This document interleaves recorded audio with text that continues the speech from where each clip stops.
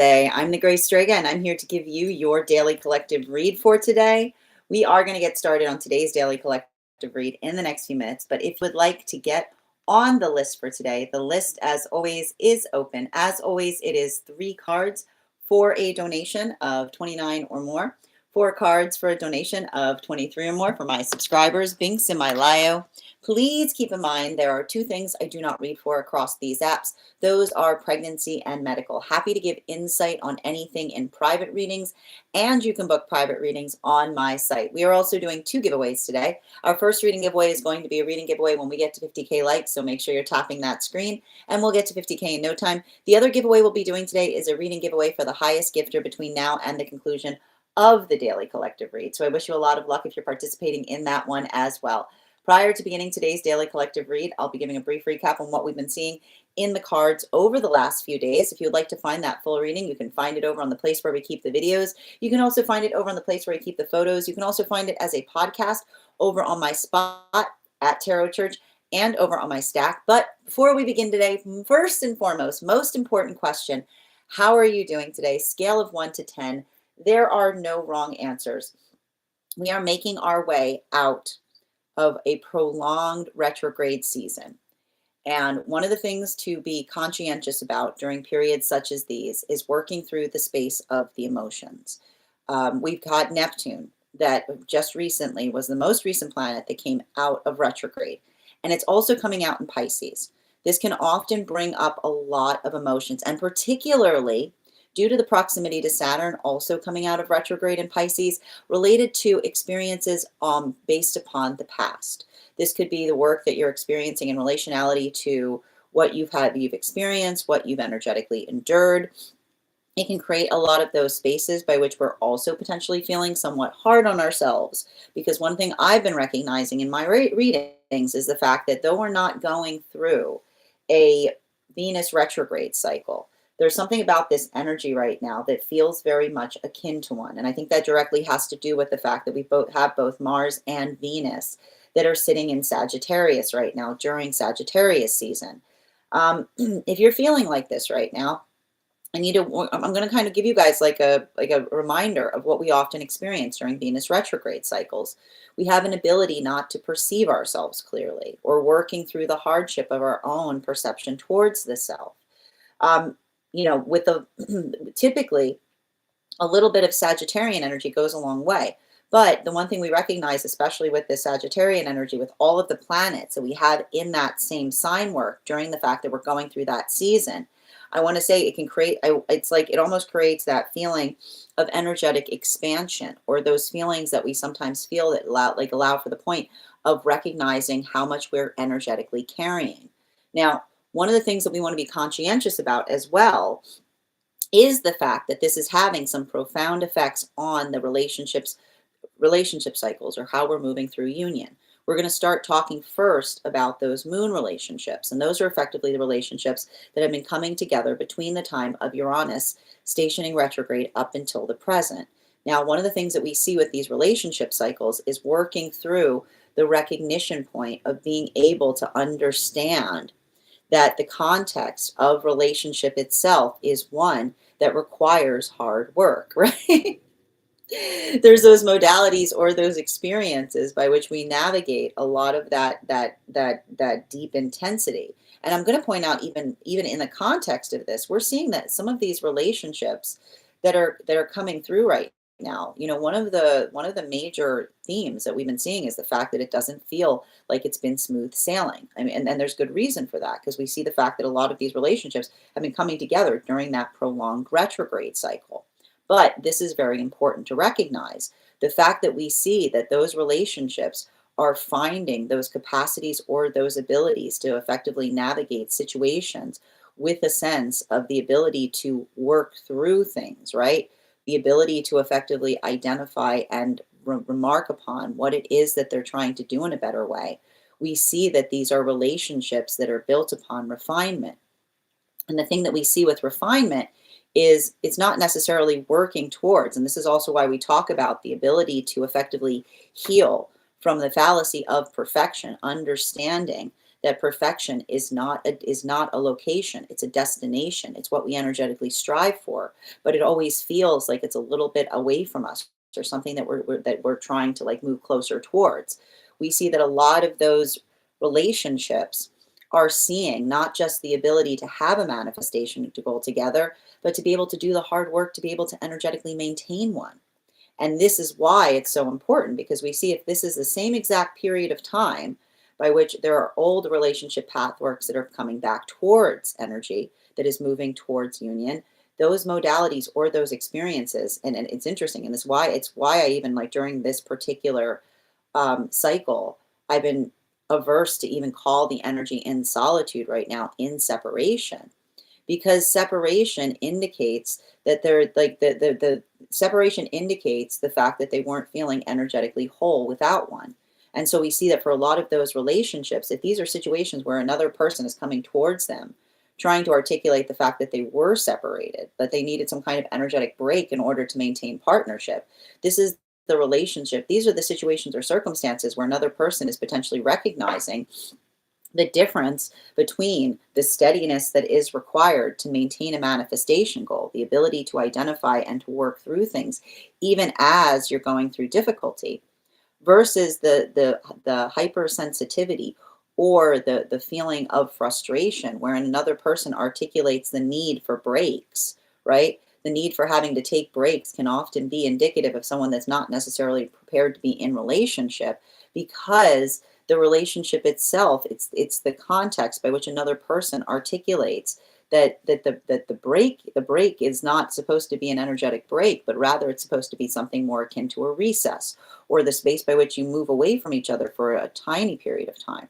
This is also why we see that a lot of energy right now is healing their relationship to hyperbole, understanding that hyperbole are based upon those experiences or circumstances by which we say something quickly and then we pull it back again, right? Those modalities or experiences by which we work through something and we articulate our frustration, but then we calibrate back into the space by which we're able to identify why we're feeling frustrated about something, versus those experiences or circumstances by which we keep like large, I keep wondering, large swaths of time are not necessarily articulated upon hyperbolic situations, because more they are identifying the fact that someone has energetically changed.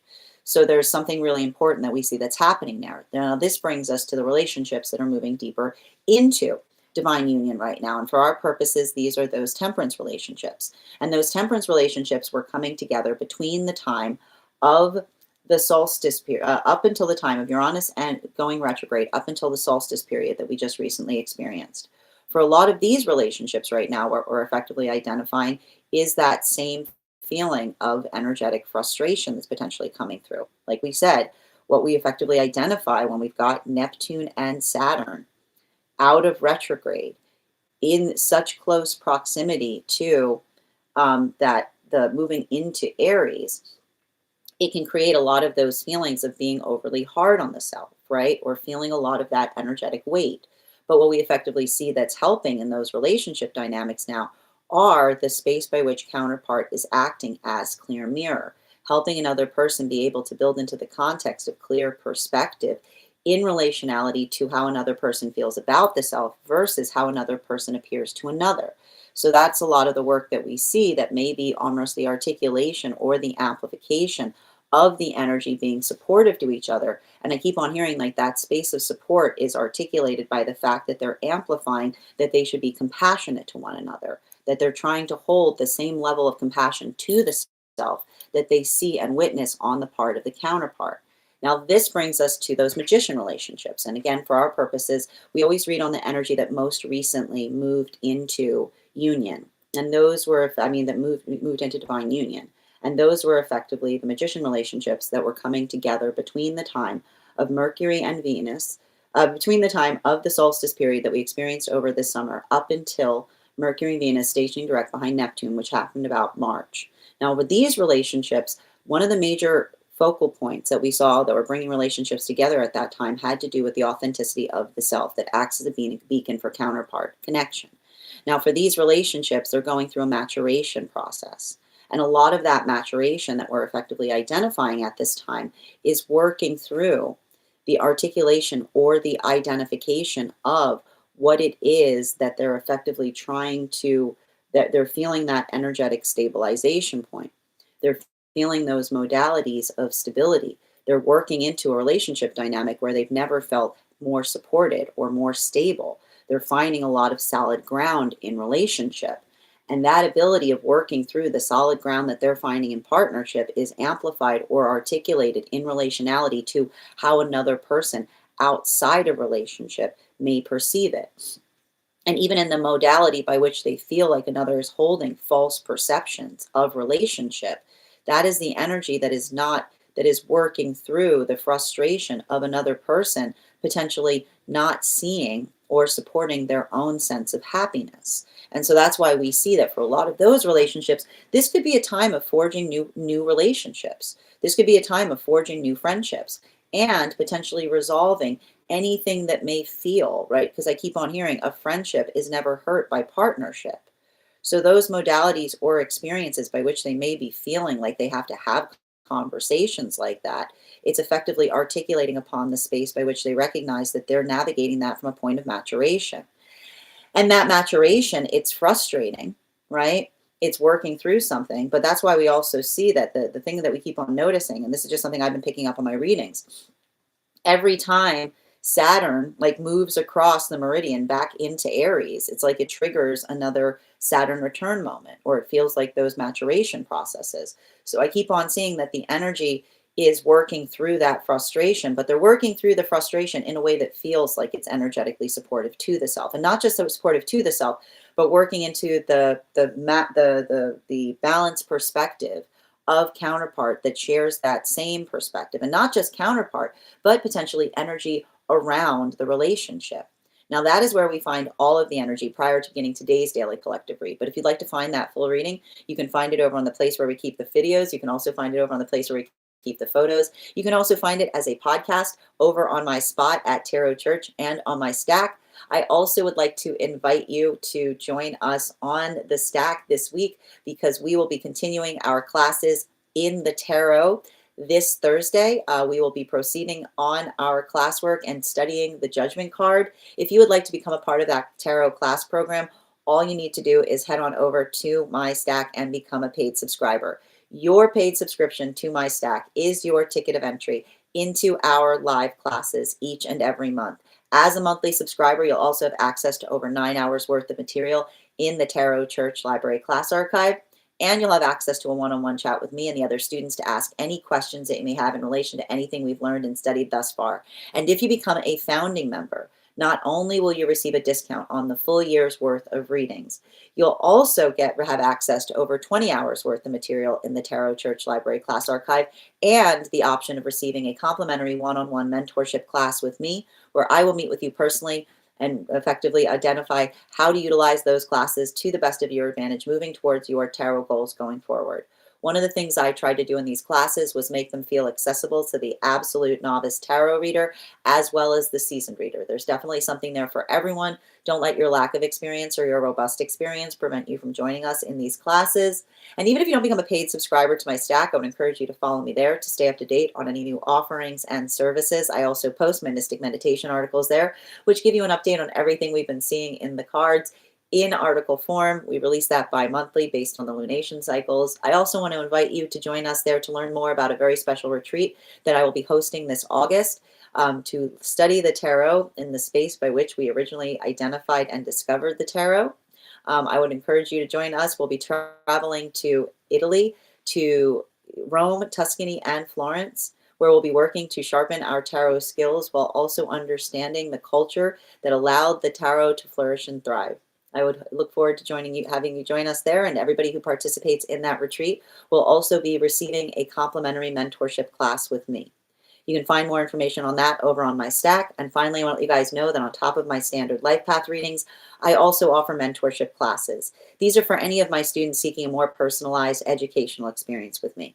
I take a very limited number of students for this reason, as those classes are focused on each individual's personal spiritual goals and journey work.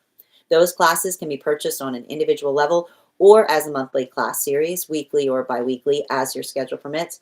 Also, for my students that are seeking more consistent weekly tarot support, I'm very happy to offer weekly tarot insight packages. That is a package of 4 30-minute readings, again, weekly or bi-weekly as your schedule permits. And also for my students that are seeking, also for those who are interested, I am now offering dream interpretation readings, which you can purchase per dream or as the series. Now, if you purchase the series, I would encourage you to start to keep a dream journal, as we will meet weekly or bi-weekly with that journal and utilize the tarot to understand the key themes and messages coming towards you in the dream space. That said, we are going to get started on today's daily collective read, but if you'd like to get on the list for today, the list is open. As always, it is 3 cards for a donation of $29 or more, 4 cards for a donation of $23 or more for my subscribers, links in my bio. Please keep in mind there are 2 things I do not read for across these apps, pregnancy and medical. Happy to give insight on anything in private readings, and you can book private readings on my site. Grand Rising, Denise, so good to see you today. Welcome, Kristen, and thank you as well, Blue Cat. Good vibes, thank you for joining us, and welcome, Dada. Hi there, Tanya. How are you doing today? Good vibes, good to see you. A 5, I'm doing well. I'm doing well. Thank you so much for asking, dear. How are you doing today, Heather? And thank you for reposting, Avatar. Always appreciate when you guys repost. Hi there, Brooke. Brooke, when you say the magician relationships, we have been, etc. We have been back in union since December 24th to January 2025. Okay, so Brooke, just to give you clarification, the relationship cycles that we were articulating right now as magician were the ones that were not all, like primarily the ones that were coming together between the time of the solstice over this summer up until the time of Mercury and Venus stationing direct behind Neptune. So that was about, I want to say, this March. Now, the way it typically works here is we read on the most 3 recent energetic cycles that we've been able to identify, because if we continue, if we tried to do it in a bigger scope, we'd be here very long. We'd be here a very long time. So I hope that helps to identify. But this is also working through many things you'll notice here when we're reading into these is the ability to see that the lessons that are moving through the frequencies effectively overlap. For instance, like one of the things that we saw that was happening a great deal last week was working through hyperbolic energy or understanding the nature of something that is truly hyperbolic. So this is effectively what a lot of that work has been articulating upon. I hope that helps. And thank you so much, Constance, for the follow as well. Thank you, Ivana, for those gifts. And just a reminder, we are doing 2 different giveaways today. Our first reading giveaway is going to be a reading giveaway when we get to 50K likes. So make sure you're tapping that screen and we'll get to 50K in no time. And the other giveaway we'll be doing right now is a reading giveaway for the highest gifter between now and the conclusion of the daily collective read. Good vibes, you are currently in the lead for that giveaway. If anybody else wants to get on the list right now, it's also a great time to get on the list. You will be the first person read for. And the first person on the list each day will always have an additional card in their reading. How are you doing today? How are you doing today, Mitchell? Mitchell, welcome. And thank you as well. We are going to get started on today's daily collective read in the next few minutes. But before we begin, let's warm up those intuition muscles with an intuition check. I've got the animal spirit guide cards here. We're going to count back from 10. And when we get to 1, I will reveal the card. 10, 9, 8, 7, 6, 5, 4, 3, 2, 1. We got the blackbird. Thank you guys for participating. We'll do that again after the next reading. Thank you so much for the gift, Avatar. I appreciate it. That said, we are going to get started. If you guys could do me a favor and share this live, I would appreciate it. Make sure anybody who would like to catch this reading live is here to receive it. That said, no better time than the present. Why don't we get, sorry. Thank you so much. Helps if I have my mic set up. Just bear with me one moment, friends, and we'll get started. Perfect. Okay. One moment. There we go.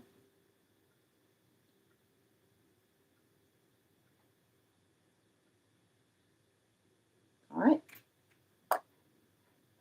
Welcome, everyone. Happy Monday. I'm the Grace Strega, and I'm here to give you your masculine, feminine, and non-binary energy update for today, Monday, December 15th, 2025. What do we have coming through in the cards for today? Can I please have the first three cards in the masculine headspace right now? We will be utilizing the Aquarian Tarot to navigate the headspace of masculine right now.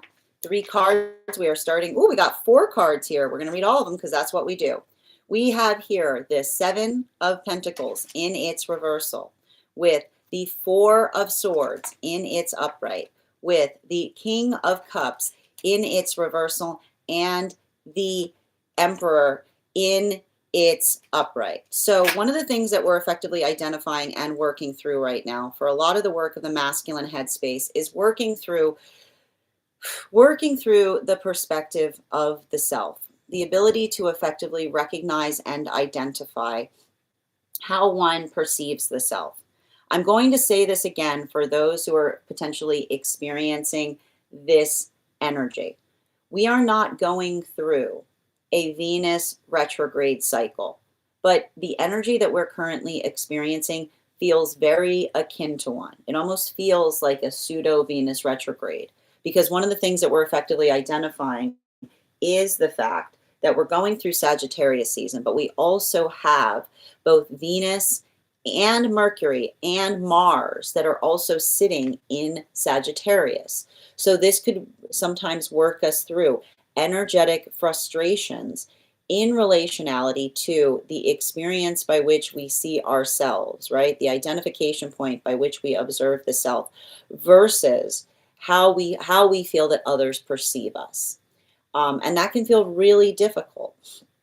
And I keep on seeing that for a lot of the energy of the masculine, working through those modalities or experiences, I keep on getting that a lot of that energy is effectively building into relationship with counterpart that is articulating and identifying what it means to them, right? The ability to feel energetically supported, but not just feeling energetically supported, but the space or the observation of being able to identify and recognize how they're trying to do something better. Now, one of the things I see that is potentially frustrating this right now has to do with the ability to communicate on emotions. And this is one of the things that we also see during this time. The emotions that we effectively share, like the space by which we articulate upon our emotions is the space by which we're able to identify doing something better in the context of speaking towards things, right? The emotions that feel energetically productive are often that is the identification point between emotions that feel like they're healthy because they supply each other with directions, versus those spaces or places by which we feel that we're energetically divesting our emotions upon each other, right? Or having to navigate those modalities or experiences that feel very energetically intense. And I think that one of the things that we effectively identify, particularly in energy like this, is working through, like I keep on getting, that intensification point, right? Those experiences by which another person articulates this. I feel like I see a lot of the masculine energy working through those modalities or experiences of the past by which they felt like they let the emotions get the better of them. And this is what we mean, right? This is what we actually mean in relationality to allowing emotions to get the better of us, right?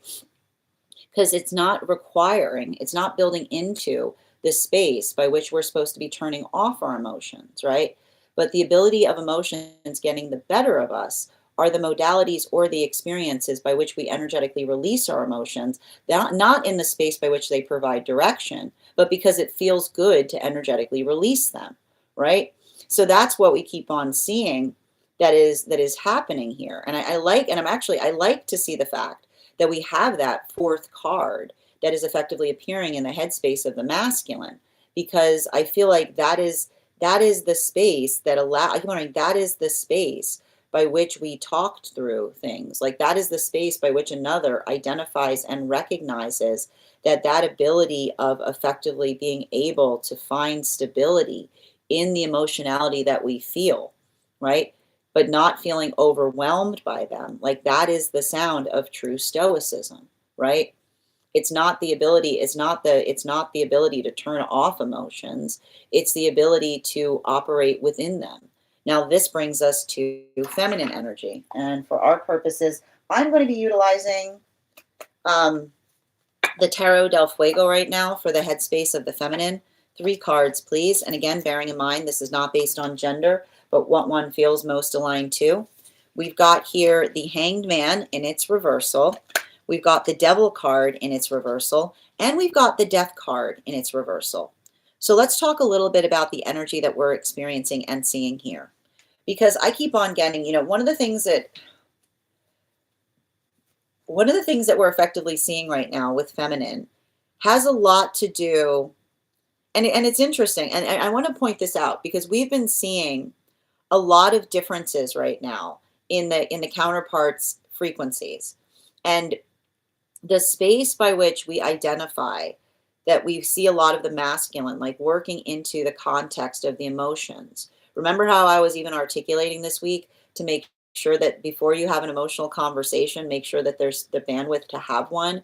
Because for a lot of the feminine right now, we're just seeing that the feminine is working, like feminine is in some kind of modality by which they feel like they're firing on all cylinders. There's a lot of that energy there. There's a lot of that activation. There's a lot of that, I want to say, like, there's a lot of this intensity that we potentially see right now in the feminine headspace.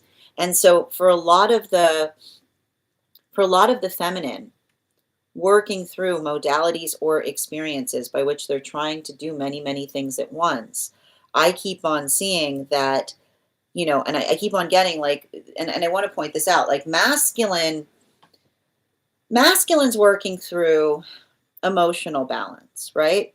Feminine, I keep on hearing feminine is working through balance, which is to say, like, it's the observation of trying to navigate I keep on hearing trying to navigate many different things at once is what I keep on seeing, right? There's a lot of that energy that works. I keep wondering, there's a lot of that energy that works through the frustration point in relationality to what determined means. And what's interesting about it is the determination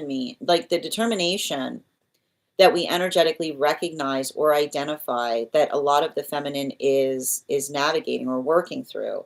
I keep on seeing that determination point is often the space by which they're trying to effectively clarify their headspace to others, is what I keep on seeing. And what's interesting about the clarification of the headspace is it's saying to me, like, what we effectively see there is, and the best way to kind of describe it is the energy that is effectively giving others, like, I keep wondering, like, giving others an experience, like giving others an identification point in relationality to what it is that they're effectively trying to work through, or what it is they're trying to do. So I think it's interesting because we see masculine, and this is what I meant about the difference, like the difference that is potentially occurring right now between masculine that is working through the emotions, right? So here we've got masculine that's really kind of working through processing a lot of emotionality and potentially working through the space of being able to articulate emotions with healthy directions connected to them. And feminine, I feel like this is feminine working more in the space of identifying and recognizing vision and determination. So that ability to effectively articulate to another what their energetic vision is, but not just what their vision is, but what they're trying to do differently in order to effectively allow, like, I keep wondering, like, allowing that dream world. And it's interesting too, because it feels very Aquarian right now in the headspace of the feminine, allowing that dream world, as it were, to become the energetic reality point, right? Like that's a lot of those conversations. So there is something, like I feel like there is something here that is starting to work through, like remember when I articulated the fact that some of those moon relationships right now are working through refinement. This is good energetically when we see this, because it amplifies the fact that there's a meeting point that we effectively see that's happening in relationality to these energetic cycles right now. Now let's read into the non-binary headspace. And non-binary, we're going to be using the Smith-Waite Tarot system. Can I get 3 cards, please? We've got the 6 of Wands in its reversal. We've got here, oh, interesting. We've got the 4 of Swords in its reversal. And we've also got the Temperance card in its reversal. Now, I feel like for a lot of the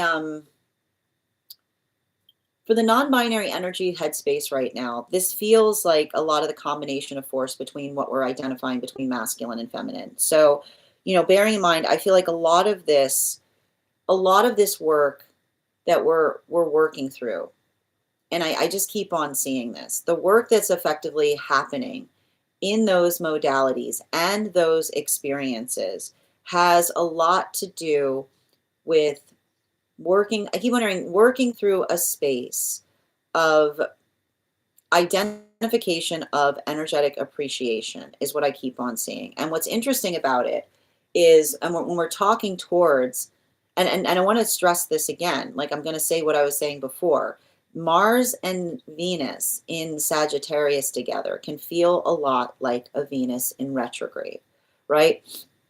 It can often feel like those modalities or experiences by which we don't necessarily feel, I keep on hearing, we don't necessarily feel like it's the space by which we work through something, but working through others' misconceptions of us is what I keep on getting.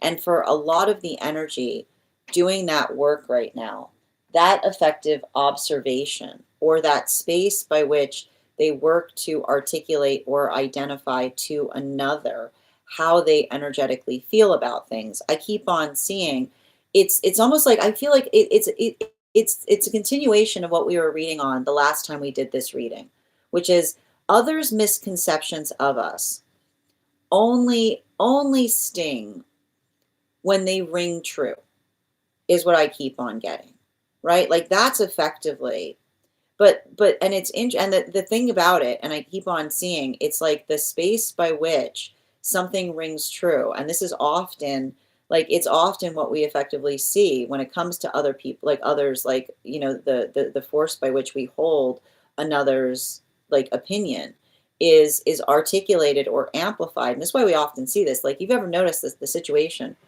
by which when another person is in a space of perpetually articulating to others the like I keep on saying, like the ugliness that one sees around themselves, like it often speaks more towards the way that one sees the world as it does in instead in relationality to how another person receives it.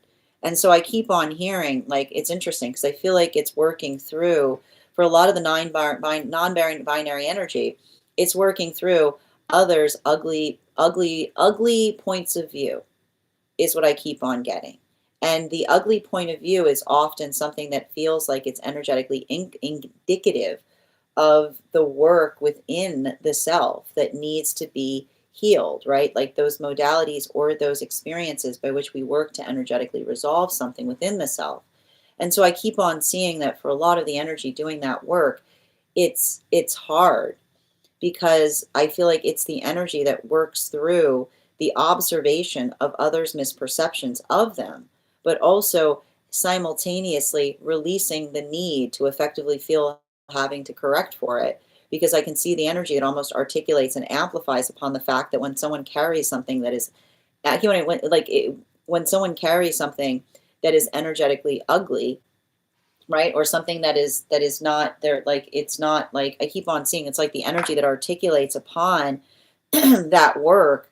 But even in the context by which they articulate upon that work, I see the energy working through like the healing of allowing the space of what it does, what it feels like they do and do not deserve, is what I keep on seeing.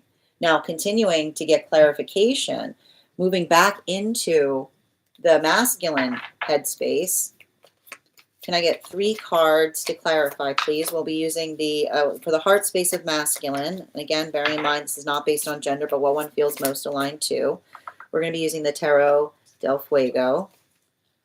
We've got the 3 of Cups in its upright.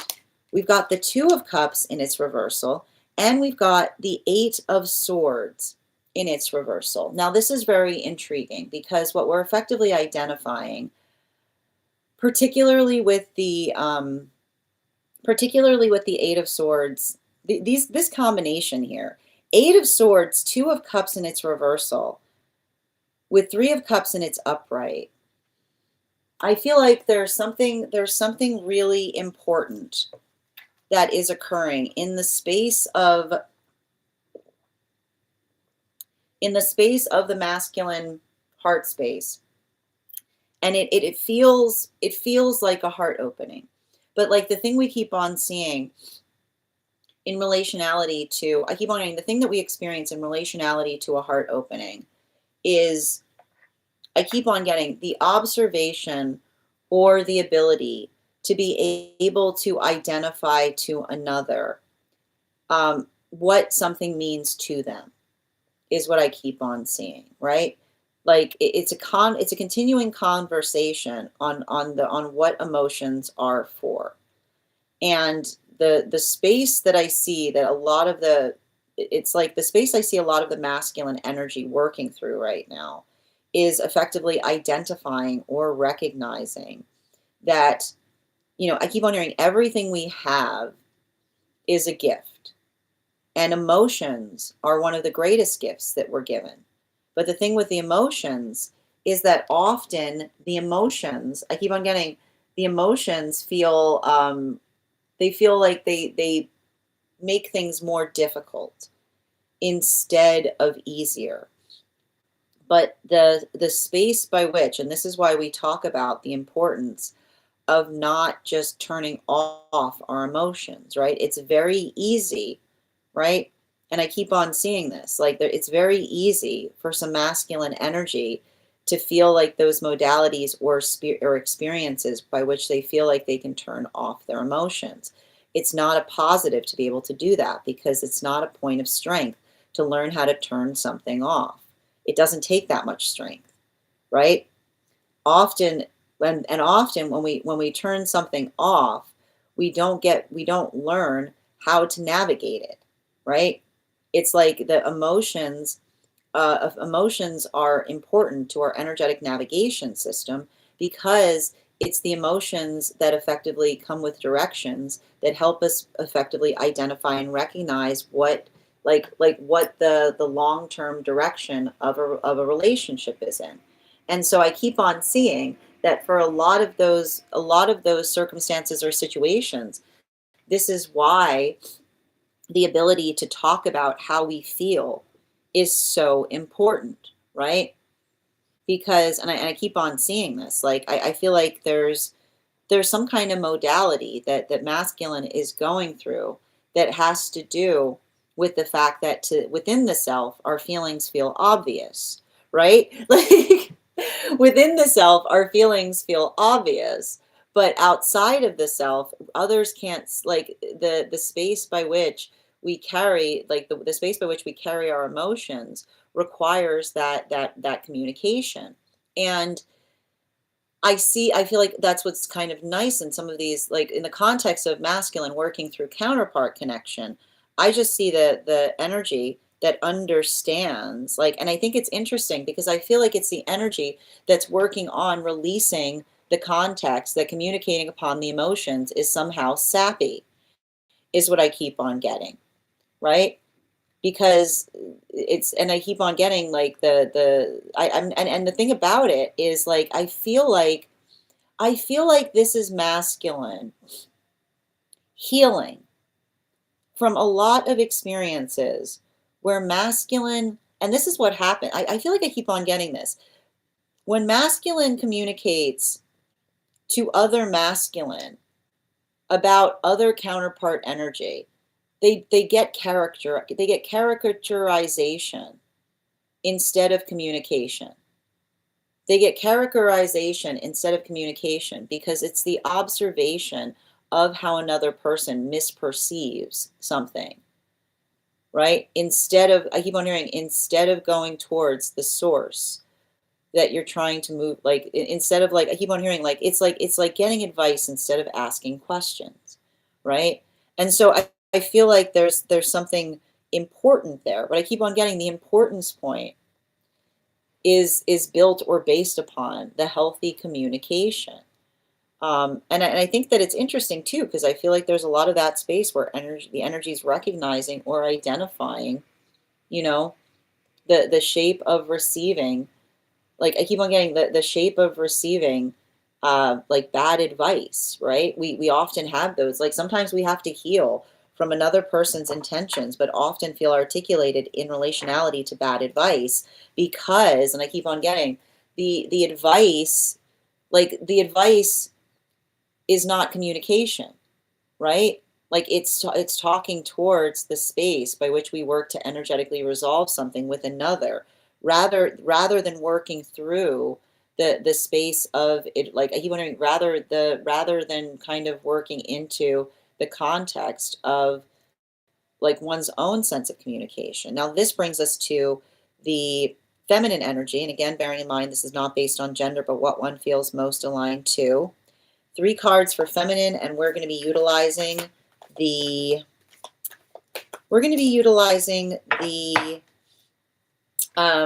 Smith-Waite system for the heart space of feminine.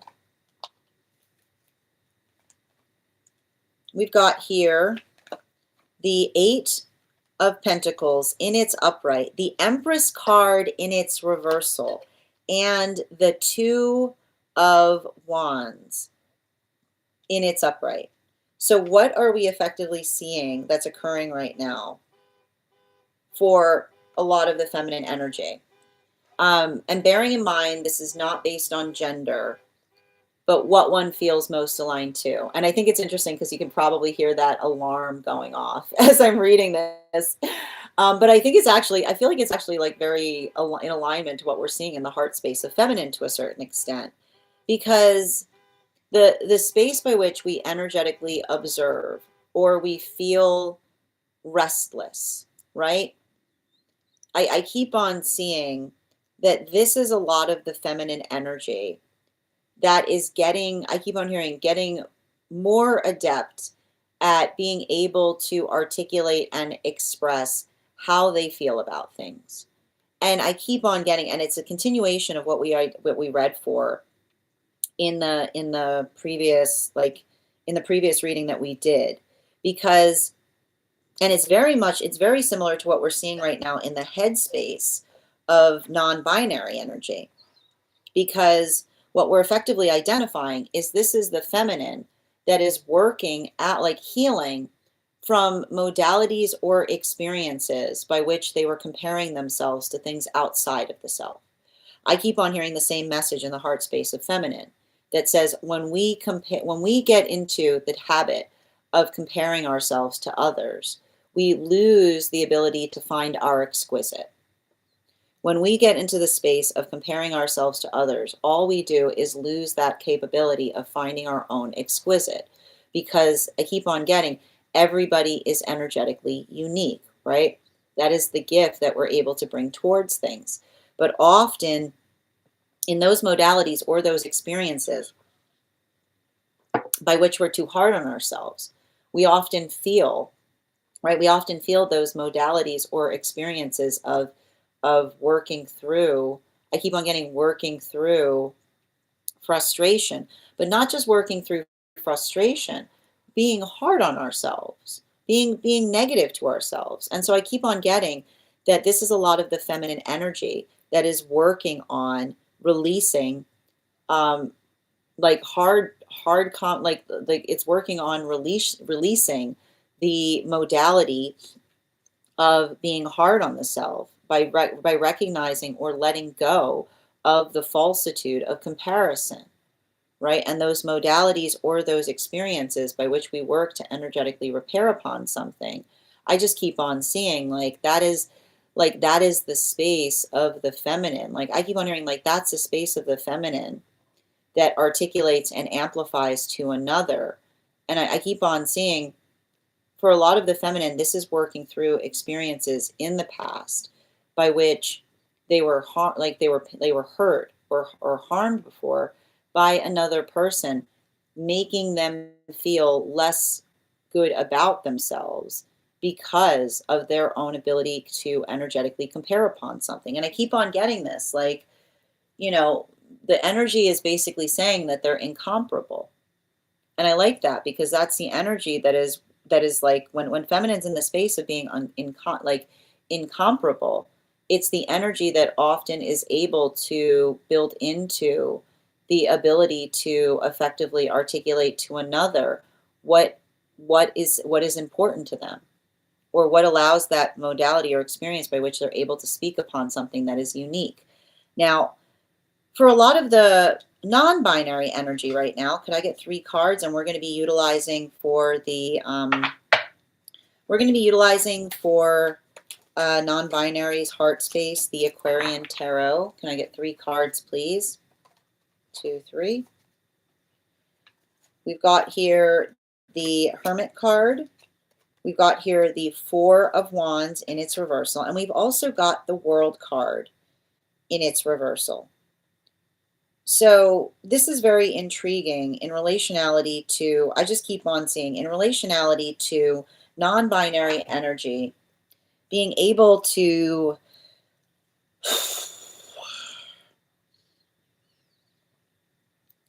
it's interesting because it's almost saying to me that there's a lot of the energy, the energy working through the space of the heart space for non-binary is a conversation in relationality to wanting to effectively, it's like the energy that wants to give more is what I keep on seeing. But and it's like I keep on getting the, like, it's the energy that wants to give their heart space, like they desperately want to give it, but the space by which they're also amplifying and articulating what is energetically within their capacity to give forth upon is what I keep on seeing. And I feel like it's interesting because I can see a lot of that energy working through the experience of having, I keep on getting having experiences where the generosity of their heart has felt like another person has taken advantage of it, which is often those experiences that feel like they are so painful because it's, I keep on hearing like, because it's the observation or the articulation of having to tell another, I keep on seeing like having to tell another what one is feeling. And I keep on seeing that there's something important to be recognized or identified there, specifically and particularly. Um, and I feel like it's interesting because I can almost see the energy having conversations with others in terms of, and this is we're going to go back into this because we were talking about this last time we did this reading. The difference between being self-centered and centered in self. What is the difference that we effectively identify between being self-centered versus centered in self? Centered in self is being able to identify and recognize what one is able to work through. And the way you can usually tell that one is centered in self is you usually have a very clear perspective on what it is, like what one's strengths and weaknesses are, right? It's not the modality or the experience by which one feels that one knows everything or one is energetically perfect, right?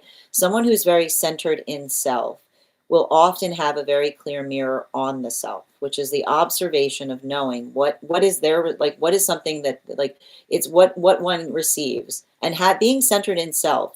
The gift of being centered in self is the ability to understand what one does with notes, which is the observation of when another person brings a note to oneself about the self.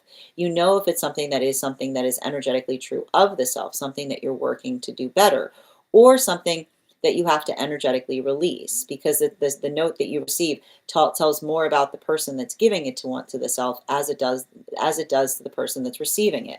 So I keep on seeing that there's a lot of that energy that's effectively articulating upon good notes, right? Like they're working through, like I see the energy that's like working through good notes, because it's the observation. And this is what's beautiful, because when you have the ability to identify good notes, right? And then you work through them, then those become the things that you're working to energetically improve upon. And so I think that it's interesting, because I feel like there's something about the non-binary space right now by which they're working to energetically refine upon things. And I keep on seeing something about that refinement point is the observation of, I keep on hearing I keep on seeing like not stretching themselves too far or stretching themselves too thin is what I keep on seeing. And I think that that's difficult, because I see that that energy has had tendencies of doing that in the past. Continuing to get clarification, moving into the unconscious space of the masculine. And we're going to be utilizing the Smith-Waite system right now. 3 cards, please. We've got here the 5 of Cups in its reversal, the 10 of Cups in its reversal, and the Justice card in its upright. So the thing that we're effectively working through right now, particularly with masculine energy, I keep on seeing there's that modality or the experience by which another person effectively articulates upon, and I keep on getting this. This is a continuation of the conversation that we saw that masculine was going through in relationality to working on or working through the significance of healthy vulnerability. And I keep on seeing that when it comes towards that point of vulnerability, I keep on getting that the vulnerability, right? And I keep on hearing this. Vulnerability comes in different forms. And there's the vulnerability that articulates upon, I keep on getting the vulnerability that articulates upon how we're trying to go about doing something, or what it is that we're trying to do in a certain way, right? The vulnerability, and it's a continuation of what we're almost seeing in the non-binary energetic space as well, right? Because when we know ourselves, we can also identify like what it is like, and I keep on getting the vulnerability within the self that often articulates upon something that we're trying to do in a better way, right? It becomes something that's foundational to ourselves. And so for a lot of the energy of the masculine working through those experiences right now, and especially as it relates to counterpart connection, I keep on seeing that that is effectively like, and I keep on getting this, like that is the energy that is working through the space of the emotions. But like, and I keep on seeing this, never are we stronger than when we're able to feel a lot of things and still be able to communicate through them, is what I keep on getting. And I think that this is really important, because this feels very similar to what we were reading into that was happening in a lot of those moon relationships, right? Because it's saying to me that I keep on hearing the masculine energy that understands and refines upon I keep on getting having experiences that define upon the space of requiring Like, I keep wondering, the space of requiring time to recharge is what I keep on getting. Like the space by which another person identifies or needs a little time to recharge versus the difference between someone that feels like they need to move away from something in order to come back towards it, right? And that's why I keep on, like, it's interesting because I keep on hearing like the difference between a recess and a break, right? Is the difference between something that one is getting better at, right? Versus something that feels like it's energetically overwhelming to the self. And so, what we're effectively identifying here is a lot of that energy is effectively working through something. But I keep on getting, not only are they working through something, but they're also able to articulate to another, like I keep wondering the full breadth of what they're getting better at. And I feel like it's interesting too, because I feel like there is, um, I feel like, and I keep on getting this, there's a conversation there on what it means to, um, like, I keep on hearing the difference between like holding the self in a space of honor versus something that feels, like, I keep on getting something that feels like energetic pride. And I keep on getting like the space of pride. Like, and I keep on hearing it's okay, it's all right to be proud about things, is what I keep on hearing. Because when we're proud about something, like healthy pride is the space by which we recognize the fact that we feel like we've energetically accomplished something, right? And I keep on getting this here, like the space by which we're able to effectively articulate upon that. I keep on hearing it's the space by which we hold ourselves with in a sense of honor. And so I feel like there's something important about that, because remember how I said these Venus and retrogrades, like it's not a Venus and retrograde cycle, but it often feels like one. Like that observation of the energy, um, not feeling the space of having to do something tirelessly, but building into healthy counterpart energy by which another person is able to energetically appreciate upon the space by which we effectively, like what we mean to each other. Like I keep on seeing that is a lot of the masculine that is getting better at communicating upon emotional needs, and furthermore not feeling embarrassed for doing so, is what I keep on seeing. Because I keep on hearing like the embarrassment point was never coming from the point of counterpart, but potentially from the realm of something that they're working to heal from. Now, for feminine energy, 3 cards, please. And we're moving into the Aquarian Tarot here. We've got the 2 of Pentacles in its reversal, with the Knight of Swords and the Ace of Swords in its reversal. And this is I feel like for a lot of the feminine energy here, I feel like what we're really seeing with feminine right now, and that's what I meant in relationality to the communication with counterpart. I feel like feminine energy is working through some kind of experience by which they're trying to articulate to another. Um, I feel like it's working through the space of trying to get better at something or working on being stronger at something. But the thing I keep on seeing that the feminine is trying to be stronger upon is their energetic standards, is what I keep on getting. And the hard part about it, and I'm just going to kind of work you through with feminine, and I'm sure we've spoken about this before. Um, the sound of holding standards is often the sound of rejection, right? And this is what's healthy. This is why I keep on hearing, when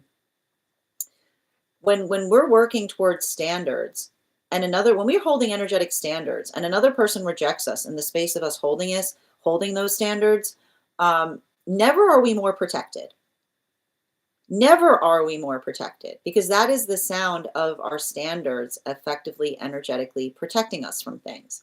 The hard part that I see that a lot of the feminine is working through is the observation that our standards frequently, that the reason that we have to always be able to identify and recognize what our standards are is due to the fact that when we're not working through the space of our standards, our trauma sometimes likes to disguise itself as our standards. It's those modalities or those experiences by which we hold a standard, but the standard doesn't make any sense, right? So our responsibility, like, so long as our standards make sense, then our standards protect us. But right, if our standards don't make sense, it's important for us to introspect upon them, because when we introspect upon a standard that doesn't make sense, we often find trauma in disguise, right? It often, when we do that, it helps us to recognize what it is that we're working on doing better versus what it is that we're working on letting go. So I feel like that's a lot of the work that I see that feminine is doing, because it's working into this space of standards, but not just having standards, right? Because there are those who'll have whack standards. Somebody, you can't have somebody having a whack standard if it doesn't make any sense, because a whack standard is usually trauma in disguise, right? So that's what we see that is potentially happening there. And I feel like that's the energy of the feminine that does that work for themselves first, right? And then they bring that with them into the conversations that they have with others. Now, this brings us to the non-binary energy. And we've got 3 cards there. We're going to be using the Tarot del Fuego for the unconscious space of non-binary. We've got 1, 2, 3. Oh, we got a cantilevered card here, and I think we have to read it as such, so I'm going to leave it cantilevered.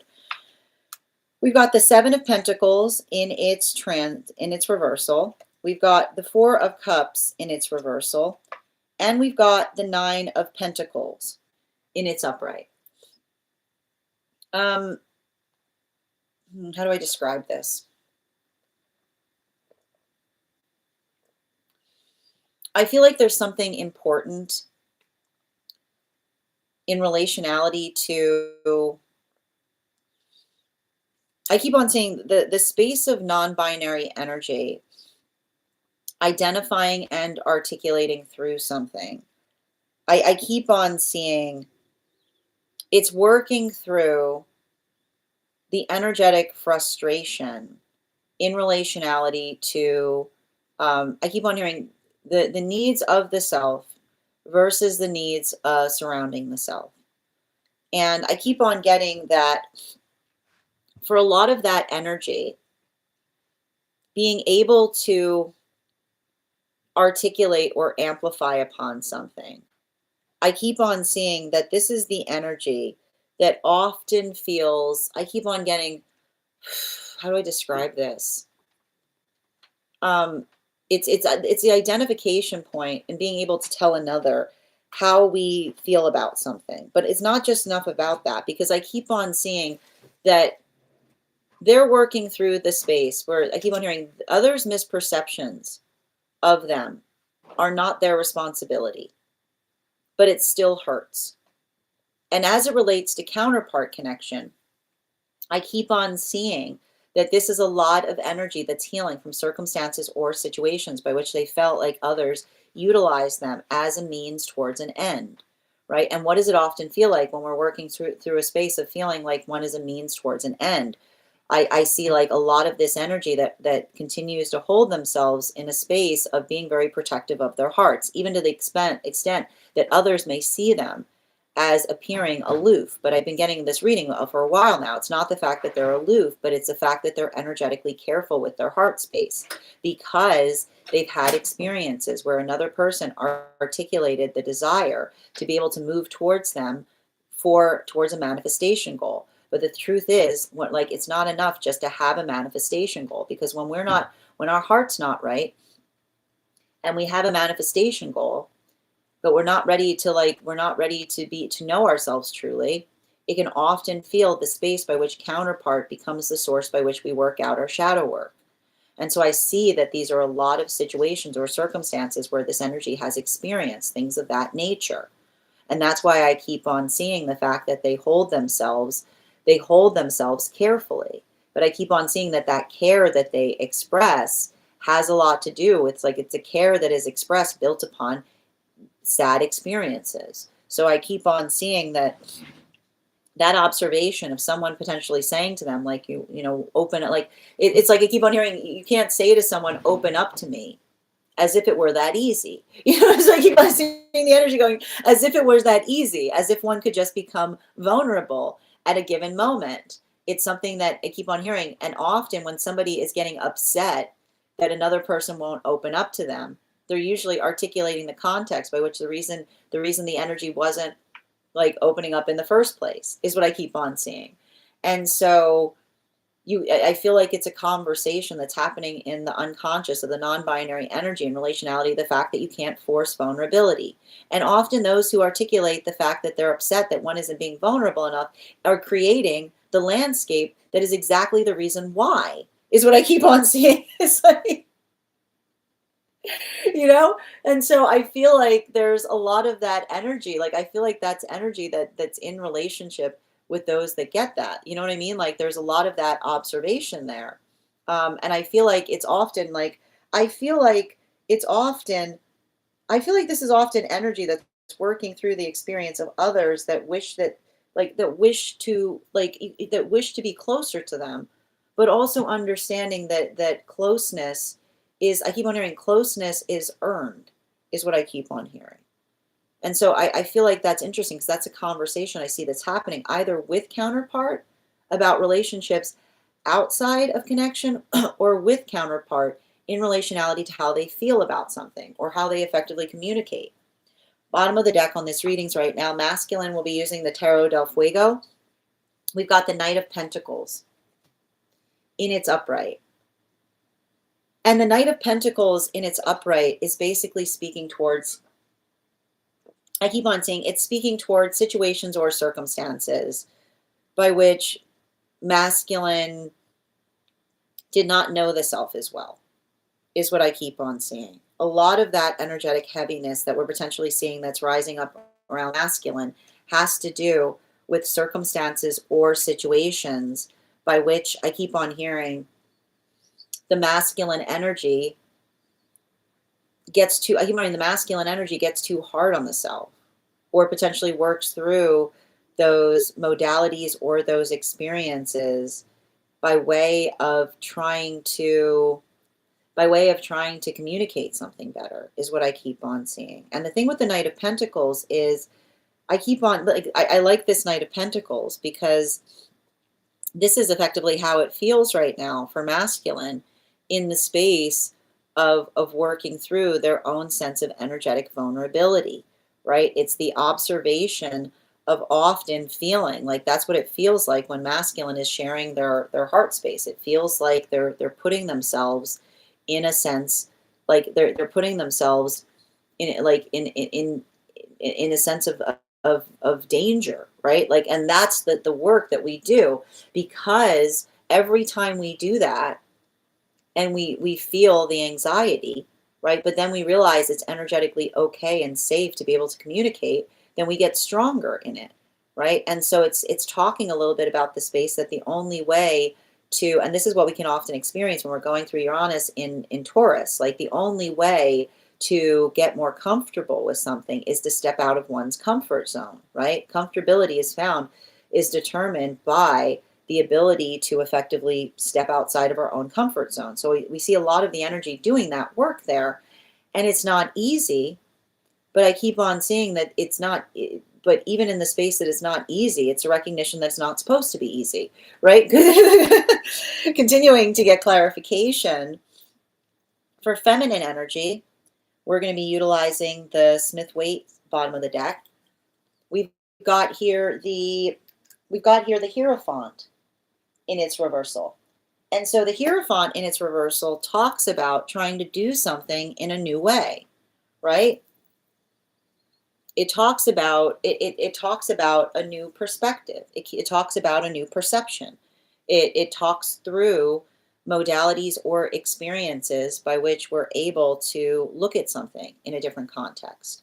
And so I feel like it's interesting because I feel like this is feminine that is working on getting better at being energetically adaptable. And I also see that this is the feminine that's working on knowing the self, right? Like the ability to know the self is a gift, because when you know the self, when you identify like what it is, like I keep on hearing, when one identifies one's strengths and weaknesses, then when another person comes towards you with something, you can identify if it's something that feels like it is beneficial to you, right? If it's something that feels like it is something that is helpful or productive, versus I keep on hearing like it's a conversation on the notes that we were seeing, right? The difference, like the ability to know the self is the most important gift because it helps you identify the quality of the notes that you energetically receive about the self, right?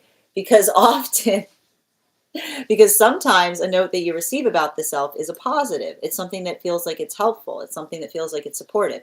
Sometimes you receive a note that tells you more about the person giving it to you than it does to have anything to do with you, is what I keep on seeing. So I see a lot of the feminine energy that's working through that. And I keep on getting that is often articulated or calibrated or built upon the feminine that not only works to understand the self, but also works towards understanding why like how others feel about the self in that context as well, right? Like there's a lot of that energetic support that we see that's occurring there. While for non-binary energy, we've got the 9 of Wands in its upright. And for a lot of the energy of the 9 of Wands in its upright, this speaks to us specifically about situations or circumstances that we amplify and are like this is more of that conversation on vulnerability that we're effectively seeing, right? Nothing is more absurd in this world than when somebody articulates to the fact to us, why aren't you being vulnerable to me? You know, vulnerability is not something that we can hand out. We don't have the ability to be instantaneously vulnerable to one another. Vulnerability is energetically earned. And I feel like there's a lot of this energy that often has to work through circumstances or situations by which, like, I feel like I keep on hearing they're healing from situations of forced vulnerability, which are often those modalities where like the sound of someone trying to force vulnerability is someone not honoring another person's energetic boundaries. And the space by which we have boundaries is the space, and this is what's hard when you're navigating healthy boundaries. When you're navigating healthy boundaries and you articulate a boundary to another, like it sounds obvious, right? It's like the energy that says, well, of course, but it's the modality or the experience by which another person, I keep on hearing, throws their arms up and starts getting upset by the fact that we articulate it.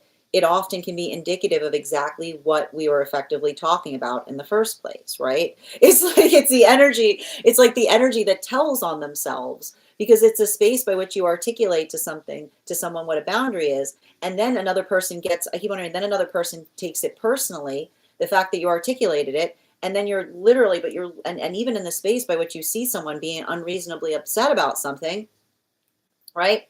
Like that is the sound of someone that is not being respective of a boundary, right? It's not like that is literally the sound of someone working through that. And I keep on getting the same space, which is working also into and I keep on hearing, and it's interesting too, because for the non-binary energy, this is the work that was in the feminine heart space that's in the unconscious of the non-binary energy. I'm not sure if you picked up on that, because we've got here the work that effectively identifies that as long as, and I keep on hearing, like, as long as the energy understands that the reasonable boundary exists in the space by which we can articulate why we have it, right? And I keep on, I feel like that is the identification point that is helping non-binary energy recognize what it is that they're working on healing within themselves versus what it is that they are working on letting go to build into healthy connection going forward. And I keep on seeing that working through, I keep on getting working through that unconscious space, building into those experiences. It's heavy, it's difficult, but this is why they're articulating it's why it's so important, right? Because I keep on seeing it's like the space by which I almost feel like there's some of that non-binary energy there that's recognizing like a trauma that they're working on releasing. But I keep on seeing that a lot of that trauma that they're working on releasing, it's having to articulate to another how something they experienced was so unreasonable. And I keep on getting that often that space by which it creates, like, I feel like it's almost like them identifying, like, it's them identifying triggers that are there. And I keep on hearing some triggers we can't release entirely, right? Like they're like some trauma creates triggers that are so deep we can't release them, but that doesn't mean that we can't continue to function forward through them, is what I keep on seeing. You know? Like I feel like there's something really important in relationality to that, and the energy being able to articulate upon um the, like, I keep on hearing like what, but again, by building into with counterpart reasonable expectations. That is where we find all of the energy today. Thank you so much for being here and experiencing these readings. If you would like to book a private reading with me, it is a two-step process. You have to book the reading, you have to pay for the reading. Please make sure you do both if you'd like to have that reading. Most importantly, please remember that I will never, ever, ever, ever, ever, ever, ever reach out to you for a private reading. I will never DM you. I will never PM you. I will never slide into your inbox and tell you. I have a very important message that only I can deliver. The only way you can book a reading with me is if you book one on my site, so I would encourage you to do it there. Also, a couple of updates before we move into personal readings today. First and foremost, I want to thank all of you who participated in our recent Tarot Church class. Our next class is happening this week. I'd like to invite you to join us this Thursday at 6 p.m. PST, 9 p.m. Eastern. We will be continuing our studies into the tarot with a focus on the Judgment card. If you would like to become a part of that tarot class program, all you need to do is head on over to my stack and become a paid subscriber. Your paid subscription to our class is your ticket of entry into our live classes each and every month. You will also have access as a paid monthly subscriber to over 9 hours worth of material in the Tarot Church Library class archive. You'll also have access to a one-on-one chat with me and the other students to ask any questions you may have in relation to anything we've learned and studied thus far. And if you become a founding member to our stack, not only will you receive a discount on the full year's worth of classes, but you'll also have access to over 20 hours worth of material in the Tarot Church Library class archive. You'll also have access to a complimentary one-on-one mentorship class with me, where I will meet with you personally to assess where you are on your own personal tarot journey and give you the best updates and insights in terms of how to utilize those classes to the best of your advantage, moving towards your tarot goals going forward. One of the things I tried to do in these classes was make them accessible to the absolute novice tarot reader as well as the seasoned reader. There's definitely something there for everyone. Don't let your lack of experience or your robust experience prevent you from joining us in these classes. And even if you don't become a paid subscriber to my stack, I would encourage you to follow me there to stay up to date on any new offerings or services. And I also would like to invite you to a very special retreat that we will be holding in August, where we will be studying the tarot in the cradle by which the cards were first discovered. I'd like to invite you to join me on a tour of Tuscany, Rome, and Florence, where we will be working to sharpen our tarot skills while also understanding the culture and the historical significance of what was occurring at the time that the cards were first discovered. I hope you'll join me there. That retreat is occurring in August, and you can find more information on it on our stack. I also want to let you guys know that on top of my standard life path readings, I also offer mentorship classes. These are for any of my students seeking a more personalized educational experience with me. I take a very limited number of students for this reason, as those classes are focused on each individual's personal spiritual goals and journey work. Those classes can be purchased on an individual level or as a monthly class series, weekly or biweekly, as your schedule permits. Also, for my students seeking more consistent weekly tarot support, I'm very happy to offer weekly tarot insight packages. That is a package of 4 30-minute readings, again, weekly or biweekly, as your schedule permits, so that you can stay more consistent on your personal journey. I'm also very happy to now offer dream interpretation readings, which can be purchased per dream or as a series. If you purchase the series, I would encourage you to start to keep a dream journal, as we will meet weekly or biweekly with that journal and utilize the tarot to understand the key themes and messages coming towards you in the dream space. I want to thank you guys so much for being here today and sharing in these messages, and we will do this again tomorrow. That is our daily collective read. Congratulations to Good Vibes. You got the highest gifter today. And thank you so much, Avatar. You came in second, so you will have an additional card in your reading. If anybody else would like to get on the list for today, the list is open. It is 3 cards for a donation of $29 or more, 4 cards for a donation of $23 or more for my subscribers. Links in my bio. Please keep in mind there are 2 things I do not read for across these apps: pregnancy and medical. Happy to give insight on anything in private readings, and you can book private readings on my site. I'm going to take a few minutes to read over the comments that came through as I was reading. And welcome again. If anybody's interested in getting on the list, we're doing highest priority messages from spirit, life path, mediumship, dream interpretation, angelic guidance, animal spirit guide readings, pet readings, akashic, and mind, body, spirit. Thank you, Denise, for the gifts. And thank you as well, Tanya, for sharing the live. Always appreciate when you guys share the live. Grand Rising, Good Vibes. And thank you so much as well for those gifts, Ivana. Hi there, Kill. How you doing today? Thank you as well, Ivana. Got to get the potato in. I love that potato. How are you doing? Those wings were beautiful, by the way. Hello, Kelly. Thank you for those gifts. Letting your voice keep me company. Oh, I'm glad to help, dear. How are you doing today, Bridget? And welcome as well. Thank you as well, Smalley. Thank you for the follow. Grand Rising, Ella. Thank you, Rhonda. Thank you for confirmation. I've missed you for a few days. I feel aligned when I hear your knowledge. I'm so glad this helps with your alignment, Rhonda. And thank you for being here and receiving these messages. Yeah, it hurts even when projections are false. Absolutely. Grand Rising, Estevan. Happy Monday.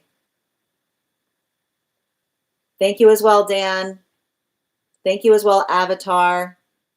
All right, friends, as I mentioned, we are going to get started today on personal readings. If you would like to get on the list is open. You will be the 4th person read for today.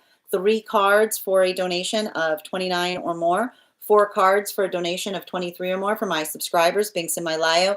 Please keep in mind there are 2 things I do not read for across these apps: pregnancy and medical. Happy to give insight on anything in private readings, and you can book private readings on my site. First person we are reading for today is Hannah. Hannah, if you're here, can you respond in all caps? Let me know if you'd like a general reading or if you have a specific question you'd like me to answer.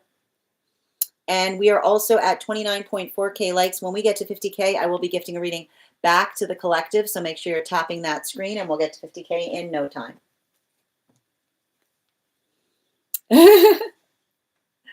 Excellent. Well, we can always do a pet reading, Avatar, if you're interested in that. Yes, Estevan, I've got you on the list right now. So the list I have right now is Hannah, Estevan, and Good Vibes. If anybody else wants to get on the list right now, you will be the 4th person read for. I'm doing well today, Pisces. How are you doing today? And again, just a reminder, if you just became a super fan and would like access to our super fan only disco channel, message me a disco GIF. If you would like to get information on if you would like a special coupon code for the class that we're having this Thursday, message me the word class. And if you would like to, if you are interested in getting information on the trip, message me the word trip. Oh, I'm so glad to hear that, Pisces. All right, second call right now for Hannah. If Hannah is not here, we're going to continue down the list. The next person on the list for today is Esteban. Esteban, if you're here, can you respond in all caps? Let me know if you'd like a general reading or if you have a specific question you'd like me to answer. Hi, dear. How are you doing? And as we wait for Esteban's question, why don't we warm up those intuition muscles with an intuition check? I've got the animal spirit guide card here. We're going to count back from 10. And when we get to 1, I will reveal the card. 10, 9, 8, 7, 6, 5, 4, 3, 2, 1. We got the frog. Thank you guys for participating. We'll do that again after the next reading. What do we have here? Just bear with me a moment. I just need to pull up your question. And just a reminder to anyone who's joining us, if you have information that you feel is relevant for the purposes of our reading, for instance, if you have a dream that you would like interpreted, or if you would like if you have a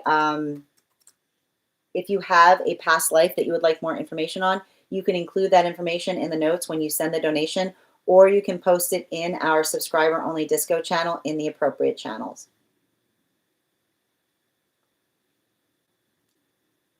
Okay. Okay.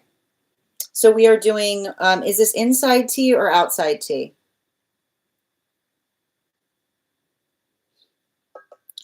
Thank you, Lisa. I saw the F in the water. Oh, you did. Well done, Lisa. Oh, Ava got it. Well done. Absolutely. And thank you so much. Oh, I see you, Avatar. Oh, thank you so much. Well, you'll be getting an additional card in your reading as well. Thank you so much for those gifts, Avatar. I appreciate you. Okay. Looks like we're doing a love reading. Am I clear? Are these two different, is this around two different energies that I'm seeing? How are you doing, Malusha? If I'm ever saying your name incorrectly, please, by all means, feel free to correct me. If you'd like to get on the list, Malusha, all you need to do is send a donation and you'll be added to the list. It's 3 cards for a donation of $29 or more for my subscribers. I mean, for non-subscribers.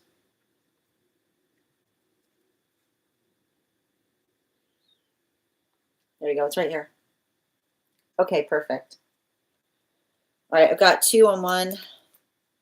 Thank you. And 2 on the other. Mm-hmm.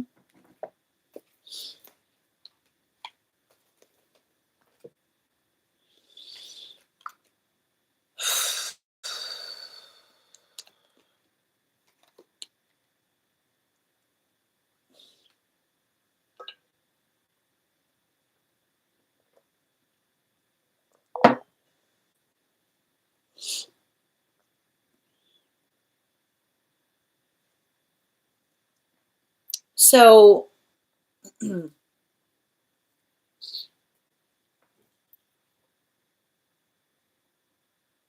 I've got some kind of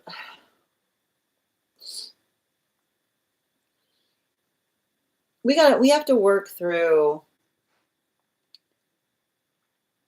something I'm seeing in relationality to that first energy that you spoke about, like that you brought up here. And it's interesting too, because what I'm effectively identifying around someone is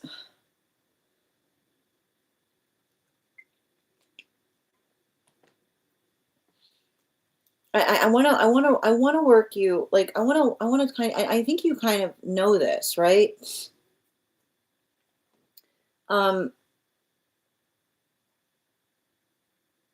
When we feel the sense of having to I don't know why I keep on getting like some kind of energy that and it's very okay, I need to stress this. It's very, very interesting because I keep on seeing, and it's odd about it. I keep on seeing Bridget's dream. Like it's interesting. I've got a guide that's articulating upon like the fact that I need to refer back to a dream I gave to Bridget. And it has to do about the fact that when we are too invested in others' opinions, then we're constantly preparing ourselves for energy outside of things to ruin things for us, is what I keep on getting, right?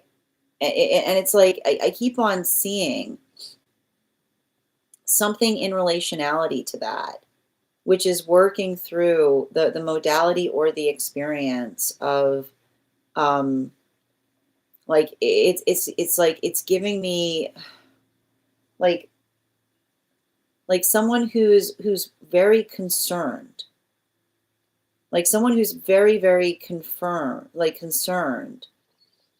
with outside energy almost never stays in relationship a long time, because it's only a matter of time before you encounter someone who has an opinion about someone that it like, and I keep on hearing, regardless as to whether it rings true or not, like the energy that moves through, like somebody that's too connected to an energetic rumor mill in some way, shape, or form.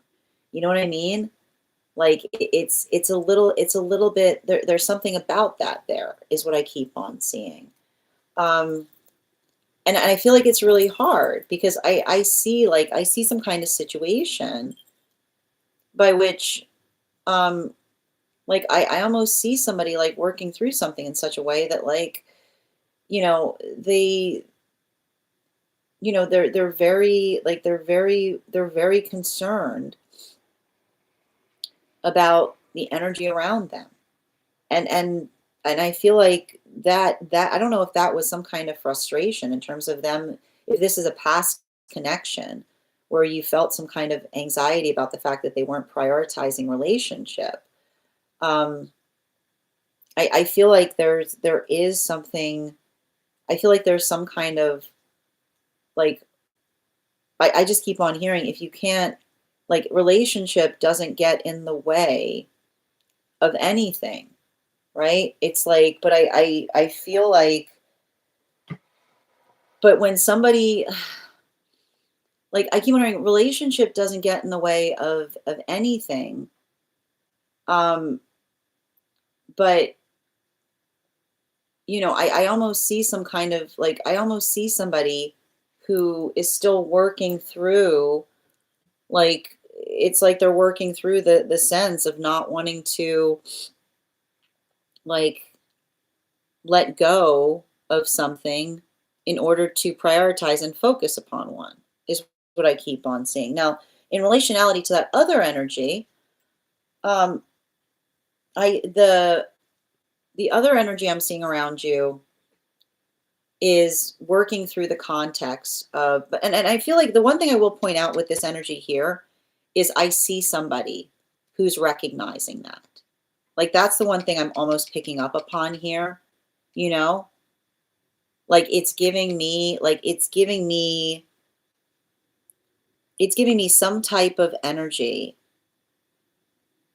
that's working through. Like, I feel like they're starting to, like, recognize or identify that something is, like I feel like they're understanding, that is what I keep on seeing. But um like, it's like I see somebody who's, like, understanding it but having a hard time figuring out how to fix it, if that makes sense. Now, this other individual that I'm seeing here, I see somebody that puts a lot of care and attention towards what it is that they're trying to do better. I've got some kind of vibration here in relationality to somebody who has changed in some capacity, you know? And I think what's important about some of the work that I'm seeing there is I keep on hearing somebody saying that they're making healthier choices. And what's interesting, like, in the space by which whatever that was, I don't know if you have some kind of history with this person, but I see somebody who worries about you, you know? Like I see somebody here who's concerned, and I keep on getting um there's something about, I feel like there's something about that concern that I'm picking up on that feels like, I keep on getting like something about it feels very much akin to somebody trying to articulate upon the fact that um I just keep on seeing somebody trying to say to another person, like, not being, I keep on getting like not being entirely sure how to explain or to express something to you, because I feel like, I don't know why, it almost feels like somebody who's potentially like, who doesn't want to scare you away with their feelings is what I keep on seeing. Like I see somebody here who's been hurt before for communicating something. So I feel like I just see somebody who's trying to work more in a conscientious fashion to be able to identify or articulate to you, not just, I keep wondering, not just how they feel about you, but like also the fact that they like, um, it says, it's like I see somebody who's just, I keep on hearing like they don't want to scare someone away by telling them how much they care. But at the same time, um, I feel like the important thing, and I think that, and the message is really coming through in relationality to relationship right now, and it's interesting. Um, I feel like the thing that you need to make sure that you're communicating to another is what, like, what direction you're effectively headed towards. Like if these are situations or scenarios by which you're looking for something, like if you're looking for, and I feel like you're also doing this work as well, because I keep on seeing, the one message that's coming through is, you know, making sure that you're not getting into some like on again, off again relationship space like in terms of like, I keep on hearing like, it's like somebody being hyperbolic and then feeling the fact that you have to like move through their hyperbole in order to figure out what's going on there. I keep on hearing the same message, bottom of the deck. Yeah, again, it has to do with hyperbole, which is the space by which I keep on hearing when we're applying hyperbole correctly, then we don't require another person to chase after us to get confirmation about the fact that we are being hyperbolic, is what I keep on hearing, right? Like I keep on like, and I think that that's really important because I keep on hearing you make sure that you're not getting into a situation by which another person, like I keep on hearing none of this, like, I never want to see you again. Um, like no situation with someone being like, I never want to see you again. And then like in the same breath, they're saying to another person, I can't believe they're not talking to me anymore, is what I keep on hearing. Right? Like the observation, like that type of energy, making sure that you're not having energy that blurs the lines of communication in such a way that what you effectively receive from them feels vastly different than what another person tells you effectively occurred. Because I keep on getting that healthy relationship is based upon um, healthy relationship is based upon giving each other clear directions in relationality to what it is that you want with one another. So make sure that if you're doing that work, that they're doing that work as well, right? Because it says to me, like even in the modality, like by which another person may have expressed something, I keep on seeing the same thing coming through, which says that your ability to effectively amplify and articulate upon like what feels like a healthy connection. And I keep on hearing hyperbole does not take hyperbole doesn't take weeks or months to clarify. Like the space by which another person says, I didn't mean that, should be something that happens within moments or hours, not like months, because I keep on seeing like that's the difference between someone saying I didn't mean that versus saying like I've changed in the context. Like somebody being able to take accountability for how much they've changed is what I keep on seeing. So if you're doing that work, make sure that they're doing that work as well. Thank you so much for having that reading with me, Esteban. And if this message connected to you as well, it's very common for those who need these messages to be here to experience them. We are doing personal readings right now. If you would like to get on the list is open. It is 3 cards for a donation of 29 or more, 4 cards for a donation of 23 or more for my subscribers, Binks and my Lio. Please keep in mind there are 2 things I do not read for across these apps: pregnancy and medical. Happy to give insight on anything in other readings, and you can book other readings on my site. I need to bring something up on that reading too, Esteban, that was coming through. We don't blame other people for our choices, is what I keep on hearing.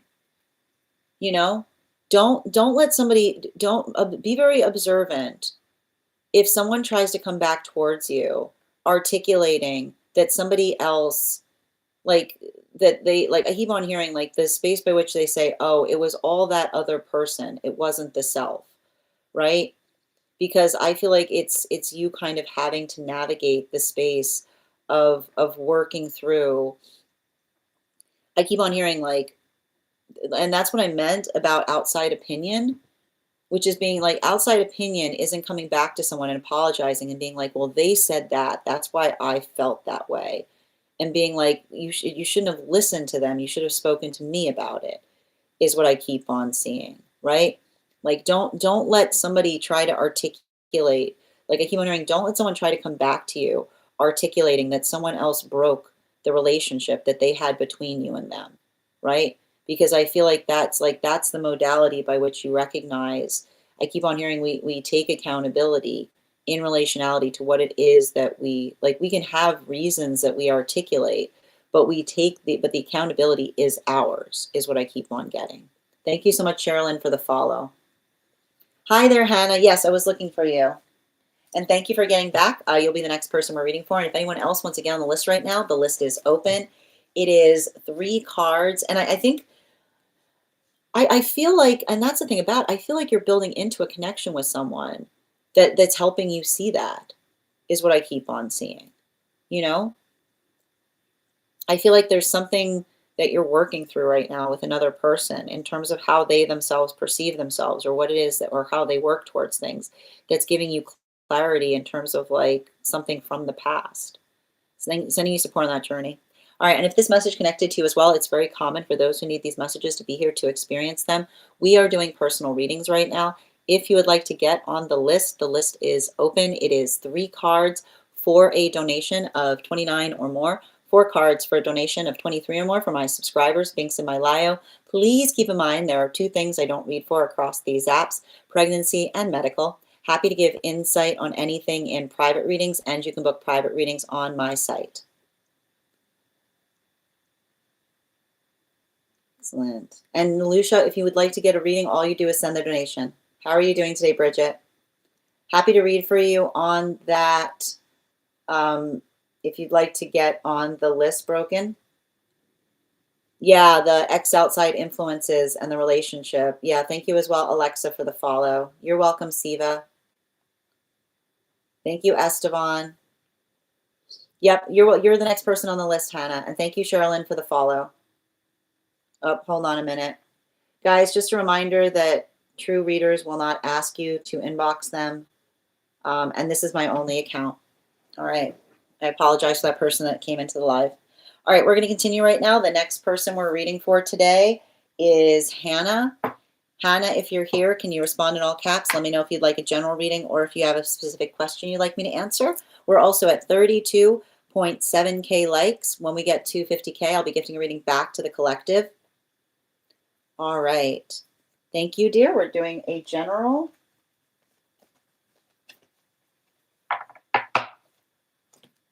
And before we continue, I've got the animal spirit guide cards here. We're going to count back from 10. And when we get to 1, I will reveal the card. 10, 9, 8, 7, 6, 5, 4, 3, 2, 1. We got the swan. Thank you guys. We'll do that again after the next reading. And I'm going to be pinning up Hannah here. Make sure to give Hannah some love. Hannah, can you let me know? We're doing a general, please.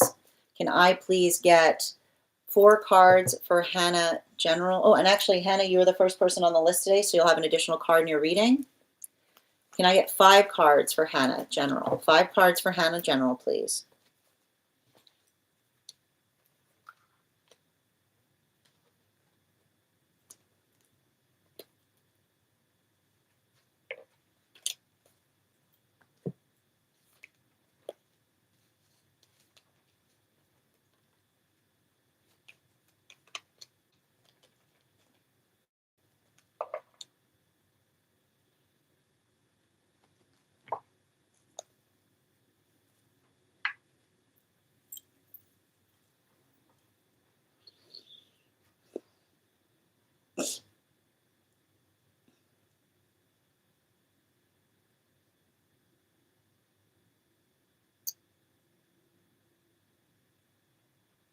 So I feel like I'm seeing something here that's important.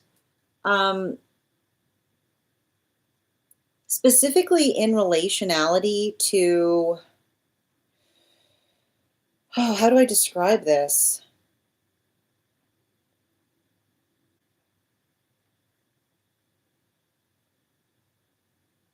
It's interesting because I feel like something is changing around you. But I'm seeing the space by which something is changing around you has to do with you being able to effectively articulate or amplify to another person how you energetically feel about something. And there's something really interesting I'm seeing there as it relates to your feelings. Because I'm kind of getting some kind of I feel like I'm getting a little bit of a, how would I describe this best? Um, I see a situation by which you're trying to tell another person that I gotta, oh man, I gotta walk you through this because this is wild.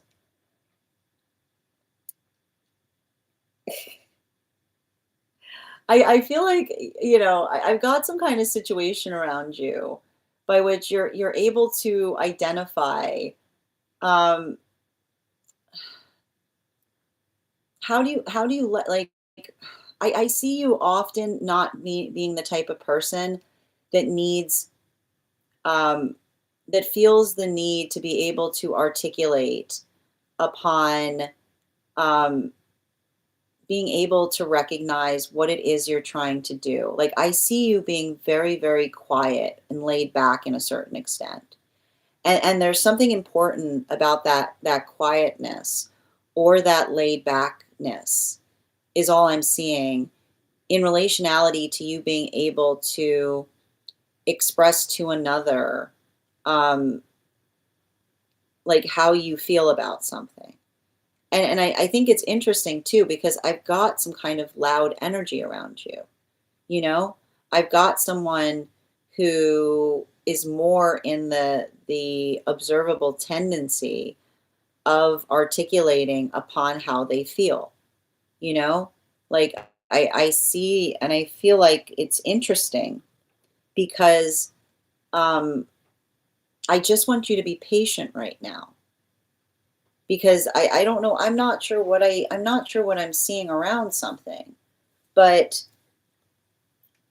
I feel like there's something that's happening that um like I want to describe it like I feel like it's like you watching someone making a big deal out of something that like and I feel like the space by which they're making a big deal out of it um I feel like it's almost saying to me like don't get reactive be energetically observant, because there's something about the patience that I see that you bring to situations, something about being able to articulate to another person, like just exactly what you mean, or not just what you mean, but what I'm really seeing is like you being able to effectively like communicate through something in a way that does not require you. I keep wondering, like, does not require you to raise your voice. Like, I almost feel like it's the observation of helping another person identify and recognize just how emotionally, like, I keep wondering, like, just how emotionally balanced you are on something. And I think that that's, I think that that's really important here, because there's something I'm seeing in relationality to that work, you know like I feel like I see you kind of like working through something in such an important way, and I keep on hearing like your job right now, like I keep on hearing like focus on your purpose. And I think it's kind of wild, because like I keep on hearing like whatever this is that you need to focus on your purpose about here. um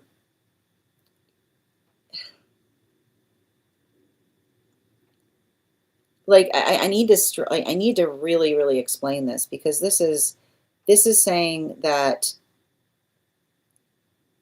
that purpose is one that there's something that's going to be turning towards you in the long run, is what I keep on getting. There's something you're working on now that is going to be really important, and I can just keep on getting that. Like another, like I feel like there's someone near you in the context of you working through something at the moment that feels like some kind of distraction point. Like they keep on articulating, like, recognize the difference between purpose and distraction. Recognize the difference between something that feels like it's in energetic alignment to you versus something that feels like it's distracting you from that purpose. Because everything I keep on seeing in relationality to that is I keep wondering, like, you're going through a bit of an expansion moment.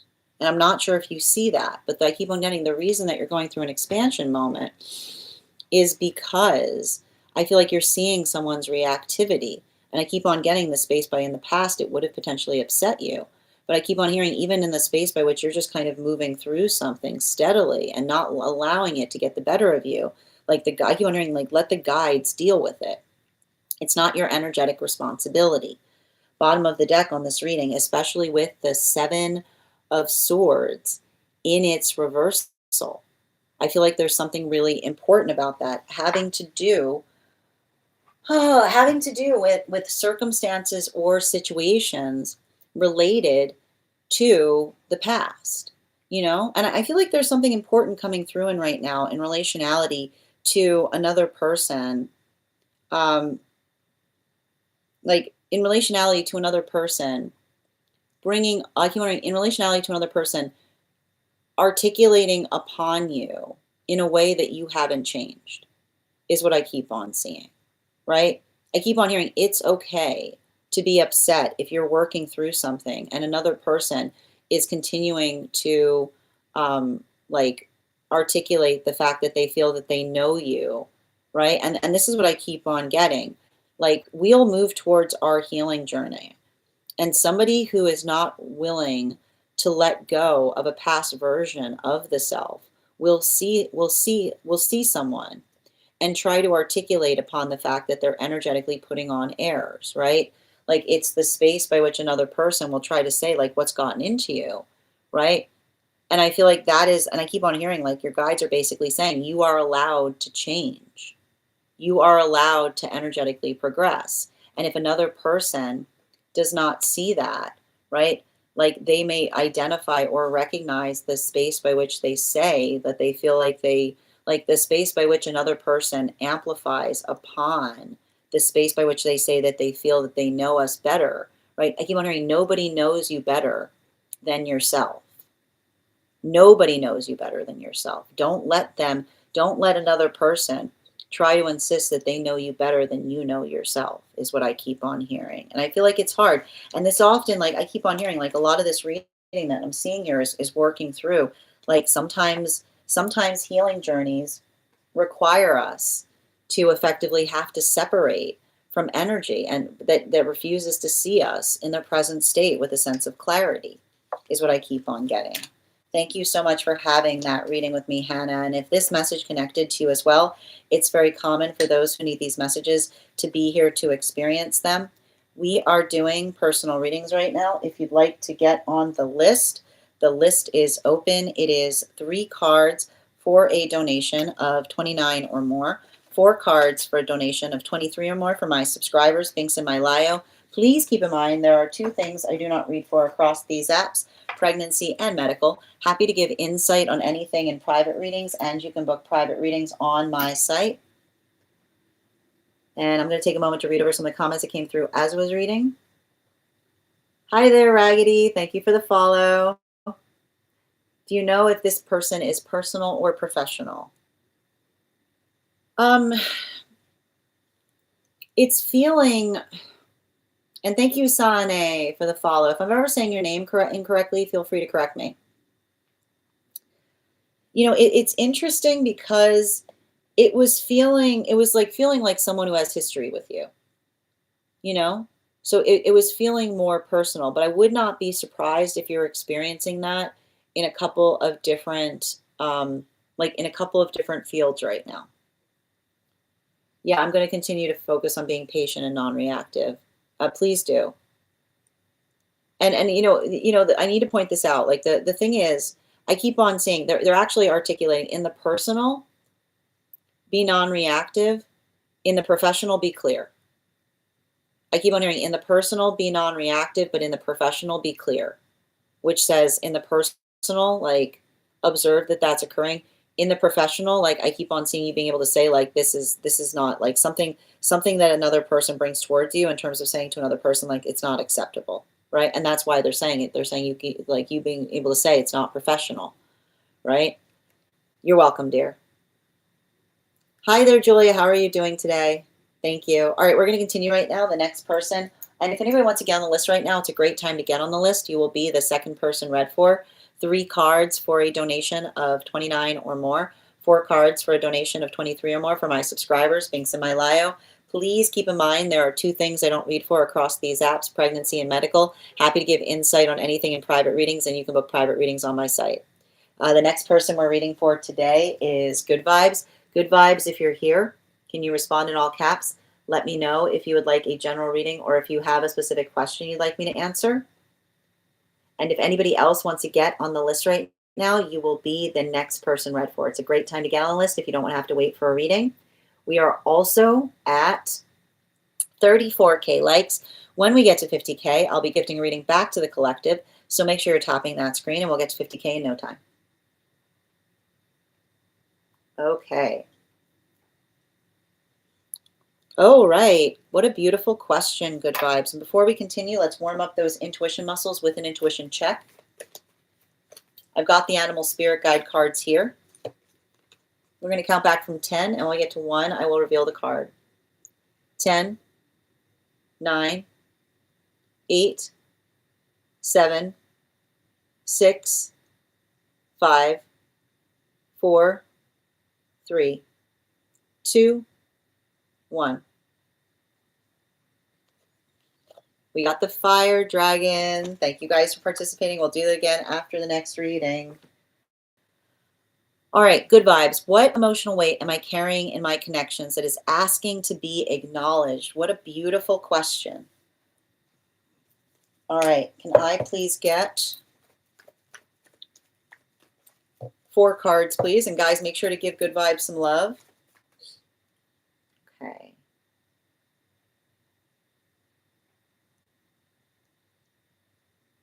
One moment, please. Hold on, I also want to read over a moment, make sure I didn't miss any messages from Hannah. Thank you, dear. Okay. What emotional weight am I carrying in my connections that is asking to be acknowledged? 2, thank you. And 2 more, please.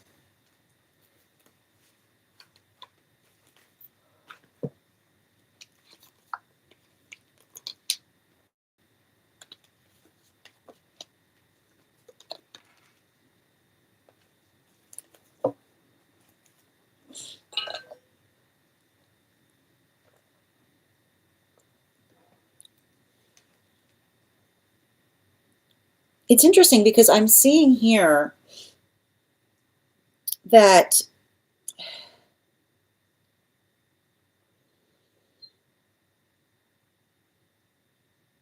something I see you kind of working through right now in relationality to emotional connections. You know, I see some kind of modality or experience right now that is building upon um, I feel like it's building upon the observation of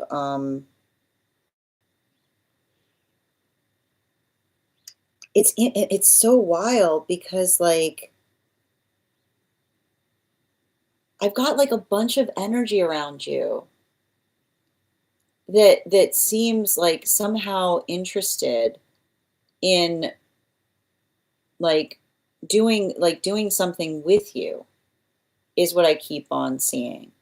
But the hurdle that I'm effectively identifying, um, potentially I keep on seeing like someone not wanting to someone not wanting to intrude or someone not wanting to potentially overstep is what I keep on hearing, you know? And I think it's really I feel like the thing that you're working to heal from is like what you're bringing into relationships right now is it's giving me some kind of observation in relationality to um your own like I want to describe this. I see you having gone through some experience by which you were incredibly energetically supportive of someone is what I keep on seeing. Like I'm seeing here and I feel like this is what you're working to heal from because and it does feel like it was somebody who was taking advantage of you because I feel like this is a lot of like energy that isn't ready for healthy relationship will be in the modality of potentially articulating to another that someone else is energetically responsible for something that is happening to someone, then you work to effectively facilitate helping another person get back up on their feet. And then the first thing they do is walk away from you. That and by trying to talk about the fact that you've changed, that is not a healthy relationship. That was the relationship of someone who was depleting you, right?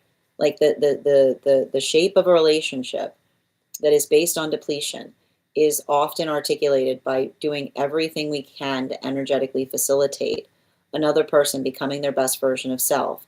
And then an energy being in the space by which they articulate to us that we are no, I keep wondering that we are like somebody articulating, right? Someone articulating to you that you're not who you used to be in the context of doing everything that they can, like one can, to support another person.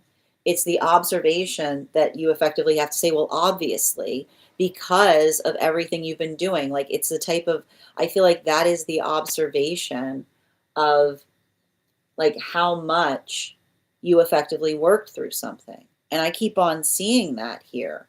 Like that observation of being able to say, right? I keep on seeing that is your past. Not everyone is going to be like that, right? And I keep on hearing that observation, but it's hard when I keep wondering, it's hard when we've experienced that because, and I keep on hearing, remember that was not a failure of love. That was a failure of discernment, right? Healthy, healthy love support each other. Healthy love allow the context of recognizing and identifying um, just how much, like I keep on seeing, just how much we mean to one another. And it's the space by which I keep on seeing you working towards balance. It's harder having experienced that is what I keep on seeing. Because I feel like it's the space by which you're working through something and you're experiencing the fear of that happening again. And I keep on hearing that the reason, the gift of that, right?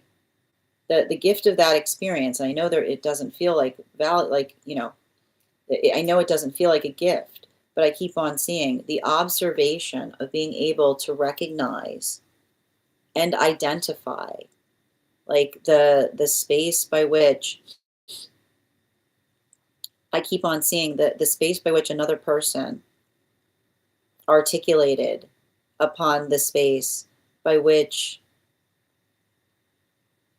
and I keep on seeing like the lack of energetic care that was happening in that experience, you're not going to find again because you know what to look for now. You know how to articulate upon it. You know how to see it in others. So I want you to remember that that experience is going to act as shield as you move towards healthy relationship. Because everything I keep on seeing, like that sense of giving, right? Like that sense, the space by which you are giving something and you're energetically giving it gladly. I keep on hearing like this is effectively going to be the amplification of you not letting something change you, but having been forever changed by it. Often it's going to I feel like it's going to often feel like as you enter a new relationship that you're moving back in the same direction of something that hurt you. But that's why I keep on hearing that's not a mistaken direction. That's you reclaiming. That's you reclaiming that joy. That's you reclaiming that happiness. Because I keep on seeing every time you build into relationship right now and you experience something that feels like deja vu, that feels like the modality by which you said, I remember this. This is when everything broke. You're giving the universe the opportunity to say, this is how it should have gone with someone who cared about you. This is how that conversation should have been. This is how that should have been. This is not going to be the space by which it breaks. This is the space by which you see how it could have fixed. Bottom of the deck on this reading, it's hard, right? Trust wounds are the hardest because when we're trying to heal wounds of trust, it often feels like the amplification of doing something. Like we feel ridiculous when we're working on trust wounds because we have to do the same exact thing that energetically hurt us in the first place. But remembering, right? Remembering that failure to trust, like when we have our trust broken and we move forward and we say I will never trust again, then we let that individual hurt us every single day going forward because it's the observation that we're looking at the world through the optics of the person who did something that they shouldn't have done instead of being able to see the fact that not all energy is like that. So I want you to kind of remember that. It's not easy. It's hard. But I keep on hearing give the world the opportunity to prove to you that that energetic experience was the exception, is what I keep on hearing. Thank you so much, Good, for having that reading with me. And if this message connected to you as well, it's very common for those who need these messages to be here to experience them. We are doing personal readings right now. If you would like to get on the list is open. It is 3 cards for a donation of $29 or more, 4 cards for a donation of $23 or more for my subscribers. Binks in my Lio. Please keep in mind there are 2 things I do not read for across these apps. Those are pregnancy and medical. Happy to give insight on anything in private readings, and you can book private readings on my site. If anybody would like to get on the list right now, it's a great time to get on the list. You will be the next person read for. The list is nice and short right now. And I'm going to take a moment to read over some of the comments that came through as I was reading. I'm doing well today, Phoenix. Okay, and what a beautiful question. Thank you for asking it, good. And thank you for that hashtag, Everin. Excellent. That was my situation too. Sending you support, Ella. That's correct. I was so supportive to X. Oh, sending you so much support on that journey, dear. It sucked the life out of me. I try my best to be aware. Oh, I'm sending you so much. But that's what I saw. Like, I keep on hearing the ability of being able to recognize and identifying it. What's ahead of you is better than what's behind you. Yep, I'm working to have balance and not give over myself. Beautifully said. Happy to read for you on that, Philip, if you'd like to get on the list today. Hi there, Max. And again, I'm going to ask you, Philip, the way you have questions answered here is by sending the donation. So if you want to send a donation, I'm happy to read for you, but please don't spam the comments with this repeated question. It will get you muted. That's beautiful. It's hard having faith some days, but I'm true to myself still. Continue to do that work. Good vibes. You're so welcome, dear. All right, friends, we are going to continue right now. The list is open. If you'd like to get on the list, you'll be the next person read for. In the meantime, we're going to get started on one-card readings for subscribers. If you are a subscriber and would like a card pulled, go ahead and put your question in the comments. If you would like to become a subscriber, just go ahead and hit that superfan status. That'll make you a subscriber and make you eligible for a one card. One card for Ava on personal mantra, struggling with the retreat right now. I got you, dear. Can I get one card for Ava, please? One card, highest priority.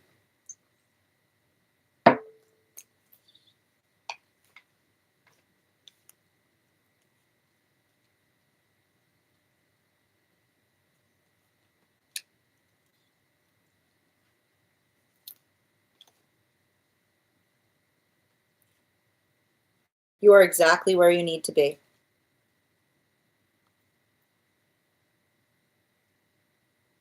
I keep on feeling that, like, that's what I keep on hearing.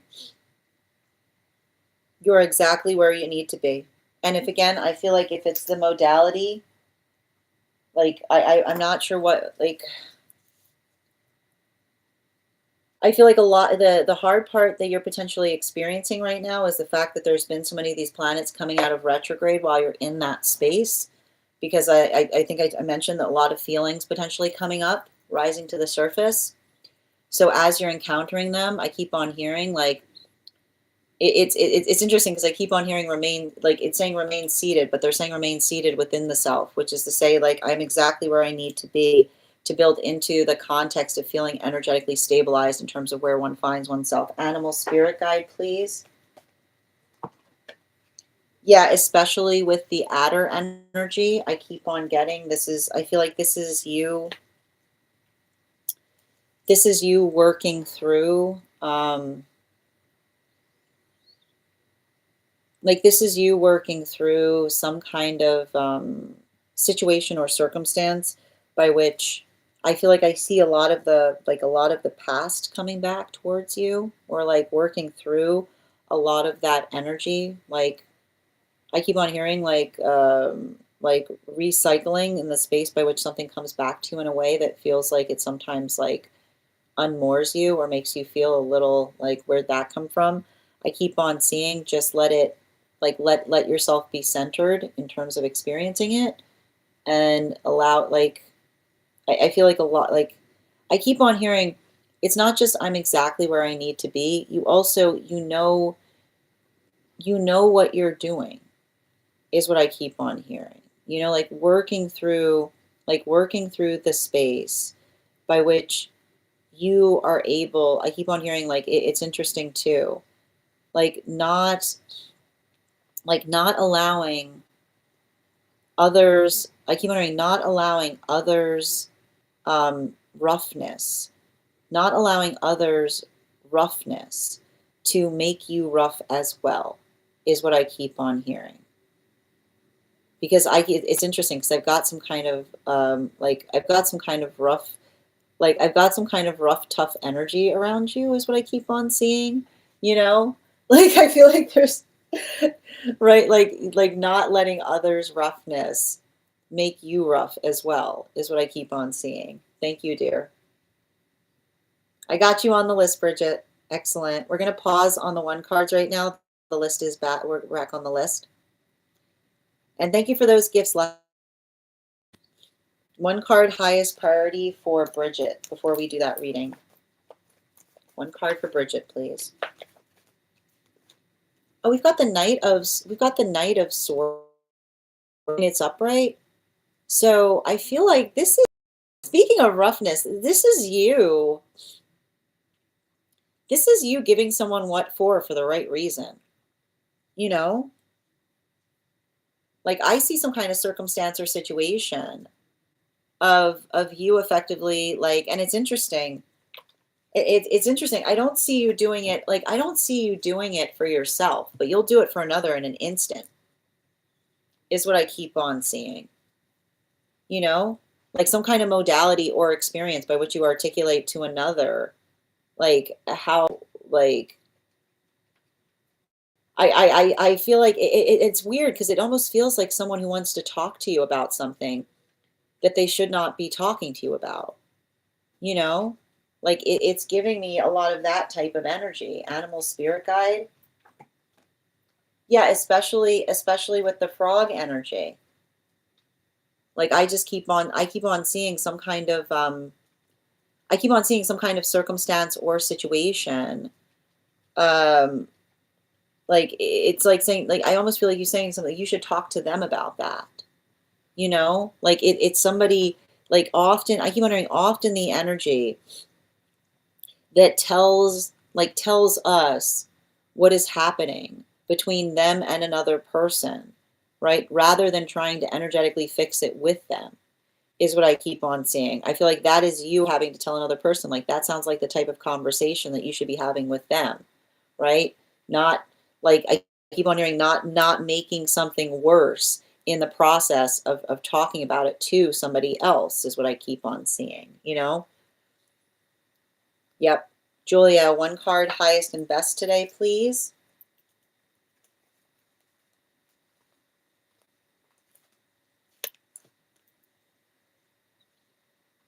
Um, yeah, you know, the thing I keep on seeing in relationality to something here, um,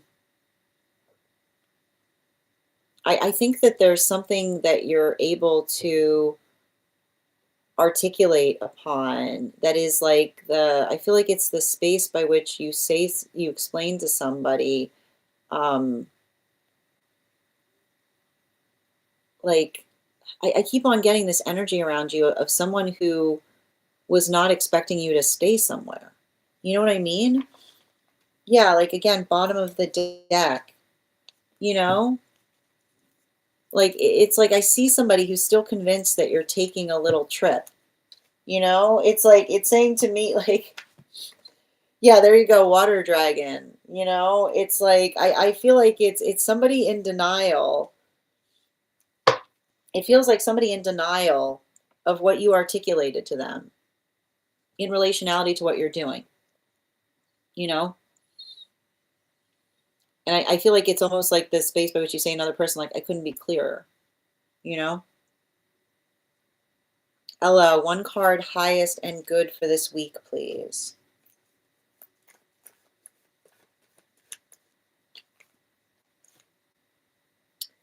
You've got the Six of Cups, Pentacles in its reversal. So I feel like this is you trying to catch up on some things, you know? I feel like there's something I'm seeing in relationality to this being some kind of energetically quiet week, but there's something about that quietude that I actually feel like I see you looking forward to. Yeah, especially with the Ace of Swords in its reversal, you know? It's letting you kind of pick up something that you haven't picked up for a while. Yeah, especially two cards coming out. Yeah, you got the wolf. It's interesting because, like, it was the wolf in its reversal. So I keep on hearing, like, other, like, it's like working through, like, something that feels like it's like a little bit of energetic quietude, but in a way that feels like it's energetically productive to you, is what I keep on seeing. All right, perfect. Good vibes. You've got one card, please. Highest priority. Woo! 2 cards coming out on the ground. Yeah, this feels like you catching up with someone. This is you like making a connection with someone. But it's also saying to me, it feels like someone that you haven't had the opportunity to speak to for quite some time. Like this feels like, I feel like this is you kind of like working on rebuild, like something about a connection that you're rebuilding with someone in the context of something that's changed. I don't know if this is someone that's moving closer to you. I got you on the list, Bridget. All right. Thank you. And if you are interested in getting a 1 card, you just need to become a super fan, and that will make you eligible for a 1 card reading. Thank you for the follow, Lemon. All right, the next person we're reading for right now is Bridget. Bridget, if you're here, can you respond in all caps? Let me know if you'd like a general reading or if you have a specific question you'd like me to answer. And Bridget, before we begin, I'm going to step away for a moment and I'll be back and we'll continue the readings. But if anybody else wants to get on the list right now, it's a wonderful time to get on the list. You will be the second person read for. It is 3 cards for a donation of 29 or more, 4 cards for a donation of 23 or more for my subscribers, links in my bio. Please keep in mind there are 2 things I don't read for across these apps: pregnancy and medical. Happy to give insight on anything in private readings, and you can book private readings on my site. I'll be right back in a moment and we'll continue the readings.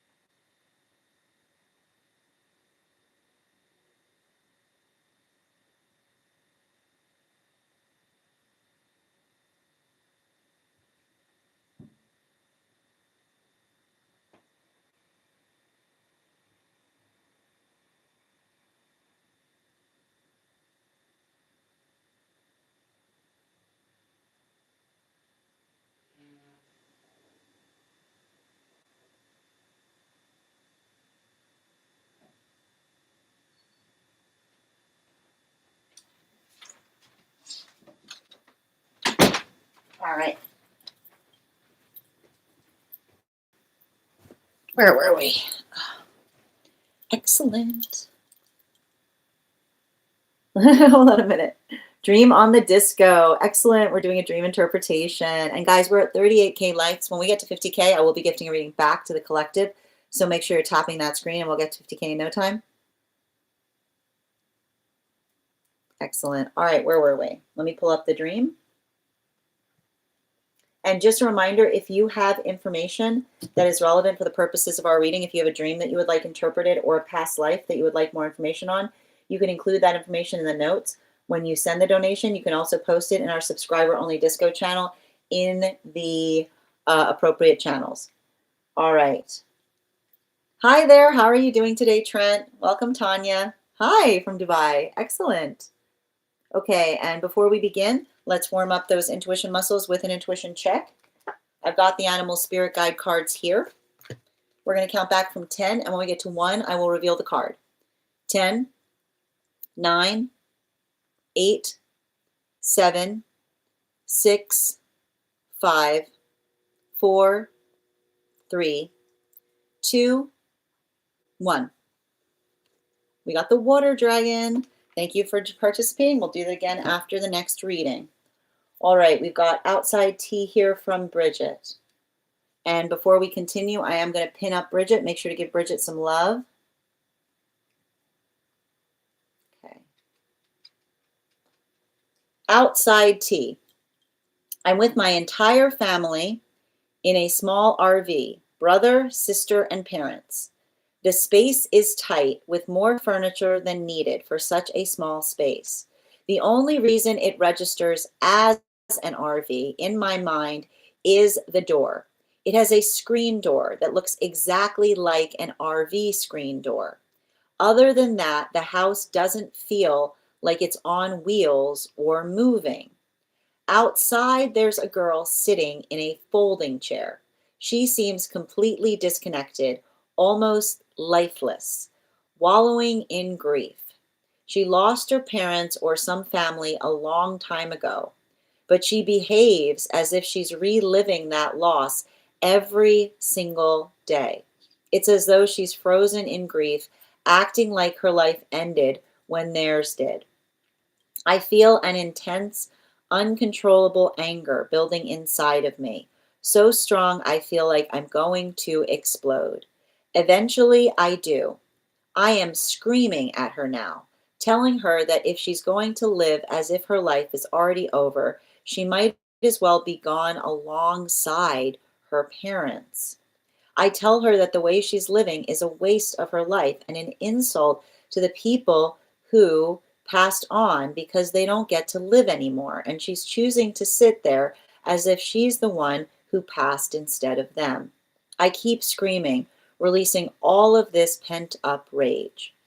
Afterward, I grab one of the folding chairs and I head back inside the RV. I sense my dad outside observing my outburst. As I open the door, something is blocking my way. I don't even stop to examine it. I pick it up and I shove it forcefully across the cramped space so I can get inside. I think it was another chair. The space feels even more suffocating once I'm in it. At some point, I become aware that my brother is supposed to be leaving, moving out, going away to college, or not being there next year. But then I hear that he's not leaving after all. He's staying for another year. That's all I remember. Can I get 4 cards, please?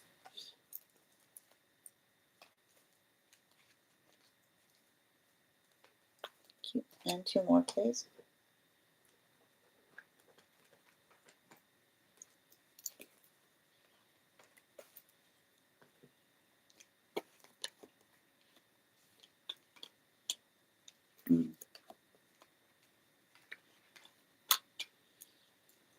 So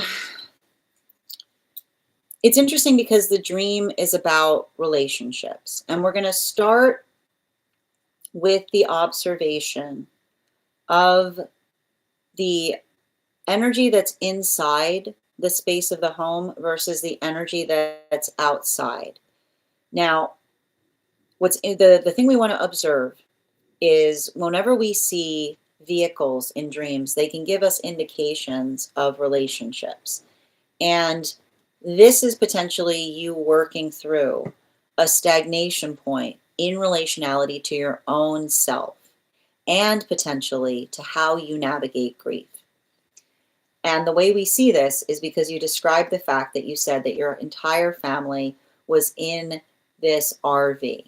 You said it was tight and there was more furniture than you needed in such a small space.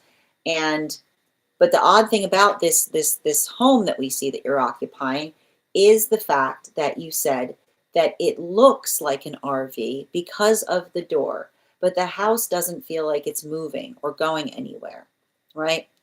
And this is potentially working through the energetic space by which you identify and recognize where you want certain relationships to be versus where you may find them, right? And this brings us into like it begs an energetic question. And I'll point out that for the purposes of our reading, this isn't necessarily related specifically to your family, but to the connection, the space by which you're potentially working through the resolution point between the where you aspire a relationship to go versus where you potentially find it. And for the purposes of our dream, we often see the familial connections there that are brought forth as an example or a template of that, because the connection that we often have to family will often speak to us upon what happens in relationality to relationships by which we've experienced great spaces of time, right? And this is you potentially working through the architecture of wanting to resolve or trying to heal long-standing connections. And what do you find? What is the holdup, right? Why can't those relationships or those situations heal? We see that there's a girl outside in a folding chair who seems completely disconnected or almost lifeless. So this is someone who's clearly disassociating and they're wallowing in grief. And you're articulating upon the fact that they lost their energetic family a long time ago and they behave as if they're living every day through that loss. And this is potentially, and you said it's as though they were frozen in grief and acting like their life had ended when theirs did. Now, this is to articulate and amplify how we energetically carry our pain, right? And we see even there the space by which you're potentially working through, and I keep on getting the identification point of that girl, right? That energetic girl is potentially working through the context of your own self, right? Because it's working through, like, what do we effectively see that's happening? They're building into the arc, like the inner child healing that often happens and this is how it feels when we carry grief or resentment, right? It's hard. We don't aspire to, we don't desire to, right? But the space by which you started feeling so much rage about it, right? It's working through the different ways that the different ways that we effectively, like, move forward on things. And that observation, and why did we see the fact that you are articulating that there was someone that was working through the context of feeling a lot of that loss? Because even in the space by which they were experiencing that, what were they missing out on? You were upset at them because if that was a part of you, the whole family that they're looking for is in the RV, right? Like, the reason that you were getting so upset at them is the space by which you were articulating and saying you've still got people here, right? Who are all these people? Look at all these people that are still here. Look at all these people that are in the RV. If you just come out, right? If you would just come over here, you wouldn't have to despair because there's still a lot of people here who care about you. But that's the observation of the fact that, like, that modality or that moment of energetic disconnect, right? This could often be those experiences, right? I would almost ask you, did that feel like, and it's interesting that you articulated the fact that you stated that that individual, um, that individual was working through, like you said, that they were energetically frozen in grief because the only way, and it's a conversation and relationality to how we heal grief. The way that we heal grief is by allowing the context of being able to embrace new experiences, right? So in that space, and I need to point this out, the space by which you started, you basically were telling them that, right? And I feel like I would not be surprised if you're going through modalities or experiences by which you sometimes feel energetic anxiety in relationality to losing energy that we care about, right? Because often, right, often those experiences by which we feel anxiety can sometimes feel like they make it harder to be able to enjoy the present. And so this is the work that we often have to do in relationality to healing. And I keep on seeing this is the space by which you were working through, trying to help that inner child with the difference between disassociating, right?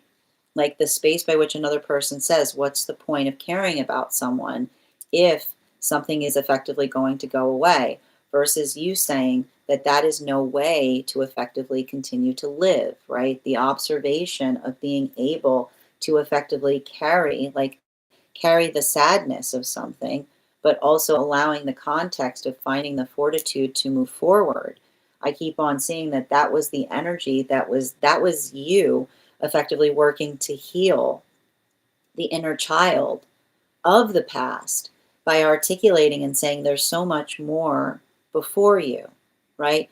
But only if you choose to move forward, right? Like that's the end. Like you're literally articulating to them and saying you own, like all of it's before you, but you have to get out of this. You have to get out of this funk. You have to get out of this chair that you find yourself in. And we see even more indications of the fact that that is you potentially working to heal a past version of self, because you said that even in that moment, what did you do when you were done yelling at them? You grabbed one of the folding chairs, and you headed back inside the RV. And you said that you sensed that your father was outside and had watched you have that outburst. And as you opened the door, you said something was blocking your way. And you said you didn't even stop to examine it, but you picked it up and you shoved it forcefully across the cramped space so that you could get inside.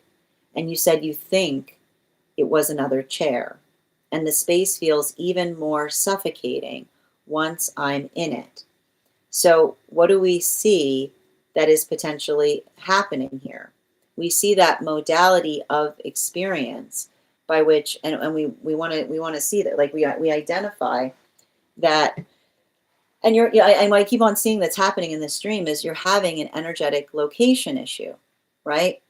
Right? You're working through, and this is the modality by which we're coming back towards the space of trying to heal those long-standing relationships, right? Like the modality by which you said that you are working through the space by which you don't allow yourself, right? You don't allow yourself to occupy a space of over grief, right? You work on it. You yell at yourself. Okay, we just saw how you navigate when you're holding what we could, and here's the thing about it. Grief is a form of resentment, right? Like when we're working through something and we're energetically grieving, we're working through the resentment of it. And so you don't allow yourself to do that. You literally work on it. You see yourself, you catch yourself doing it. And what do? You tell yourself off for doing it. You say, stop it, snap out of it.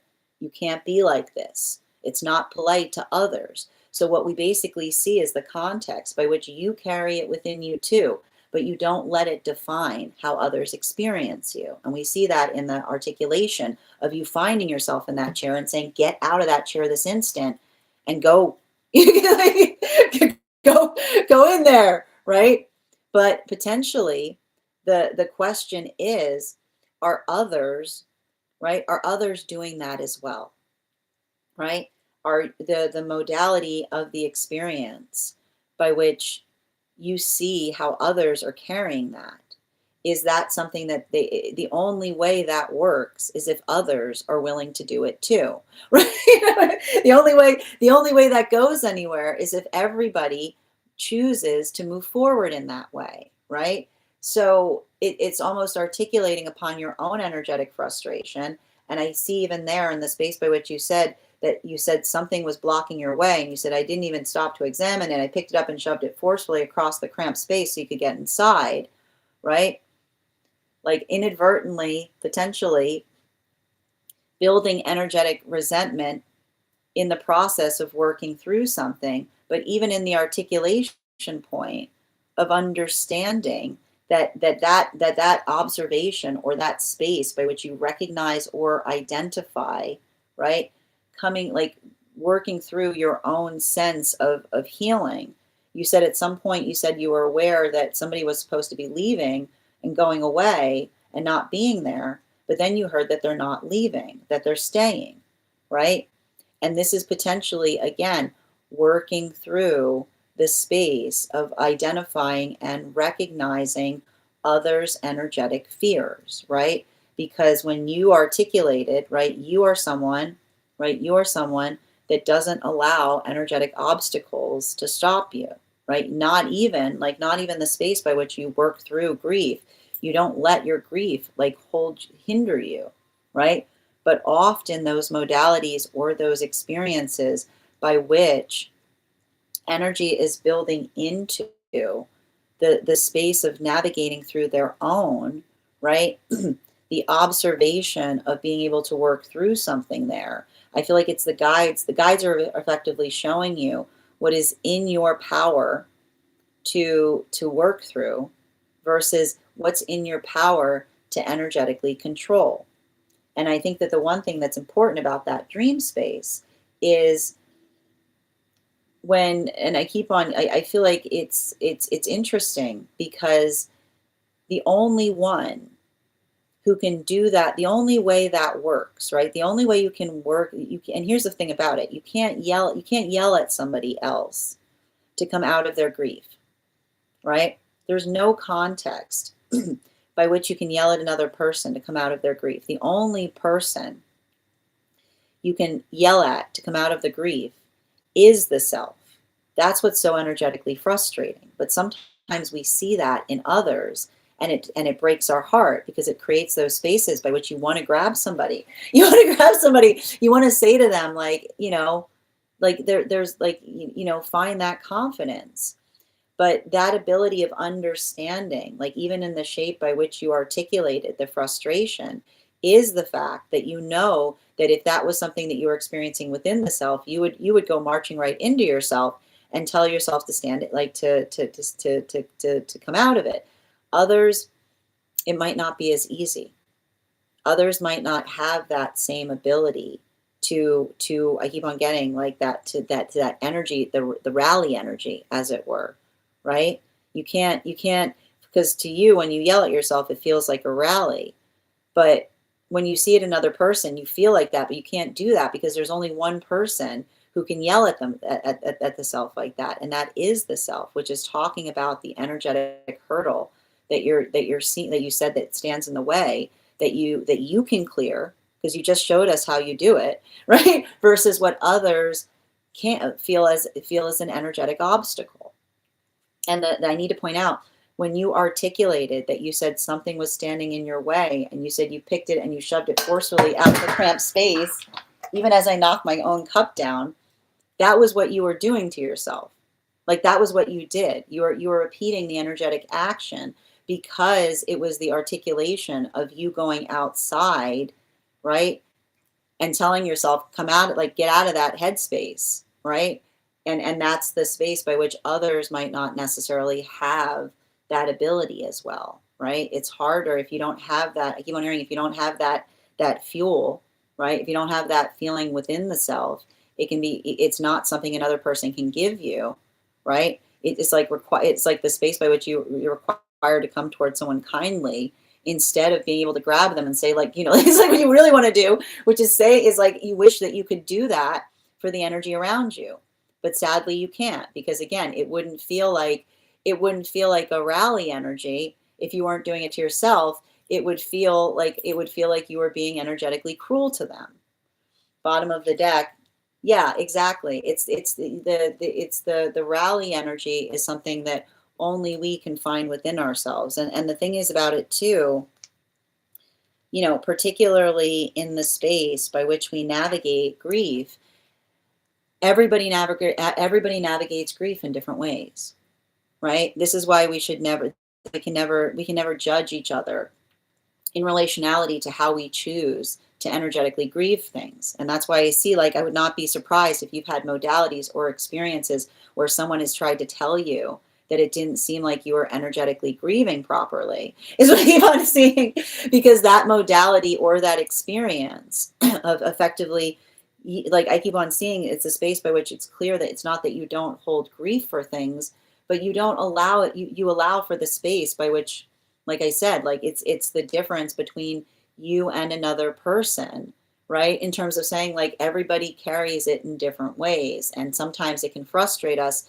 the way that we carry it because, and this is giving you an example, of like the guides seeing, like I wouldn't be surprised, and especially in relationality to you articulating upon your father's observing that, that would almost give indications. I would not be surprised if there were circumstances or situations by which your father had to have conversations with someone in terms of how you, like how they were perceiving you, versus them saying, no, you don't understand what's happening there, right? Potentially somebody who you know has a connection to you by which they understand that quality or characteristic. Thank you so much for having that reading with me, Bridget. And if this message connected to you as well, it's very common for those who need these messages to be here to experience them. We are doing personal readings right now. If you would like to get on the list is open. It is 3 cards for a donation of $29 or more, 4 cards for a donation of $23 or more for my subscribers. Links in my bio. Please keep in mind there are 2 things I do not read for across these apps: pregnancy and medical. Happy to give insight on anything in private readings, and you can book private readings on my site. I'm going to take a moment to read over some of the comments that came through as I was reading. All right. And again, if anybody wants to get on the list right now, it's a wonderful time to get on the list. You will be the next person read for. We do here highest priority messages from spirit, life path, mediumship, dream interpretation, angelic guidance, animal spirit guide, pet readings, akashic, and mind body spirit. If you have information that you feel is relevant for the purposes of our reading, you can include it in the notes when you send the donation, or you can post it in our subscriber only disco channel in the appropriate channels.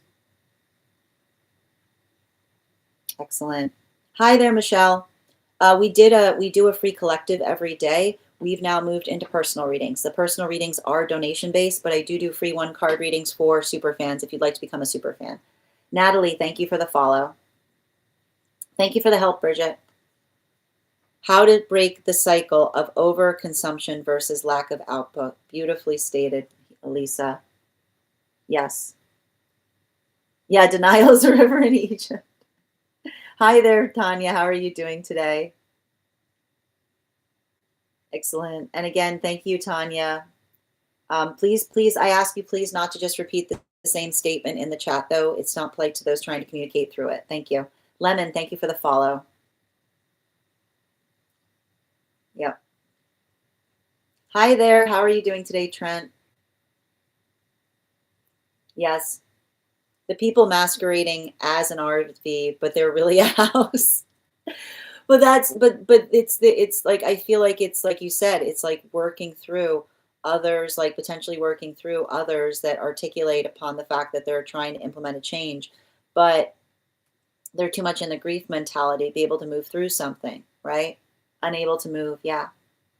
I still carry a lot of grief over past loved ones. But that's what I keep on, but I keep on hearing, like the guides were showing you the difference between how you navigate it versus how you navigate what often like devastates others is what I keep on seeing. Yeah, I lost 5 people in 2 years, sending you so much support, Bridget, on that journey. Absolutely. I do, yes, confirmation. I do yell at myself in a good way. But that's the thing about it. Like I keep on seeing the space by which you went out to the despondent girl and yelled at her, that was you. That's how you do it. My friend would be so mad at me for wallowing over her. Exactly. And that's why you were yelling at yourself. I also tell her to but and here's the thing, you also tell yourself that sometimes, and that's why you said, did you see the fact that they were out there, right? The fact that they were out there was the fact that you gave them that chair, right? Which is to say that you're okay with them going out there from time to time, but they can't stay out there indefinitely. Yeah, this is a hard time of year for you. I understand it's and sending you so much support on that journey. And passionate, thank you for the follow. Yeah, my aunt lives, yes, I have a family member that lives in a constant state of grief. And this is why they're showing you the difference between how others carry it versus how you yourself do. Oh, that's so just devastating. They won't see family anymore. So, and that's the thing, like if it was you, right, this is what you would do. You would go out there and you would yell at yourself, but you can't, like I said, you can't, thank you for confirmation. You can't do that to others, right? Oh my goodness. Bridget, sending you so much support on that. And ads, thank you for the follow. Yes, these are donation based if you'd like to get on the list and ads. I understand now. Some people choose. I mean, it's not, I don't think it's the fact, it's not the fact, and I think the important thing that they're showing you in the space of the dream is choice articulates the fact that somebody has the capacity to do it, right? The observation, like working through the space by which you have that ability, right? Like you have that ability to yell at yourself. But I keep on seeing like the modality by which you said, and even I wouldn't be surprised by you said that your father, you sensed that your dad was outside watching the outburst. This is potentially your father that also might have had that same ability or gift, right? That's something that others might not be able to have the ability to muster within themselves, right? And I can see the fact that it would make you upset because it's something that you do like you find that ability. Yep. Thank you so much, Bridget. I'm doing well, Trent. You're welcome. All right, we're going to continue right now. If anybody else wants to get on the list, you'll be the next person read for a full reading. 3 cards for a donation of 29 or more. 4 cards for a donation of 23 or more for my subscribers, Binks in my Lio. Please keep in mind there are 2 things I don't read for across these apps, pregnancy and medical. Happy to give insight on anything in private readings, and you can book private readings on my site. We're also doing 1 card readings for subscribers right now, so if you are a subscriber who has a question, go ahead and put your question in the comments. I'll be happy to pull a card for you. Sherilyn, I'm happy to do a mediumship reading. All you need to do is send the donation. I'll be happy to do it. And just a reminder to anybody who'd like to get on the list, a full reading is 3 cards for 29 for non-subscribers. And let me just get back to the 1 cards. Ivana, 1 card. Hold on a minute. 1 card. What my guides advise me to do to have better communication with them. Beautiful question. Can I get 1 card, please? Highest priority.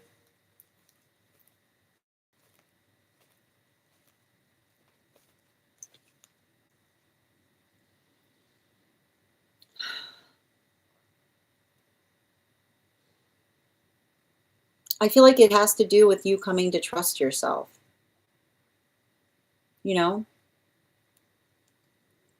I feel like there's some kind of modality or experience by which you're building into in relationality to not trusting your energetic judgment upon things. Bottom of the deck. Yeah, especially with the Tower card. You know, I feel like that's.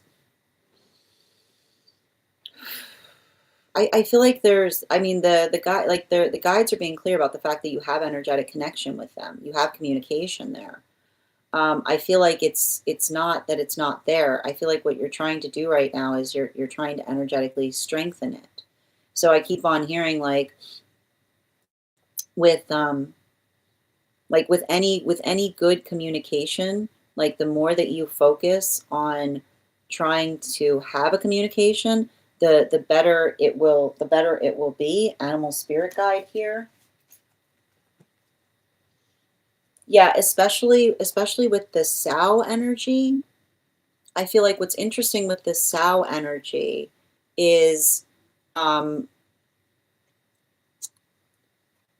there's and we've had conversations with this in our classes, but the ability to be in an energetic environment that is supportive to you is also going to be very foundational to that as well.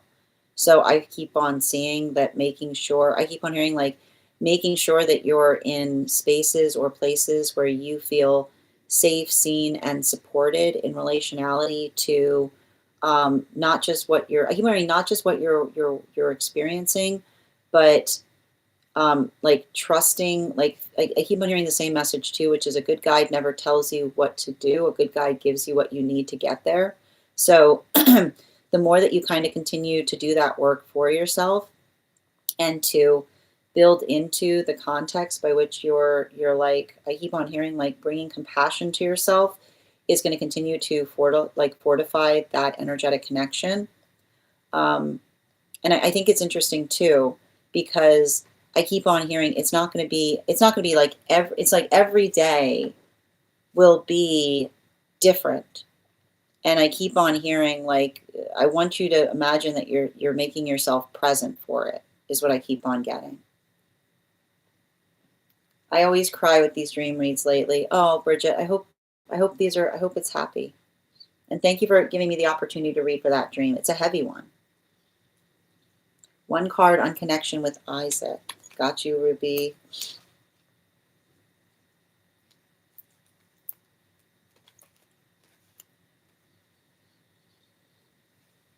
I feel like you guys have a lot of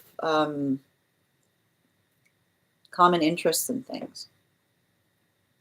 Is what I keep on seeing. You know? It's interesting too because I'm getting some kind of yeah, it's interesting. The tower is only the bottom of the deck right now. You know, I feel like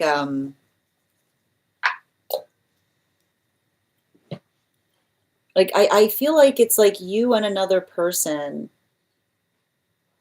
like working through like I feel like it's like you and another person working through um like I keep on hearing shared eccentricity. And I keep on hearing shared eccentricity, like working through the feeling of like mutually not feeling like you fit in places, like the fact that you and another person feel like you stick out like a sore thumb is what I keep on hearing. You know, like there's something about that. And I keep on seeing like it's like I feel like they're having the same exact kind of energy and relationality to you. Animal spirit guide. Yeah, especially with the fire dragon. I keep on hearing the same thing. Make sure you're not crossing the streams in relationality to professional and personal. Okay. Yep. All right. And one card for pieces. We've got the strength card and its reversal. So I feel like this is you working through modalities or experiences of prioritizing. I keep on hearing healthy energy wants to see you in healthy circumstances. Healthy energy wants to see you in healthy circumstances. Yeah, 10 of Pentacles in its reversal. You know, um, if some I keep wondering if somebody is truly worried about you, the way you can usually tell or amplify if someone's truly worried about us is being able to energetically absorb and articulate upon what it is that they could do, like if their worry was something that would help us, right? So it's like it says to me, if someone's working through something and they articulate that they're worried, be like, well, this is what you could do that would help, is what I keep on hearing. Yeah, like a lot of the energy of the eagle, like having to tell somebody. I keep on hearing healthy, like healthy energy understands and recognizes, like like I keep on feeling like you having to say to another person, like requiring another person to understand that you have like sound judgment in something. You know what I mean? Like I almost see you coming to like communicate to another person in relationality to I just keep on getting like what they're worried about, like what they experience versus what you've experienced. You know?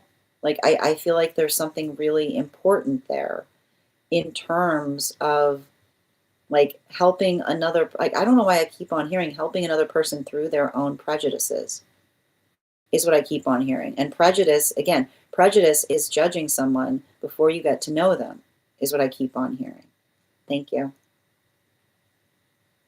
And thank you for the follow, Lar.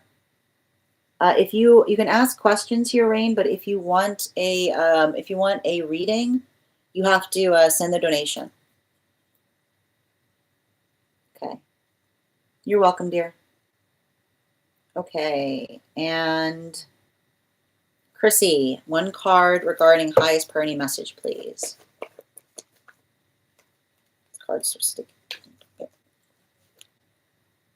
I feel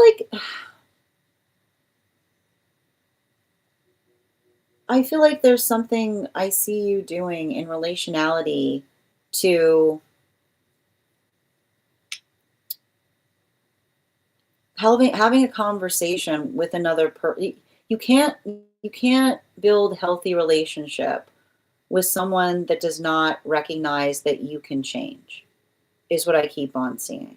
So I keep wondering, make sure that you're having conversations right now in relationality to um, what's changed. But it's also saying to me with bottom of the deck right now, like, it's interesting because I don't know, I don't know if you're in the process of moving or if there's something here, but like, I almost see some kind of like, I feel like I see some kind of like something that you're like, this is you kind of like working towards a pathwork of purpose, but also understanding, um, you know, like, I almost see you going different places and recognizing like the energetic mood. You know what I mean? Like working through like the mood of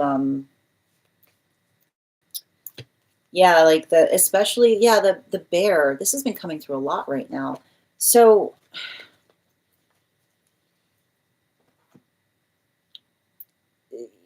if you I feel like I almost see you working through a situation by which you're trying to articulate to a person in relationality to how you feel when you're in a certain place versus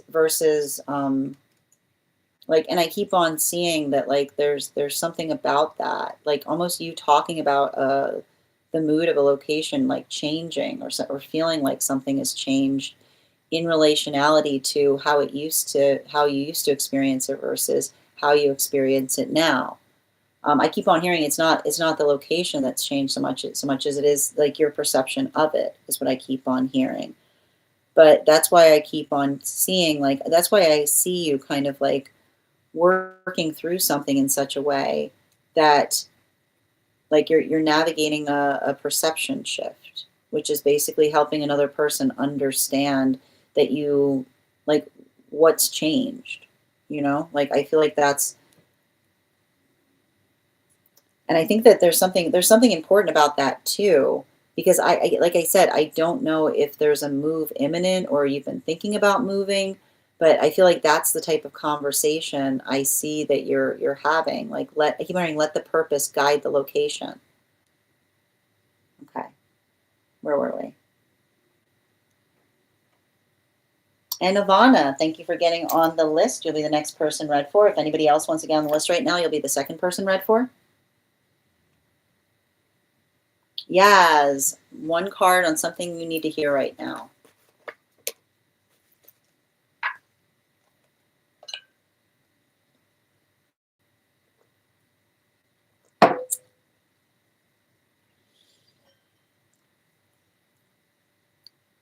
We say what we mean and we mean what we say, and we don't say things to get our way. You know? Like I almost see some kind of circumstance or situation by which like I see some kind of circumstance or situation by which another person, and I think I told you this, like somebody making some kind of hasty energetic decision on something that was based more upon their emotions than sound judgment. Bottom of the deck. Yeah, especially with the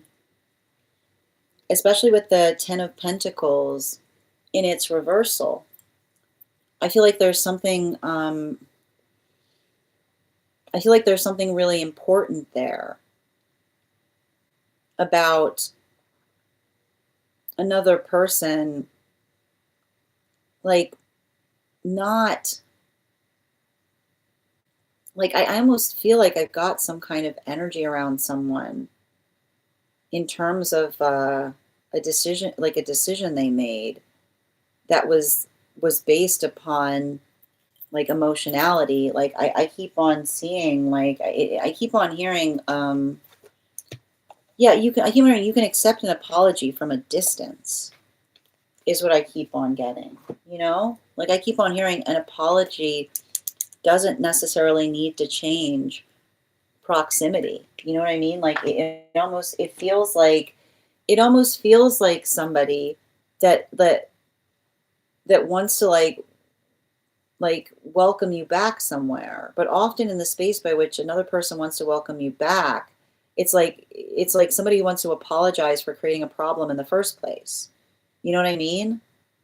Like it's giving a lot of that type of energy. It's like it's and I think that like I keep on hearing, you know,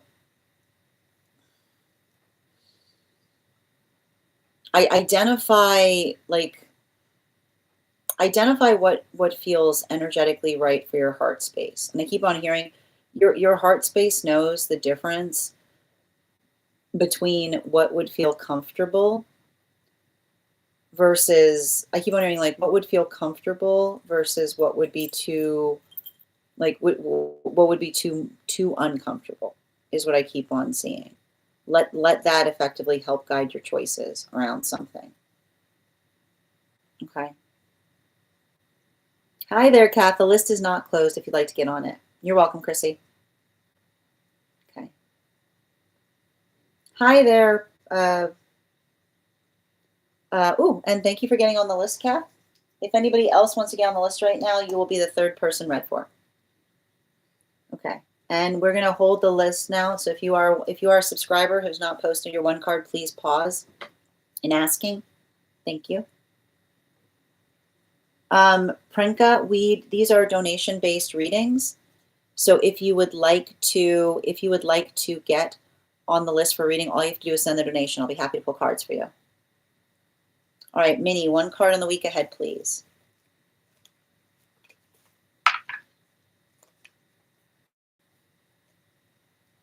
I feel like I see you navigating some circumstances or experiences by helping, like I keep on seeing like helping another like work through like it feels like you have to give someone a pep talk is what I keep on getting. You know, it feels a lot like having to give someone a pep talk, especially with the 10 of Pentacles in its reversal, you know. I keep on hearing the best way to navigate uncertainty is by having a plan for everything. So if somebody feels like they need a pep talk, like tell them that there is, like explain to them what the plan is, right? Like help them build into that point of clarity in relationality to, like I keep on saying, like what you can account for versus what you can't energetically account for is what I keep on seeing. And I think a lot of it has to do, I don't know why, but I feel like a lot of it has to do with working through the environment, like working through the environment around you, or helping another person like through their own energetic frustration about an environment is what I keep on hearing. Yep. That sounds a lot like the previous, resonates a lot. Thank you, Yaz. No problem, Kath. Happy to have one. Hi there, Kinley. Excellent. And welcome. Good to see you, dear. All right, we're going to continue right now. Do you boost me up readings? Do I do boost me up readings? I can do a boost me up reading. All right. The next person we're reading for today, the list right now is Ivana and then Kath. If anybody else wants to get on the list right now, you will be the third person read for. 3 cards for a donation of 29 or more. 4 cards for a donation of 23 or more for my subscribers. Binks in my Lio. Please keep in mind there are 2 things I don't read for across these apps: pregnancy and medical. Happy to give insight on anything in private readings, and you can book private readings on my site. Okay. And just bear with me a moment. Okay. Oh, no problem, Kath. Ivana's first. Yep. Okay. So typically when we do mediumship readings, we're reading on a particular person. So is there a person that you're trying to connect with? I just need to know who we're trying to energetically connect to. Got it. Okay. Thank you. All right. And before we continue, let's do an animal intuition check. I've got the animal spirit guide cards here. We're going to count back from 10, and when we get to 1, I'll reveal the card. 10, 9, 8, 7, 6, 5, 4, 3, 2, 1. We got the water dragon. Thank you. We'll do that again after the next reading. And can I get 4 cards, please? And 2 more, please.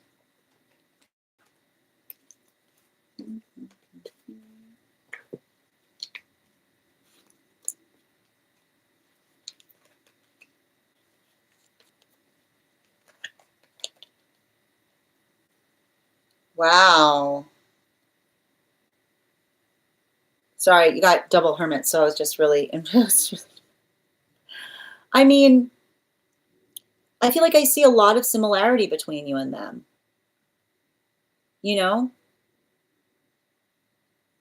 Like they're articulating that they were very similar to you. And I think it's interesting too, because I keep on getting that it has to do with working, like, it's really okay. So it's really interesting.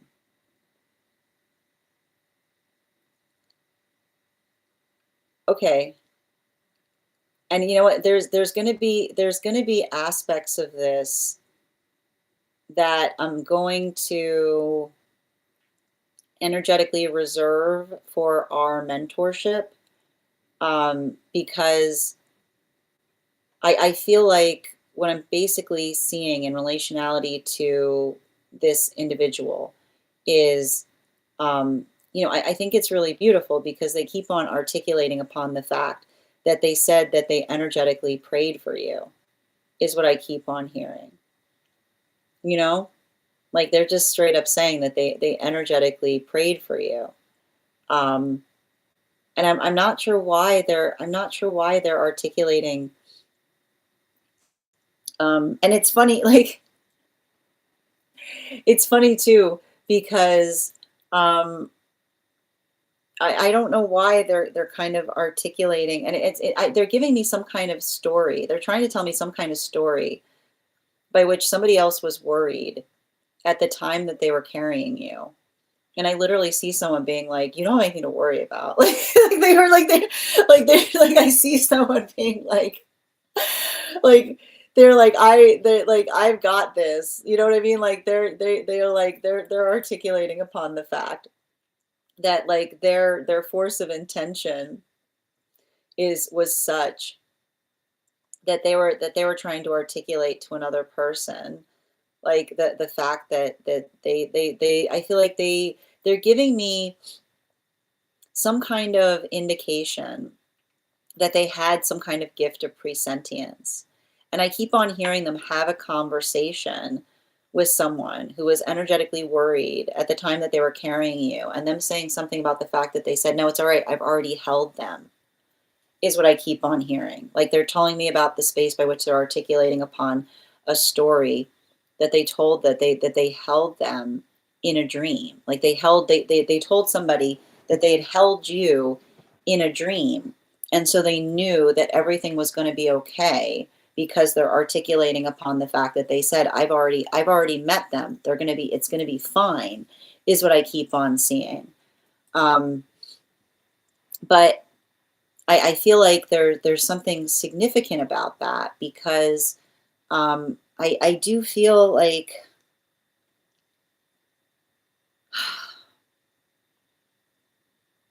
you know, I feel like there's something important in relationality to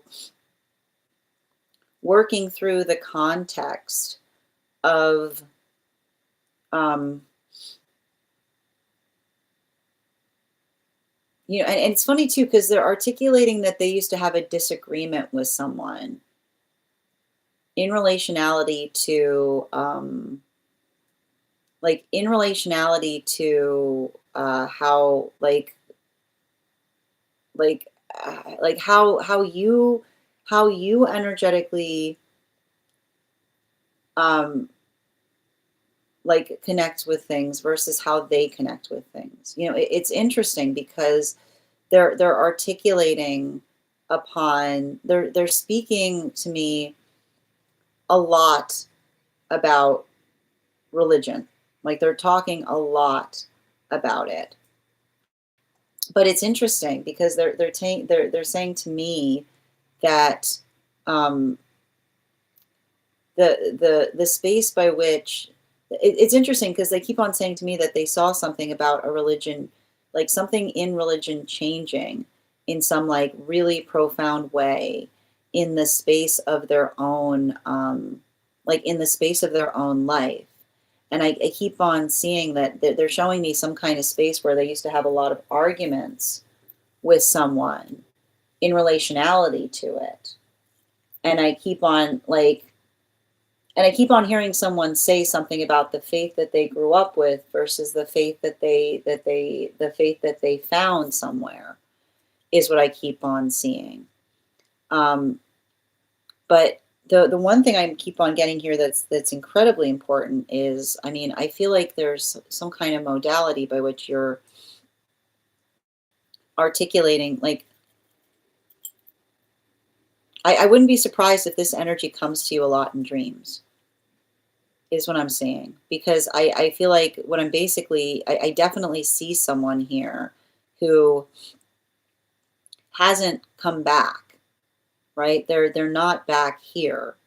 They haven't come back in the space by which sometimes when I read for energy, they're eager to come back.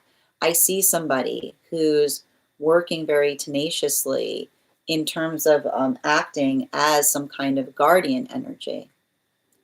I feel like I see some kind of energy here that says, like, I know that you, like, they're saying, they say that they know that someone misses them, but they haven't gone anywhere. And there's something important about the fact that they're articulating upon the fact that they haven't gone anywhere. I feel like that's that there's like they're telling me that they stay very close to you. And it's interesting too that you are asking, it's interesting too that you are asking about your guides and how to connect with them better, because they're giving me an indication that they're acting as one of your guides, is what I keep on seeing. Like that's why I've got the double hermit energy here. It's like funny you should, like, I see someone going like, funny you should bring that up, is what I keep on seeing somebody say. Because like I said, um, something about something about you working into the context of like your own personal, like I feel like this is you building into the context by which you can potentially communicate with them even deeper, because I keep on seeing that modality or that experience, um, by which, and that's why it's very interesting that they brought up the dream, because I feel like the ability for them, that they're trying to say to me that they always felt really close to you, because they're articulating to me that they said that they dreamed about you before you came, which is them articulating the fact they keep on going, me first, they came to me first, is what they keep on saying. Which is like almost somebody like they're articulating upon the fact that they felt like they always had that connection with you because they just keep on referring back to that dream or something that they told someone in relationality to a dream, and the space by which they felt like they recognized you from that dream. I keep on getting some kind of observation by which they're talking about the fact that, as you continue to deepen in your own practice, I feel like you'll get better at being able to tune into their energetic frequency is what I'm really seeing. And there's something I keep wondering, there's something really important about that, because everything I'm potentially observing there is like I keep on seeing they don't want to be in and like again they're saying a good guide never tells you what to do. They tell you what you need to get there. Um, they're actually saying to me that sometimes, like sometimes some of the things you might receive from them like may feel more like urgent messages, because I just keep on seeing somebody articulating upon the fact that um, I feel like they do a lot of work in they're not just looking out for you, is what I keep on seeing. Like it says to me that they're working very hard to guard a family system, which is like wanting to effectively make sure that you like I keep it's funny too, because they're saying they're trying to look out for everybody, even that one, even the one who's very distant, is what I keep on seeing, because I do feel like I don't know why I keep on picking up some kind of energy of someone who's staying away from a family system, specifically and particularly because I almost see them kind of working through something. Like I almost see them kind of working through something in the space by which they're trying to like I feel like I see them kind of working through something in a way by which like they're trying to heal um like and it's interesting too, because it feels complicated. Like I see somebody who's like working through something in such a way because they don't feel I don't know why it's like somebody who feels like someone who wouldn't tell them something but they would have been fine with, is what I keep on seeing. Bottom of the deck on this reading, yeah, like this eight of cups kind of energy, you know. I don't know why it feels like there's somebody in your family system who feels a lot of guilt over something, is what I keep on seeing. You know? Like I've got some kind of energy of someone who I don't know if this person was like trying to come back because they were trying to like be there, and I keep on like seeing, like I keep on hearing them say like tell them it's okay. Like it was exactly I keep hearing they said like everything went exactly as it was going to, is what I keep on hearing. Because like I don't know if there was some kind of I don't know if there was some kind of argument about this or anything, but like I just keep on hearing the energy that is, you know, like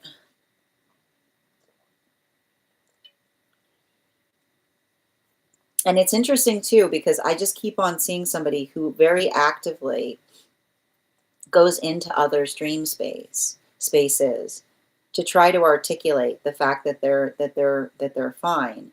Um, I feel like there's something that's happening there in relationality to I keep on hearing like a circumstance or situation by which like I see it's interesting too, because like I see somebody like like trying really like hard to connect with them, and I almost see them like intentionally not connecting, because I feel like it's them kind of wanting them to live their life and move on is what I keep on seeing. Like it's giving me a lot of this, it's giving me a lot of this energy that like I see somebody like who's almost like upset that they haven't reached out to them. But I keep on hearing like the space by which um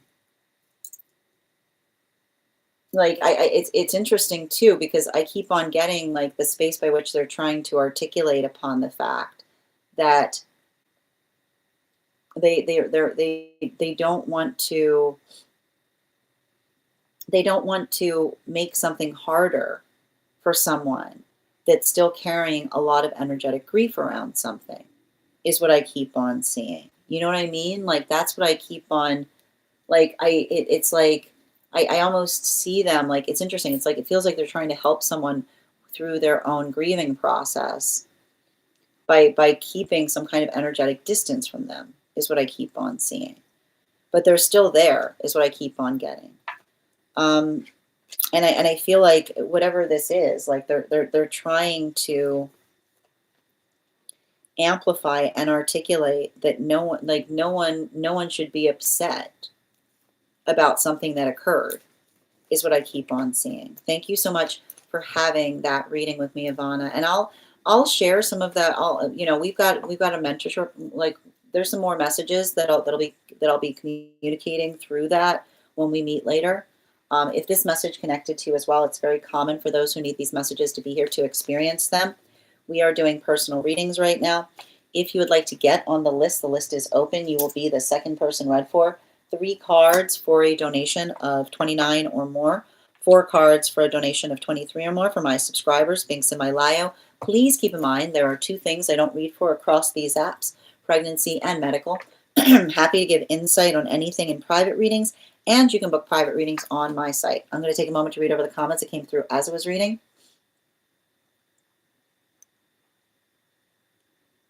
Okay. And we're also, we got 50K, so we'll also be doing the giveaway and gifting a reading back to the collective.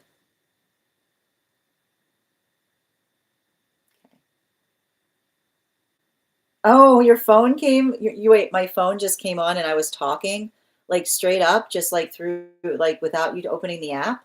I'm not even sure what this is. That's wild, Michelle. Oh, we're doing personal readings here. Welcome. Oh, welcome as well, gods. You're welcome. Hi there, Avatar. Welcome back. We're doing personals right now, but we've done a couple rounds of 1 cards. We'll be doing them shortly. That's me. Oh, that's wild, Michelle. So we're doing personal readings here. We usually start the day with a free collective, and then we move into personals. And Julia, I'm happy to read for you on that. If you'd like to get on the list is open. Okay. We did a few 1 cards, but people got on the list, so now they're on pause. Thank you for the help, Bridget. And Michelle, thank you for the follow. Hi there, Mitchell.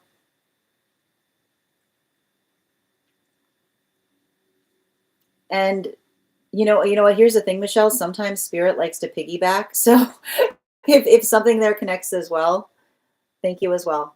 That's wild though that your phone came on with me speaking. Hi there, Rosie. How are you doing? Interesting. All right. I just bought. Oh, nice. You did? That's awesome, Avatar. Congratulations.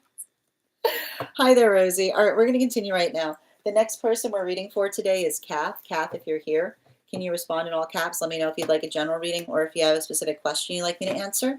And if anybody else would like to get on the list right now. Oh, thank you. Before, Kath, hold on. We got to do the 50K. Thank you, Bridget. All right. So I'm thinking of a number right now. Between, we're going to do the 50K giveaway. So I'll be gifting a reading back to the collective. Whoever wins this will have an available reading starting tomorrow. I'm thinking of a number right now between 1 and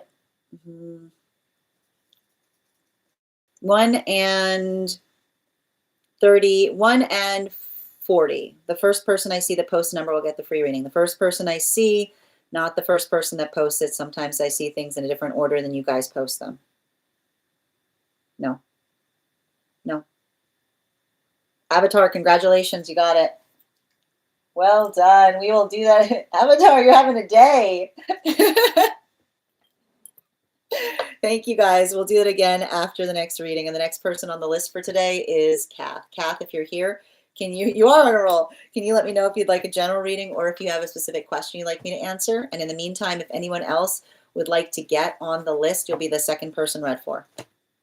Before we continue, let's warm up those intuition muscles with an intuition check. I've got the animal spirit guide card here. We're going to count back from 10, and when we get to 1, I'll reveal the card.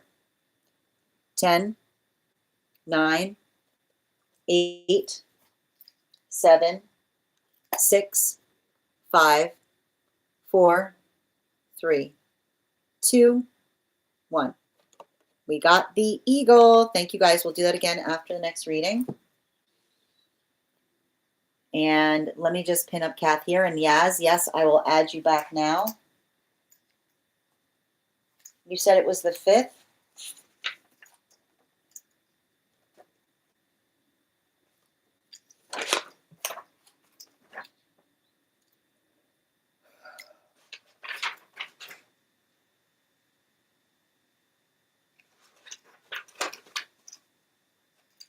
I got you.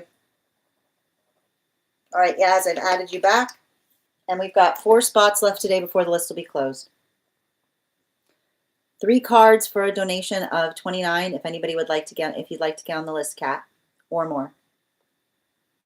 And if you get on the list right now, you will be the third person read for.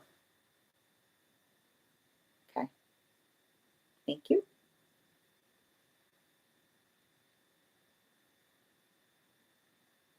All right, Avatar, you are after that reading is available starting tomorrow. So whenever we do the 50 and 100 Ks, those become available the next day.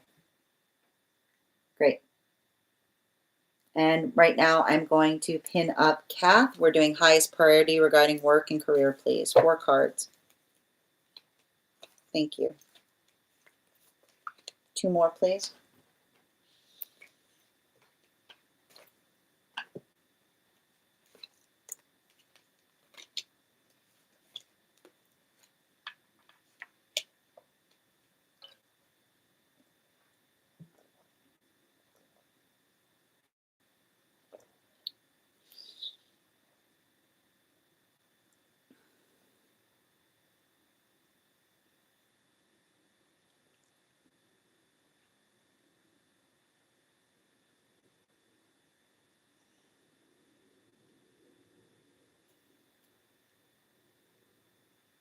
You know, I'm seeing something. I feel like I'm seeing something that is how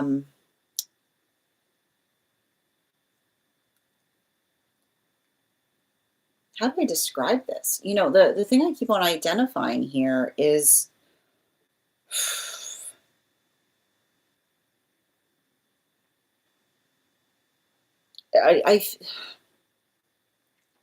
I see you currently navigating a transition period. And what we effectively, and the thing about transition periods is like I see some place that you currently are that feels energetically restrictive, right? Like it's giving me the conversation that says like, and I need to point this out. If we want to do something that is avant-garde, then we have to be willing to ruffle feathers, is what I keep on hearing. You know what I mean? Like if you want to do something avant-garde, then you have to be prepared to ruffle feathers, is what I keep on getting. And the thing about that is, you know, like I feel like there's some kind of energy around something. And I feel like the energy that I'm picking up around something is working through something that you do by which you're taking some kind of unique perspective on it, you know? Like that's what I keep on seeing here. It's like I feel like I see you like you can't introduce avant-garde to staid energy, is what I keep on getting. And often you'll recognize that you're experiencing that because you'll be like I have an idea, like I have a great idea that we could do to change something. And the energy being like, like, you know what I mean? Like somebody being like, yeah, but that sounds like a lot of work. And I see you almost having to say to someone like, but I thought work is what we were looking for, you know? Like I see something here.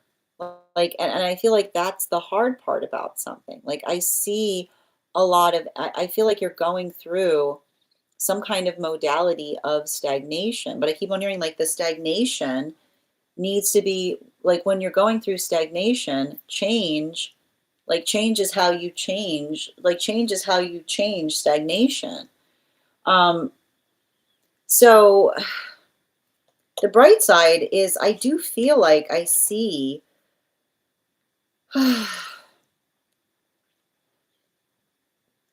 I feel like I see some kind of change coming towards you in the career space, potentially and particularly in the space of the next 2 months. And the one thing I keep on identifying in relationality to that is I just keep on seeing some kind of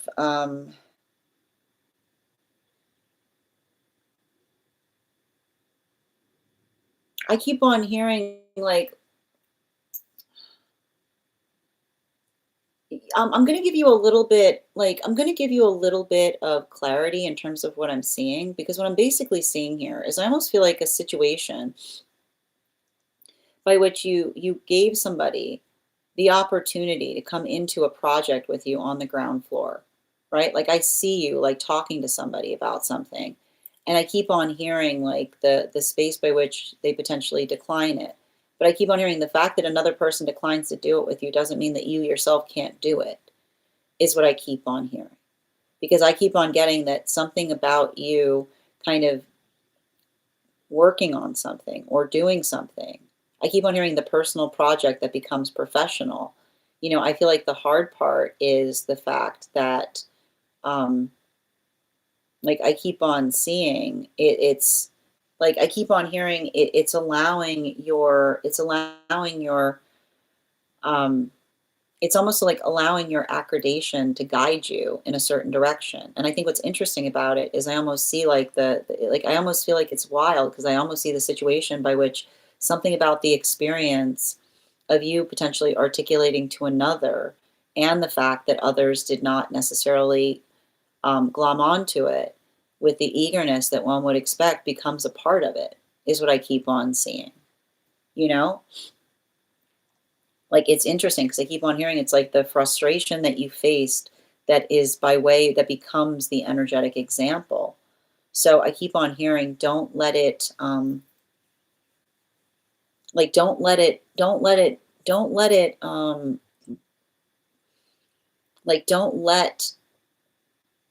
that stop you from doing it, is what I keep on hearing.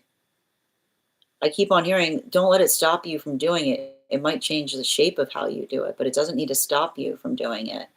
Because I keep on seeing that something about you taking some kind of different approach to something, you know, is going to ultimately be beneficial. Because I keep on seeing that I don't know why they keep on saying that you having a different approach to something is the sound of you being ahead of the curve on something. And the hard part with being ahead of the curve on something is, the sound of being ahead of the curve can often feel like others that feel like you're throwing them a curveball.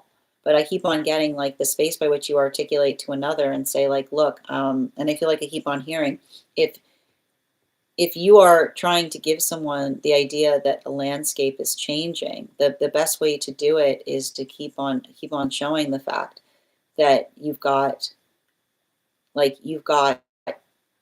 evidence to show for it. Like I feel like I almost see you like showing another person, be like, can I please show you some stuff here in relationality to the fact that something you're asking for isn't that unreasonable.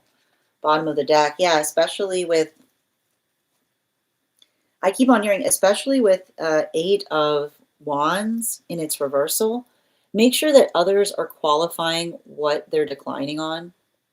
So if someone declines on something, being able to say, like, is the issue, can you please, can you please explain what I could do that would make this more amenable, is what I keep on seeing. Like giving, I keep on hearing like creating the opportunity to be able to offer some kind of space of feedback in relationality to, like, I keep on hearing I keep on hearing rather than saying, like, rather than someone saying, like, I keep wondering the difference between don't want to do something or can't do something is the difference between saying, like, this is not something that we ever are interested in versus saying we would love to, but we don't, but this is not the time that we can, is what I keep on seeing. So make sure, I keep on hearing, make sure that you're recognizing the difference right now between don't and can't. Because can't is solvable, don't is impossible, is what I keep on hearing. And I feel like the bright side about this is, like, I keep on seeing like something about you continuing forward in some kind of determined fashion. It's going to allow that breakthrough to occur. Like, you're gonna have that breakthrough. It's interesting though, because it's like it's saying to me, like it's saying to me, like, especially with that breakthrough, like paying attention to, it's interesting. I almost feel like there's going to be an awkward situation between another person being surprised that you're having that breakthrough in the space by which, like they, I don't know why I keep on hearing like they decline to do it with you, is what I keep on hearing. And then I see you almost like proceeding to do something anyway, and then somebody wanting to come back towards you after it receives some kind of like accreditation on something, is what I keep on getting. Like that was a really significant 10 of cups. And I keep on seeing, like, the thing with that 10 of cups is I keep wondering, don't I keep wondering, don't take another person's no personally. Take it informatively right now, is what I keep on seeing. Because I feel like that no is going to, like, I feel like that no is going to become a yes in an instant. But there's something about you having conversations with others right now in terms of what you're doing. And I feel like I see somebody being like, oh, I spoke to someone who said that you were doing something that was similar to what I was doing, is what I keep on seeing. Because it almost feels like there's some kind of energetic partnership on something imminent. All right. Thank you so much for having that reading with me, Kath. And if this message, for those who need these messages to be here to experience them, we are doing personal readings right now. If you would like to get on the list is open. You'll be the third person read for today. 3 cards for a donation of $29 or more. 4 cards for a donation of $23 or more for my subscribers. Links in my bio. Please keep in mind there are 2 things I don't read for across these apps: pregnancy and medical. Happy to give insight on anything in private readings, and you can book private readings on my site. I'm going to take a moment to read over some of the comments that came through as I was reading. Sade, thank you for the follow. If I'm ever saying your name incorrectly, please feel free to correct me. Got it. And yep, I've got you on the list, yes.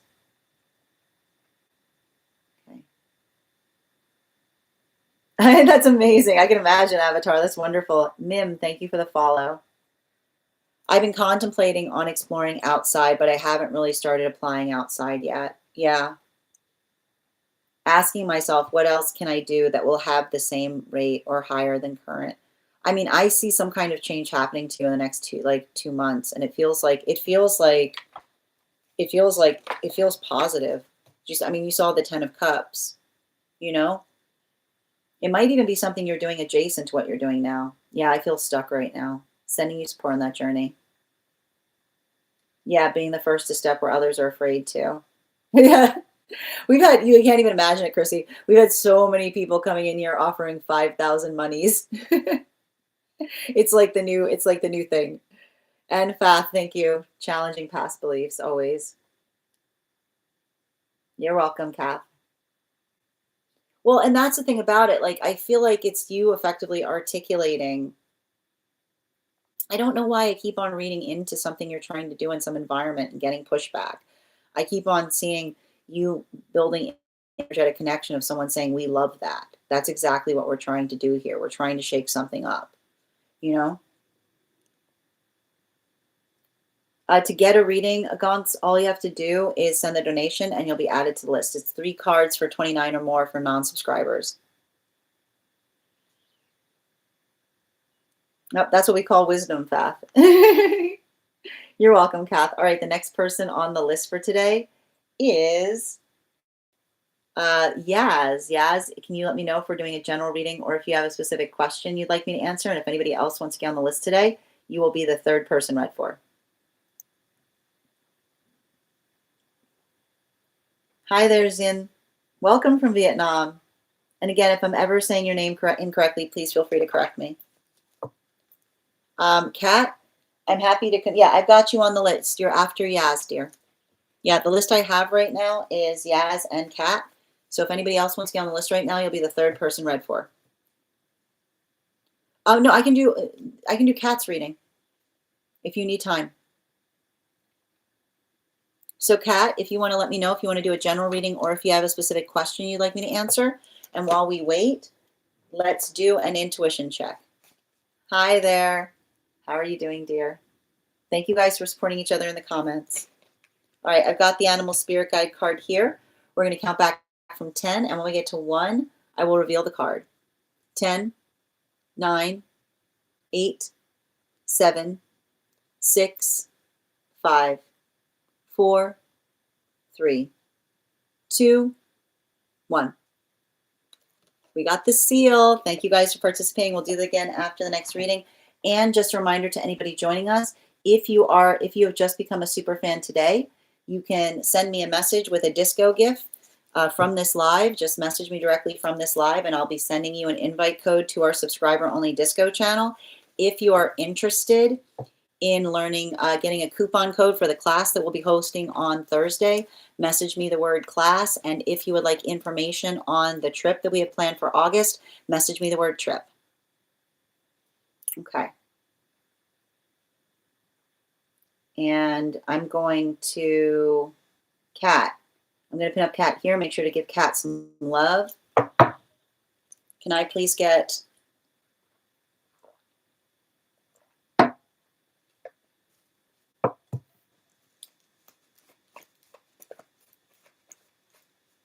four cards for Kat, please? 3 cards for Kat. What's in store? New year, work life. 2. And 1 more, please.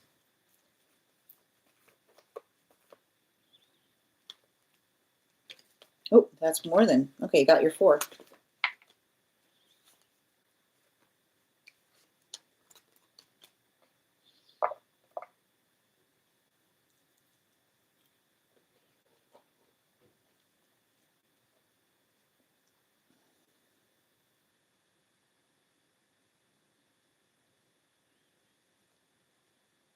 You know, it's interesting because I see you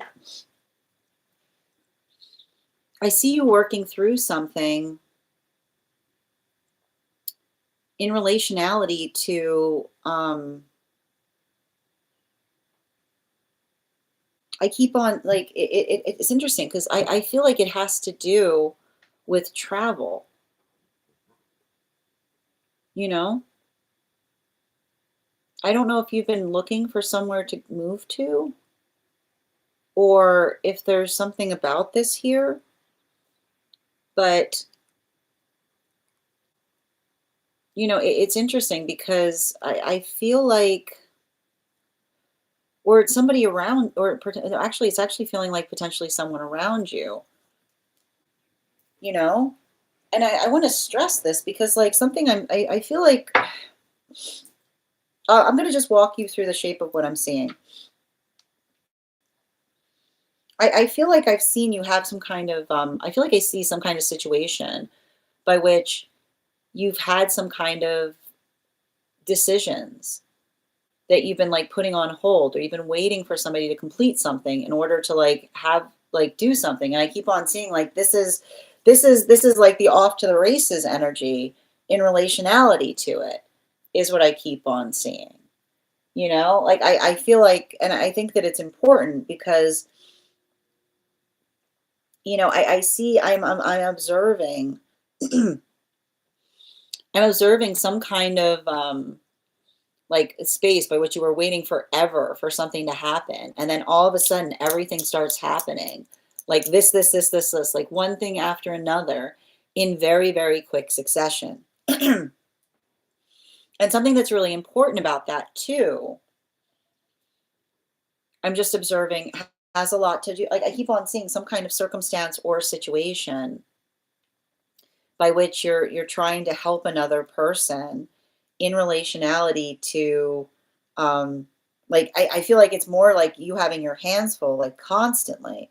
I also feel like I see some new energy coming towards you, is what I keep on hearing. um I keep on hearing from one of your guides that next year is like a surprise year for you, which is a good thing. But it says to me that um, yeah, the one thing I want to tell you with a reading like the kind I'm giving now is, if you're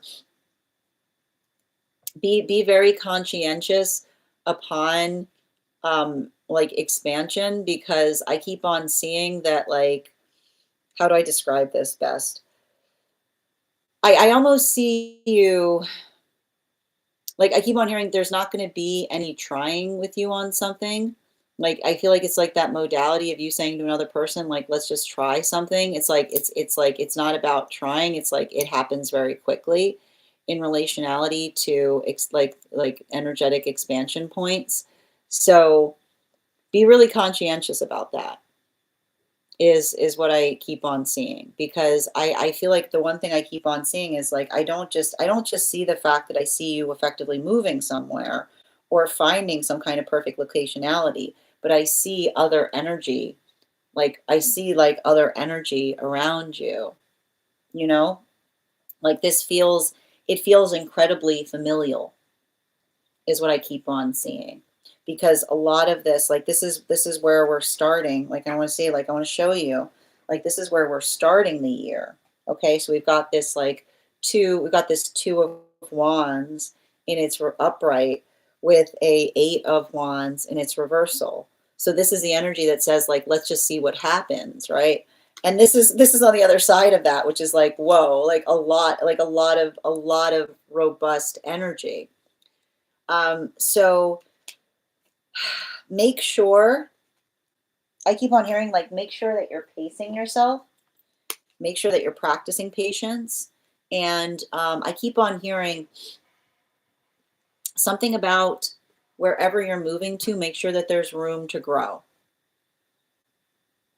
Wherever you're moving to, make sure that there's room to grow, because I keep on seeing like that modality of saying, like, this will be enough for now. I keep on seeing something about you saying to another person, like, this will be enough for now, being like, suddenly I feel like I see, like, like I see some kind of situation by which you say this will be good enough for now, and then next thing you know, like, it's like you're already saying, like, oh, we need more space, is what I keep on seeing. Like, the conversation, like, I keep on seeing, like, the conversation develops in such a way. So I keep on hearing, be very conscientious about that. Bottom of the deck on this reading, yeah, especially with Judgment card in its reversal. Um, I'm gonna say it again. Like, there's no trying next year, which says to me that, like, the space by which you do something, it'll almost like immediately take off. So just be conscientious about that. That, like, I don't know why I keep on hearing, like, the space by which another person, like, articulates the fact of saying, like, maybe we should, I keep on hearing, like, you saying, somebody saying, like, maybe we should try, but the space by which you try and then suddenly it's there, is what I keep on saying, is going to be very, I keep on hearing, like, the space between is going to be very short. So make sure that you're effectively, like I keep on hearing, make sure that you're espousing good judgment in relationality to um, like following energetic feelings versus trying for things is what I keep on seeing, because I feel like I see you kind of in that modality by the end of the year where your hands are full, but I keep wondering your hands are full of blessings, so it's all these positive things, but I keep on seeing like I keep wondering like making sure that they are proportional on the timeline that you would aspire that they arrive to you is what I keep on seeing. Thank you so much for having that reading with me, Yaz. And if this message connected to you as well, it's very common for those who need these messages to be here to experience them. We are doing personal readings right now. If you'd like to get on the list is open. You'll be the second person read for. And I'm going to take a moment to read over some of the comments that came through as I was reading.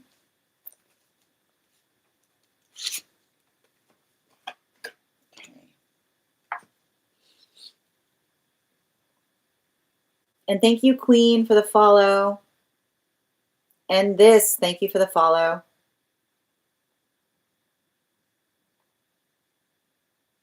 Okay. Yes, because I was thinking general. Yep.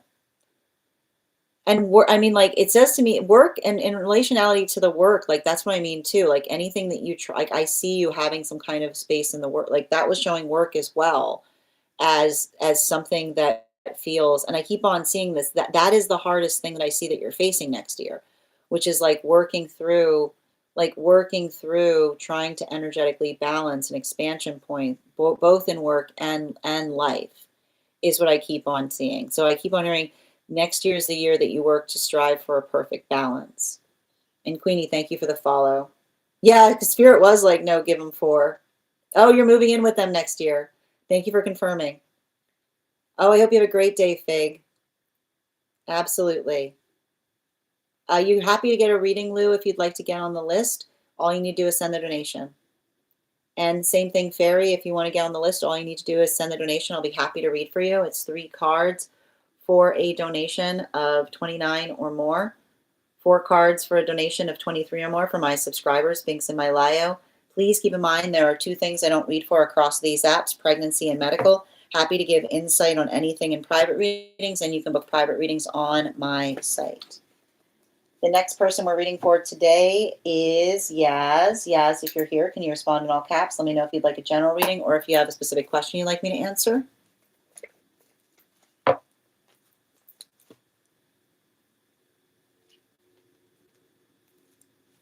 Got it. Would I be comfortable sharing? Oh, I apologize. Hold on a moment. Did you reach out to me about that, dear? Yes, I've got it here.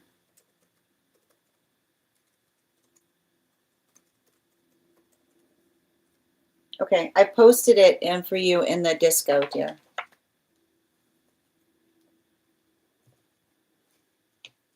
Okay. Oh, you sent me a wait. Okay, so Lulu, the way the gifts work here is if you want to give the gift of a baby dragon, the baby dragon is the equivalent of how much a gift is to be able to have a reading. So the equivalent gift of a baby dragon or more is what is the ability to get on the list for a reading. I hope that helps. Okay.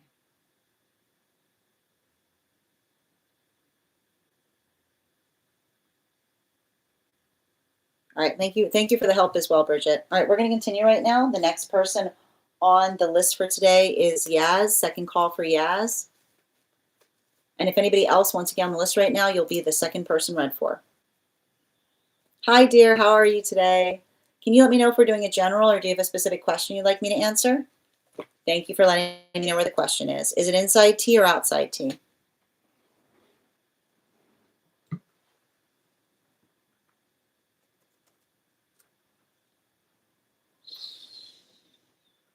One moment.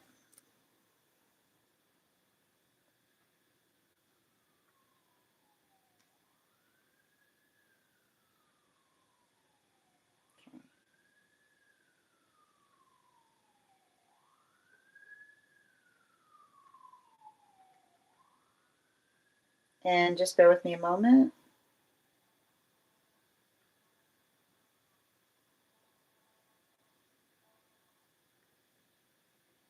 Got you. Hold on a minute.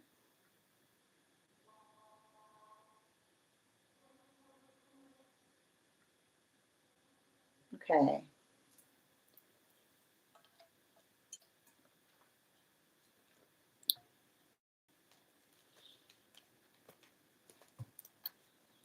Oh, was the baby dragon sent?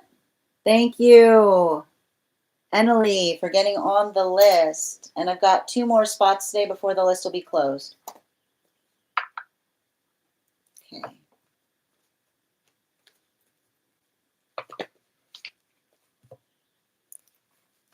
So I offer free 1 cards to those who are super fans as well, Lulu. I also offer a free collective reading that I do every day. We've already done that today, but if you want to go over to the place where we keep the videos, you'll be able to find that that complimentary reading there. But for personal readings, the donation is the donation. Thank you. And also for 1 card readings, those are for super fans. Thank you. All right, let's continue. Before we continue right now, I'm going to pin up Yasmin. We're doing outside tea. And you're welcome, dear. Excellent. And before we continue right now, let's warm up those intuition muscles with an intuition check. I've got the animal spirit guide card here. We're going to count back from 10, and when we get to 1, I will reveal the card. 10. Thank you for the help, Avatar. 9, 8, 7, 6, 5, 4, 3, 2, 1. We got the water dragon. All right, I'm going to keep that out for the purposes of this reading, and I'm going to pin up. Hold on a minute. And I'm going to pin up Yaz here. Make sure to give Yaz some love. And if anybody else wants to get on the list right now, I've got 2 spots left before the list will be closed.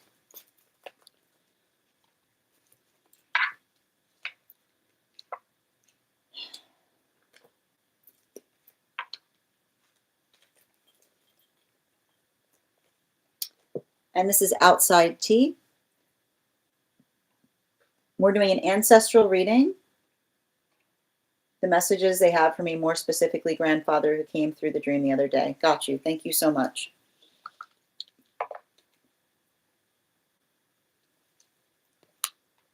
What was up with their hands?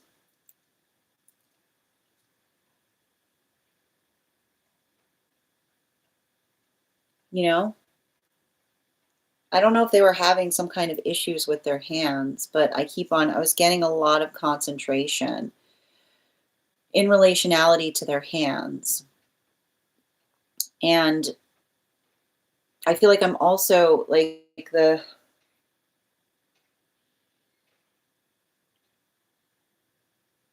feel like it's really interesting too, because I see them in some kind of mentality by which there was something that they loved doing, but they had to stop doing it on account of the fact that their hands weren't like working as well as they used to, is what I keep on seeing. But I think that that's often really interesting because, as soon as I started reading for this energy, like all of the energy felt like it was focused into the hands. And typically when I do readings like this and I feel so much concentration in the hands, it would talk about somebody who spent like a lot of their life making things, is what I keep on getting, or working through the space by which, and I keep on getting, this is someone who likes creating things. Like they like to have some kind of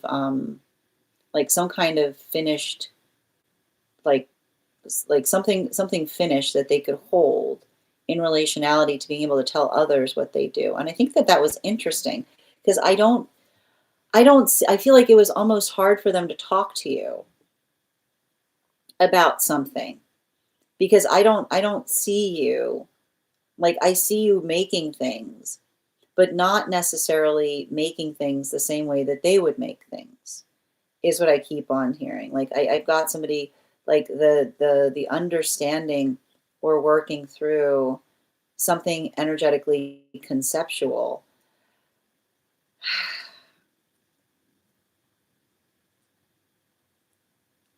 Was there also a language barrier here in some way? Because I'm getting something in relationality to that as well.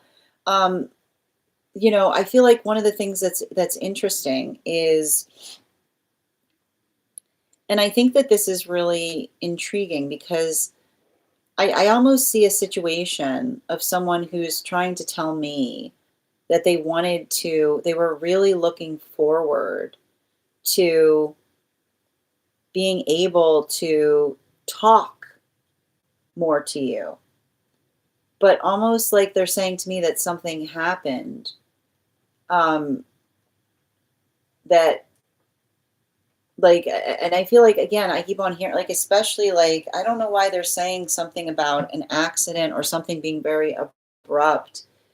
Um, like, I feel like, I almost see somebody who was really frustrated, like really frustrated at the space by which they energetically, like, left. But I keep on hearing that one of the reasons that they were frustrated had to do with the fact that they were really I keep on hearing them say they were really looking forward to talking to you more, and some kind of feeling by which they're frustrated because they thought they would have more time with you, is what I keep on getting. And I keep on seeing that, like, and it's interesting too because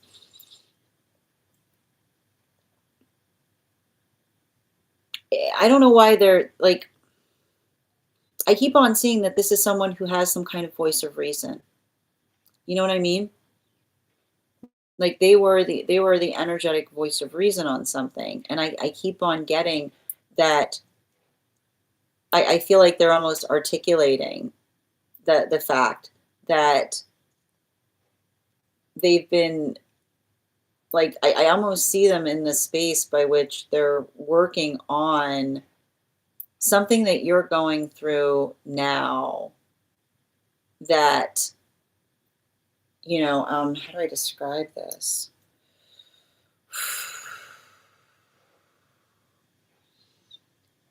Like something that you're going through now that they also, like, had to navigate. And I keep on seeing that,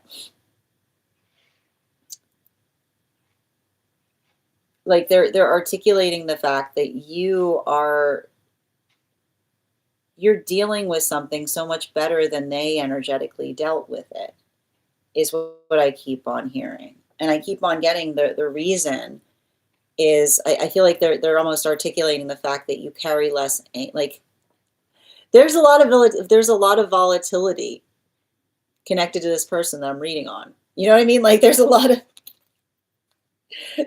of volatility there, is what I keep on seeing.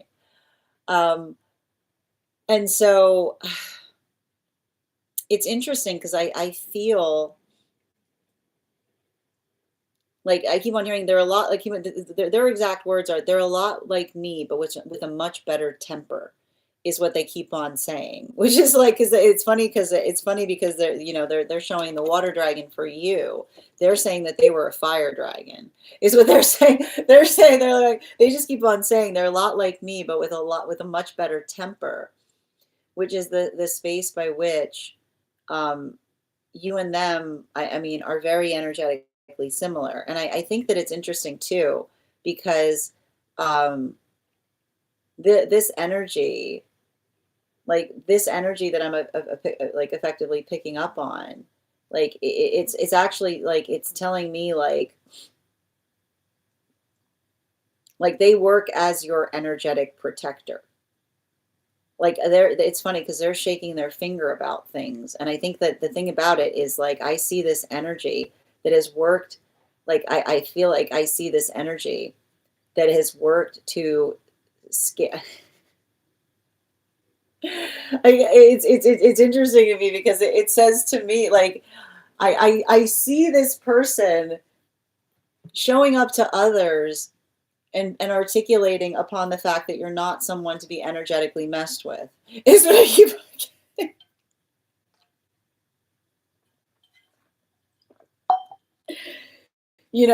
Like I feel like I've got some kind of, I feel like there's some kind of energy around someone. Like it's like it's saying to me, like it's interesting because like I feel like like this energy actually like has worked towards keeping certain energy out of your life. Like this is, I keep on hearing like this is giving me like a lot of guard dog energy.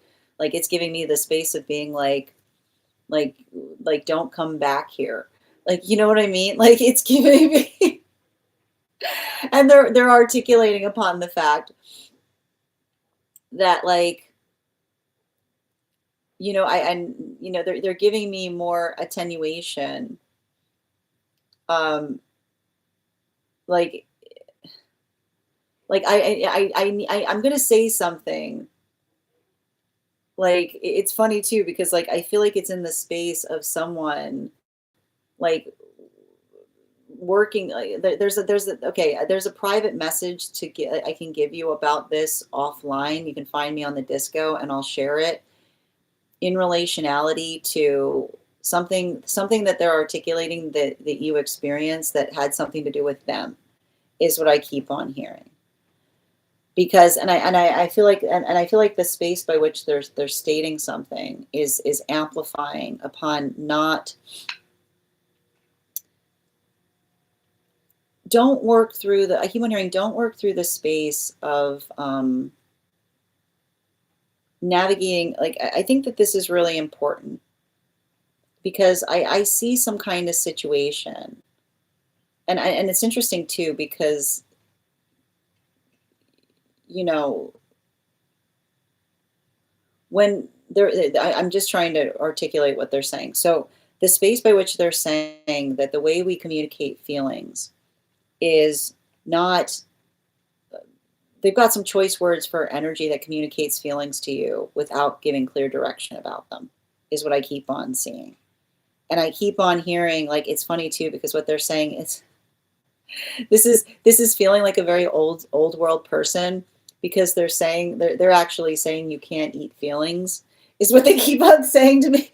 They're saying you can't eat feelings, which is like the space by which they've got opinions in relationality to partnership that are more based upon the fact of another, of someone coming towards you in a way by which, like, I keep on hearing like someone coming towards you in a way that it's not just effectively them communicating upon how much they feel about you, but what they want to effectively, and they're talking more about the making, the hands again.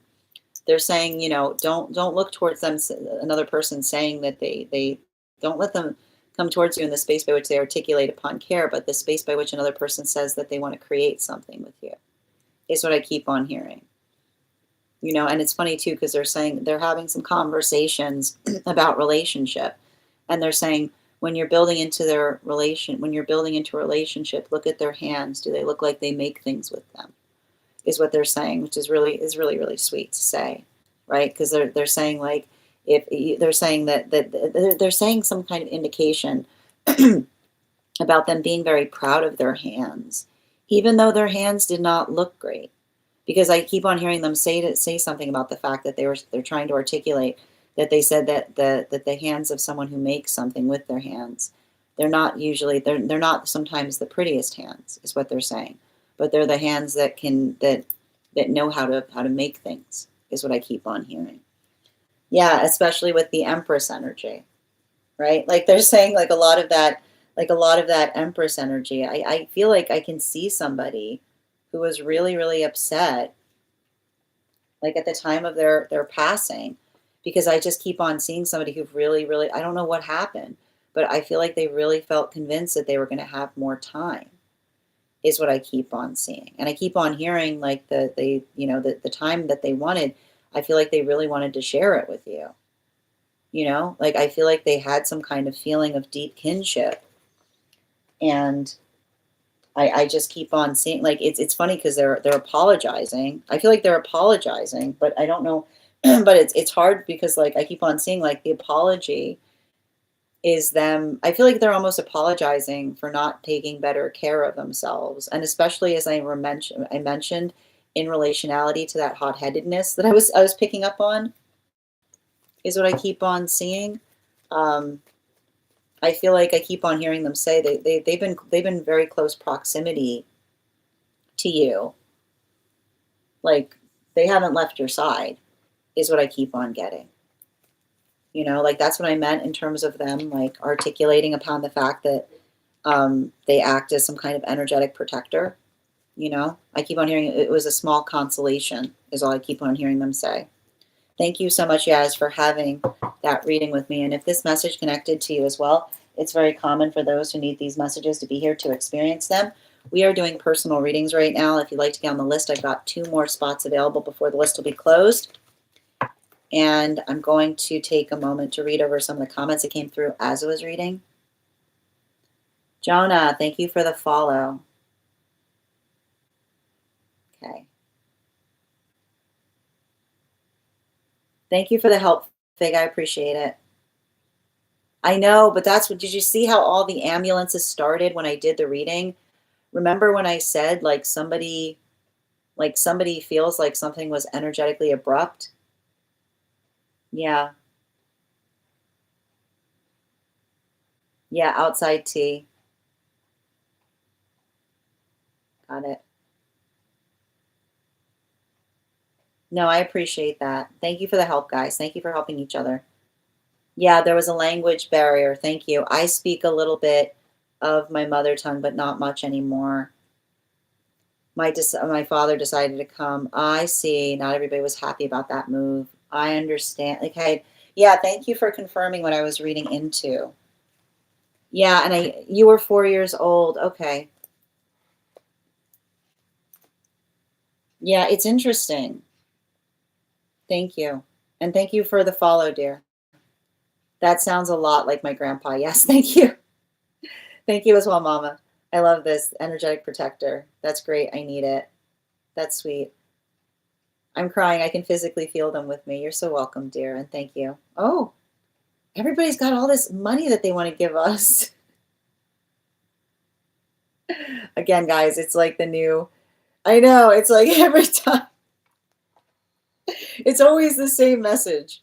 It's always the same message. All right, we're going to continue right now. The next person we're reading for today is Eneli. Eneli, if you're here, can you respond in all caps? Let me know if you'd like a general reading or if you have a specific question you'd like me to answer. And if anybody else wants to get on the list right now, you'll be the next person read for. Okay. Second call right now for Eneli. Second call right now for Eneli. All right, we're going to continue with 1-card readings right now. If you'd like to get on the list right now, I've got room for 2 more people before the list will be closed. You'll be the first person read for. And in the meantime, we're going to continue 1-card readings for subscribers. If you are a subscriber who has not had a card pulled today, they're here. Where are they? I can't see them. And thank you again for having me. Let me read for you, Yaz. Hi there, dear. Can you let me know if we're doing a general or if you have a specific question you'd like me to answer?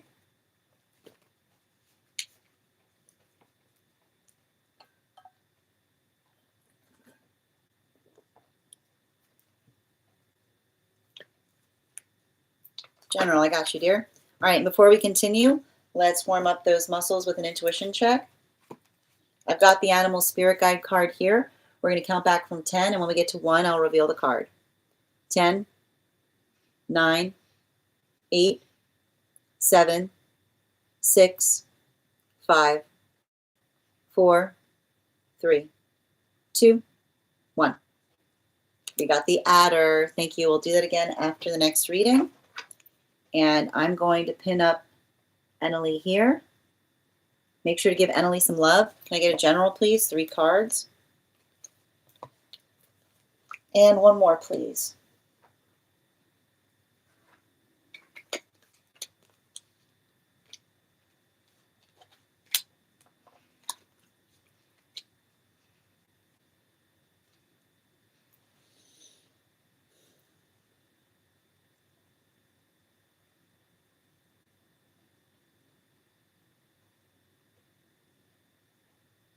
I feel like there's something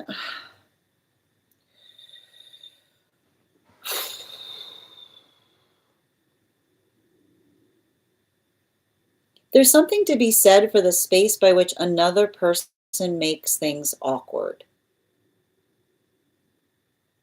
is what I keep on getting.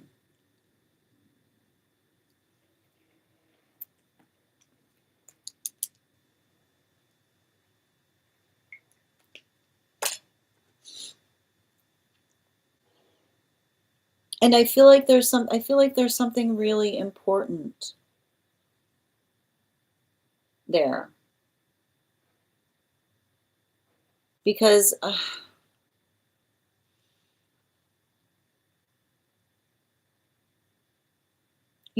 want to kind of work through what I'm seeing here. Like,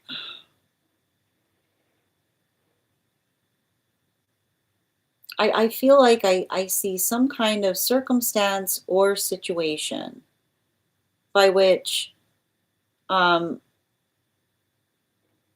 another person tries to articulate um,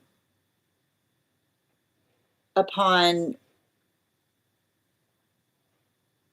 like how they feel about something. And I almost like I almost see you like working through like I almost see you have like almost having a conversation like, oh, you see that? You see how all these cards started to fall? Like exactly like that.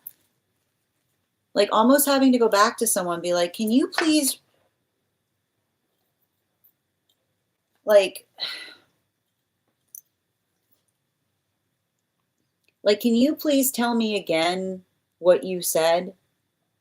You know what I mean? Like it's saying something like that. Like I keep on getting um like the space by which we don't feel the need to I keep wondering like the space by which we don't feel the need to um like have to re-articulate ourselves is what I keep on seeing. And I feel like there's something really, really important about that because all I keep on identifying here is and I feel like it's like the conversation that you need to have with another person. Like and I keep on seeing this like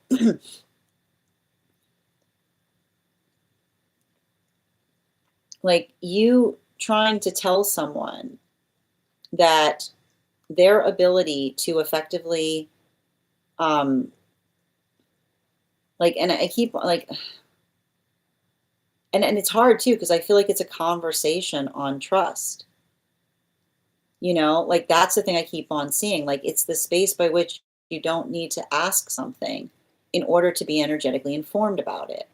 Like and this is what we effectively work through. Like and I think that this is something to pay attention to, which is when we are building into relationship, we keep each other informed about things is what I keep on seeing. We give each other that observational point in relationality to what we can reasonably expect. It shouldn't require. I keep wondering. It shouldn't require it shouldn't require an investigation in order to understand like where another person is or how they feel about something. So I feel like there's something really important about that. But I think that even more in relationality to that, there's something significant um, that is happening in relationality to you and another person finding a healthy balance is what I keep on seeing. Because, and I keep on hearing like a healthy balance, like striking a healthy balance with someone is the observation of something that feels energetically proportional.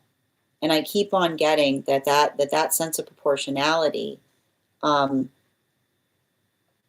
like I feel like I see some kind of modality or experience by which you're able to tell another person exactly how you feel about something. And I keep on getting like that observation. And I want to bring you back because it's actually saying to me that The one thing that can help fortify a conversation like this is understanding that not all emotions are alike, right? That the emotions that are healthy are the emotions that have directions attached to them, right? The way that we communicate our emotions and saying, I feel like this. So this is what would effectively help with that feeling. The ability to bring the emotions forth in such a way that it can help us alleviate or recognize what it is that we're working on doing in a better way. But when we bring each other emotions, but without directions to it, it often feels like we're just unloading the emotions on each other, right? So it's those spaces by which it doesn't feel like it's helpful, but it's almost the space by which the emotions feel like they complicate things instead of being productive.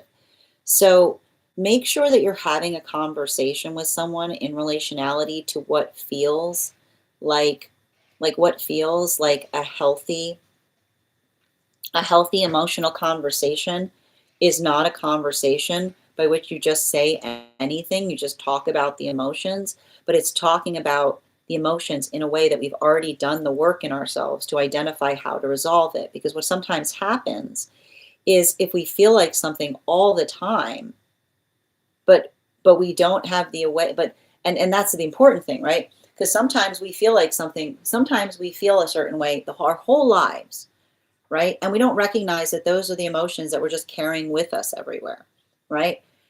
So the ability to understand, I keep on hearing a healthy emotional conversation isn't just talking about how you feel all the time, but the ability to parse through and understand and say, like, look, I've already done the work in resolving what my emotions need.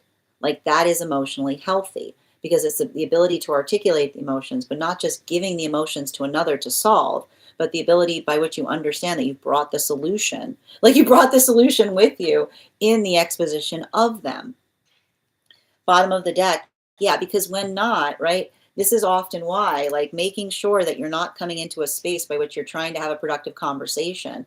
And this is often why the emotions kind of sometimes build a wall, because you're sitting there trying to have a productive conversation about something that practically needs to happen. You don't bring emotions to a practical conversation because it distorts what it is that you're trying to do, right? You're getting off subject. So the space by which you say to someone, like, I need this, and all of a sudden that person goes into talking about all of their feelings. And then you try to say to them, like, oh, but I still needs that thing. Like not letting another person say you're being energetically insensitive because I'm being emotional right now. It's understanding that emotions, like we don't bring emotions into things to distract from what it is that we're trying to do. The emotions that make sense are the emotions that are connected to the direction, right? The emotions that have the direction attached to them.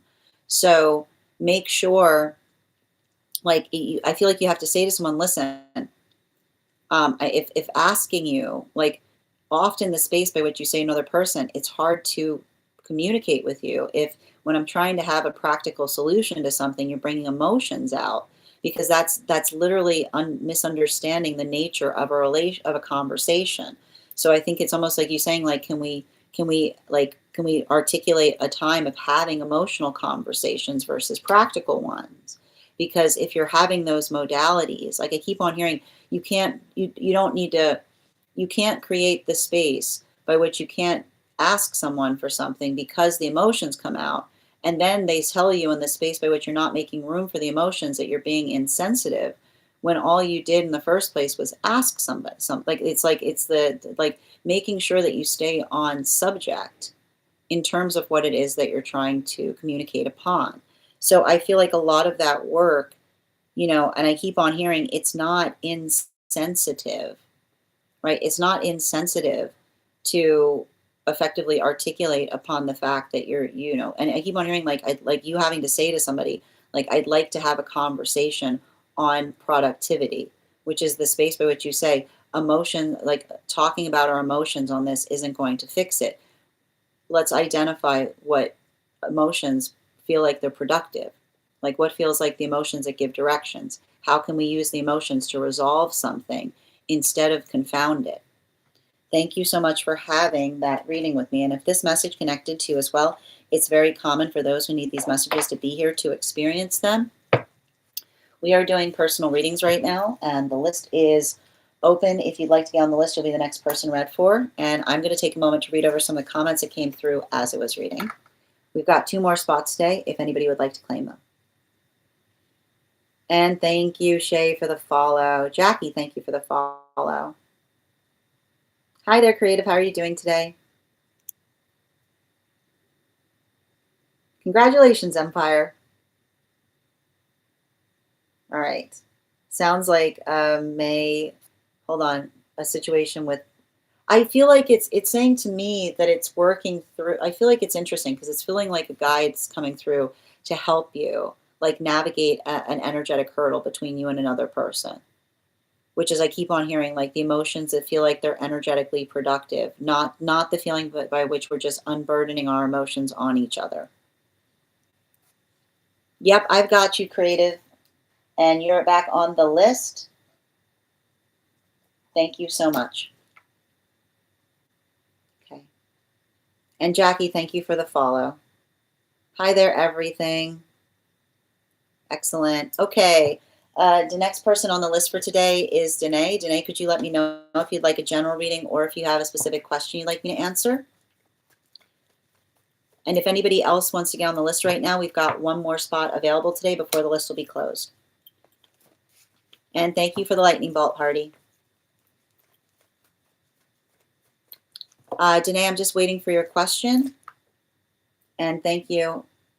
And I'm just reading over Annalie's comments. Hi there, everything. These are personal donation-based readings, everything. So if you want to get on the list, you just need to send the donation. Okay. And thank you, Shay, for the follow.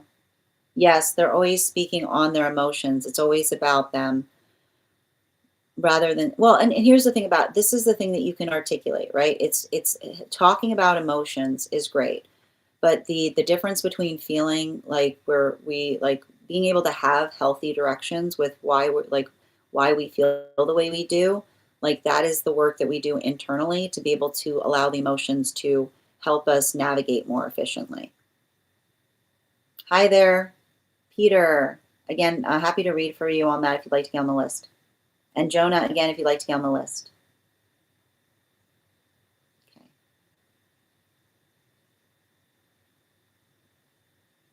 You're so welcome, dear. I hope these messages help you have a productive conversation in terms of result. I keep wondering not feeling like you're having the same conversation over and over again. Absolutely. How are you doing today, Queen? Danae, I'm still waiting for your question to come through. If you could let me know if we're doing a general or if you have a specific question. And while we wait for Danae's reading, and I'll also be giving you an additional card. Thank you for your patience. I've got the Animal Spirit Guide card here. We're going to count back from 10. And when we get to 1, I will reveal the card. 10, 9, 8, 7, 6, 5, 4, 3, 2, 1. We got the water dragon. Thank you guys for participating. We'll do it again after the next reading. Okay.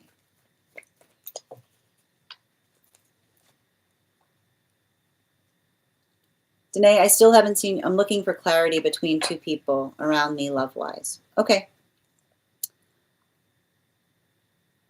And so do you want me to do first and second person? All right, I'm going to pin up Creative here. Make sure to give Creative some love. Oh, we've got 3 cards out and 2 more, please.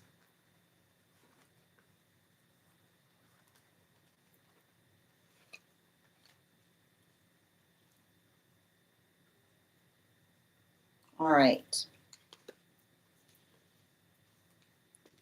This is going to be the first person. And this is going to be the second person. So the clarity that I'm effectively getting, I keep on hearing the thing you have to recognize or identify is there some kind of experience by which another person has the same aspirations as you do as it relates to relationship? Because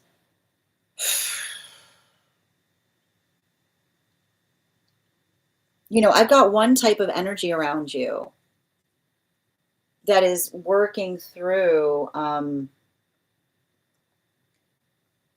like, I almost see you having to say to somebody that, like, a relationship doesn't allow the ability of being able to do anything all the time, is what I keep on seeing. You know what I mean? Like, there's it's giving me some kind of freewheeling energy that's almost in the space of kind of trying to articulate upon, um like, I just keep on seeing, like, a situation or circumstance by which you have to say to somebody, like, um you know, and I don't know where they got this conception here, because it feels, how do I describe this best? Like, it almost feels like you having to say to somebody, like I see somebody that's constantly, like, in that space. Hold on. All right. I feel like I see you in the space by which you articulate to another person that, like, that work that we do to try to find, like, some kind of point of balance is not one that's calibrated on trying to do everything at all times. And I feel like that's really hard, because I feel like there's some type of energy there that doesn't come into the modality of giving you the observation of being able to know what it is that you're energetically preparing for, is what I keep on seeing. I feel like that's really important, because the hard part about this, and it's very similar to what we were seeing in terms of relationships, like, that ability of being able to articulate or amplify upon having that determination point. Like, I see, like, it keeps on saying to me, a healthy, like, someone that is ready for a relationship does not need a break from one, is all I keep on hearing. Somebody that is ready for a relationship does not require a break from one, because that often creates those modalities or those experiences by which we articulate upon our own feeling of energetic sensitivity, or working through something in a way that feels like it energetically destabilizes. Now, bottom of the deck on this reading, especially with and I think that this is really important here, because I see you moving towards healthy, energetic relationship. And I keep on getting, like, it's saying to me, like, and I keep on hearing, like, the nature of an energetic, like, the space by which something should be fixed should not require the space by which another person articulates the fact that they're going to have a breakdown if it doesn't, is what I keep on seeing, right? Like, the work in terms of another person building into proportionality.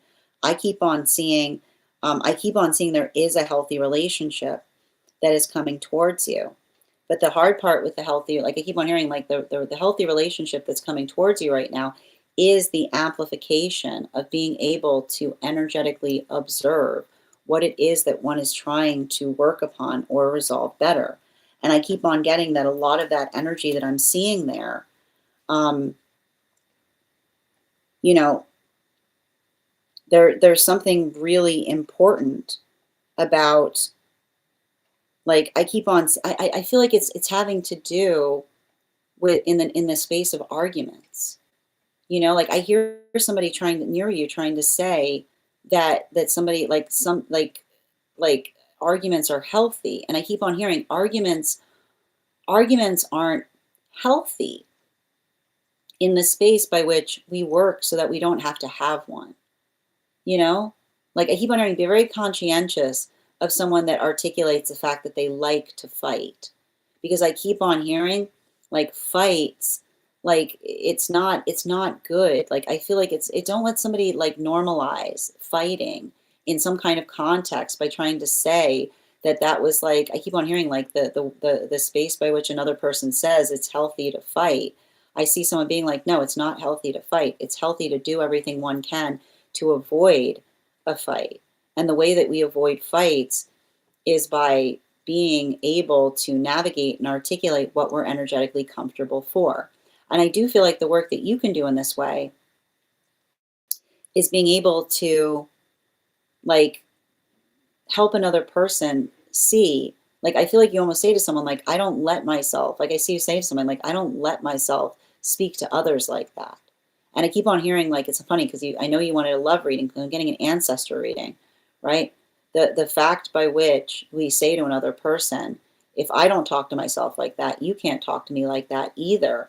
Like, I feel like it's requiring you to have to continue to understand and remember that healthy boundaries are honored by each other. It's not the space by which we feel like we have to bend over backwards. It's the feeling by which we amplify and articulate upon what feels energetically sustainable. So I think that there's something really important about that because, and I keep on hearing, like, the way you'll know if a healthy, if a relationship is moving in the direction by which you aspire it to, is by being able to tell somebody, like I keep on getting, you get to control the speed of relationship, which is if something feels like it's moving too quickly, you can try to energetically slow it down. But I will point out, if these are modalities or experiences by which you articulate it, right? The healing that you are healing from running away from something, right? This is often why when we sometimes are building into healthy relationship, we can feel like things are moving more quickly, right? Because when we move towards energy that's hard to get, it sometimes is hiding an intimacy wound. Because often those spaces or places by which we sometimes feel that, like that sense of intensity, right? Like, it's the intensity that we energetically welcome that allows the modality to be able to articulate upon what the manifestation goal is. So make sure that you're doing the work to understand why you, like, if you feel like that, why you feel like that, right? Because I feel like I see some kind of new relationship that is bringing you into, like, a deeper level of intimacy. But even in the space by which you're working through that level of intimacy, that should always be navigated by your own sense of comfortability. Thank you so much for having that reading with me, Danae. And if this message connected to you as well, it's very common for those who need these messages to be here to experience them. We have reached the conclusion of our reads for today. I want to thank you guys so much for being here and receiving them. I'm going to take a moment to read over the comments that came through as I was reading. Hi there, Queen. How you doing today? I feel like one is moving really fast. Okay, so that's what I meant in relationality to being able to articulate and make sure, like, if you're working towards a manifestation goal, but it's creating that feeling of, like, an anxiety there, is this the, like, is that an intimacy wound in relationality to the speed? Like, because often when we feel like things are moving quickly, right? But if they're moving in the direction we aspire them to go, it can sometimes work through the space of feeling like the emotion that feels like a direction in terms of how another person can navigate it. Thank you, dear. You're welcome. I can pull one card for you, Figs, but we've reached the conclusion of the reads today. So if you can let me know if you'd like a general. We've had three. Just let me know if you'd like a general or if you have a specific. I've got the star energy around you right now. So this is saying to me that these are modalities or experiences wherein you're recognizing and you're building into the sense of feeling energetically stabilized. Bottom of the deck. Yeah, especially with the Knight of Swords. I feel like this is you, like, no longer in that, like, this is you working through productive, like, the difference between productive conversation versus a fight that's not going anywhere is what I keep on seeing. Animal spirit. Yeah, especially with the water dragon, right? Like, I feel like it's almost you having to correct another person being like, I don't engage in conversations like this anymore. Yep. And Melissa, one card general as well. I've got the, yeah, this is the intimacy wound. I feel like you're in a relationship right now that's helping you see an intimacy wound, particularly, working through something too. Like, I feel like especially with the Eight of Wands, like, I keep on hearing, like, sometimes when we're talking about, our feelings or working something through, it requires us to have to like talk towards our vulnerability, like the ability to speak upon why something means something to us, especially with the B energy. So working through, like, I feel like this is you working through the beauty of an experience, but not just that, but telling another person why it means so much to you, right? All right. You're so welcome. Yes. Excellent. All right, my friends, I do need to step away. I apologize for those who have not had one cards yet. Um, I will be back on. Yes. Thank you. Yes. Avatar. Yes. Creative and Avatar. Avatar, your card is the Ace of Wands. So this is saying to me that this is you working through creativity or finding new ways to communicate. Bottom of the deck, especially with the Nine of Cups and its reversal, I feel like this is also those modalities or those experiences by which you're getting better at making your, like, communicating, but not allowing for the sense of feeling overwhelmed in the process of doing so. We've got the B energy again. So working through the space of being able to energetically heal, but I keep on getting being able to heal in a way that allows the context of you to understand and develop what it is that you're trying to do in a greater fashion. Creative, yours is also the Star, which is saying again, making sure that you're identifying if the anxiety that you feel is because of working towards a manifestation goal, right? It's like, I feel like that's the observation of being able, the way that you can usually help with the intimacy wound is being able to articulate to another person what they can do that will make you feel more energetically stabilized as you're moving towards that goal, right? Healthy energy keeps pace with one another. All right, my friends, I want to thank you guys so much for being here today and sharing in these messages. I'll be back on tomorrow to honor one card readings for subscribers. And if you missed the Daily Collective, it'll be up on the place where we keep the videos and photos. I'd also encourage you to head over to our live. Head over to our stack where you'll find access to our class, which is going to be happening on Thursday. I want to thank you guys so much for being here today and sharing in these messages. Huge thank you to my followers, old and new. Thank you for being here and sharing these messages. Huge thank you to my subscribers. Your ongoing support means the absolute world to me. And the biggest thank you, my mods. I hope you guys have a beautiful day. Please take care of yourselves. Please take care of one another. And we'll do this again tomorrow. Have a great day, everyone.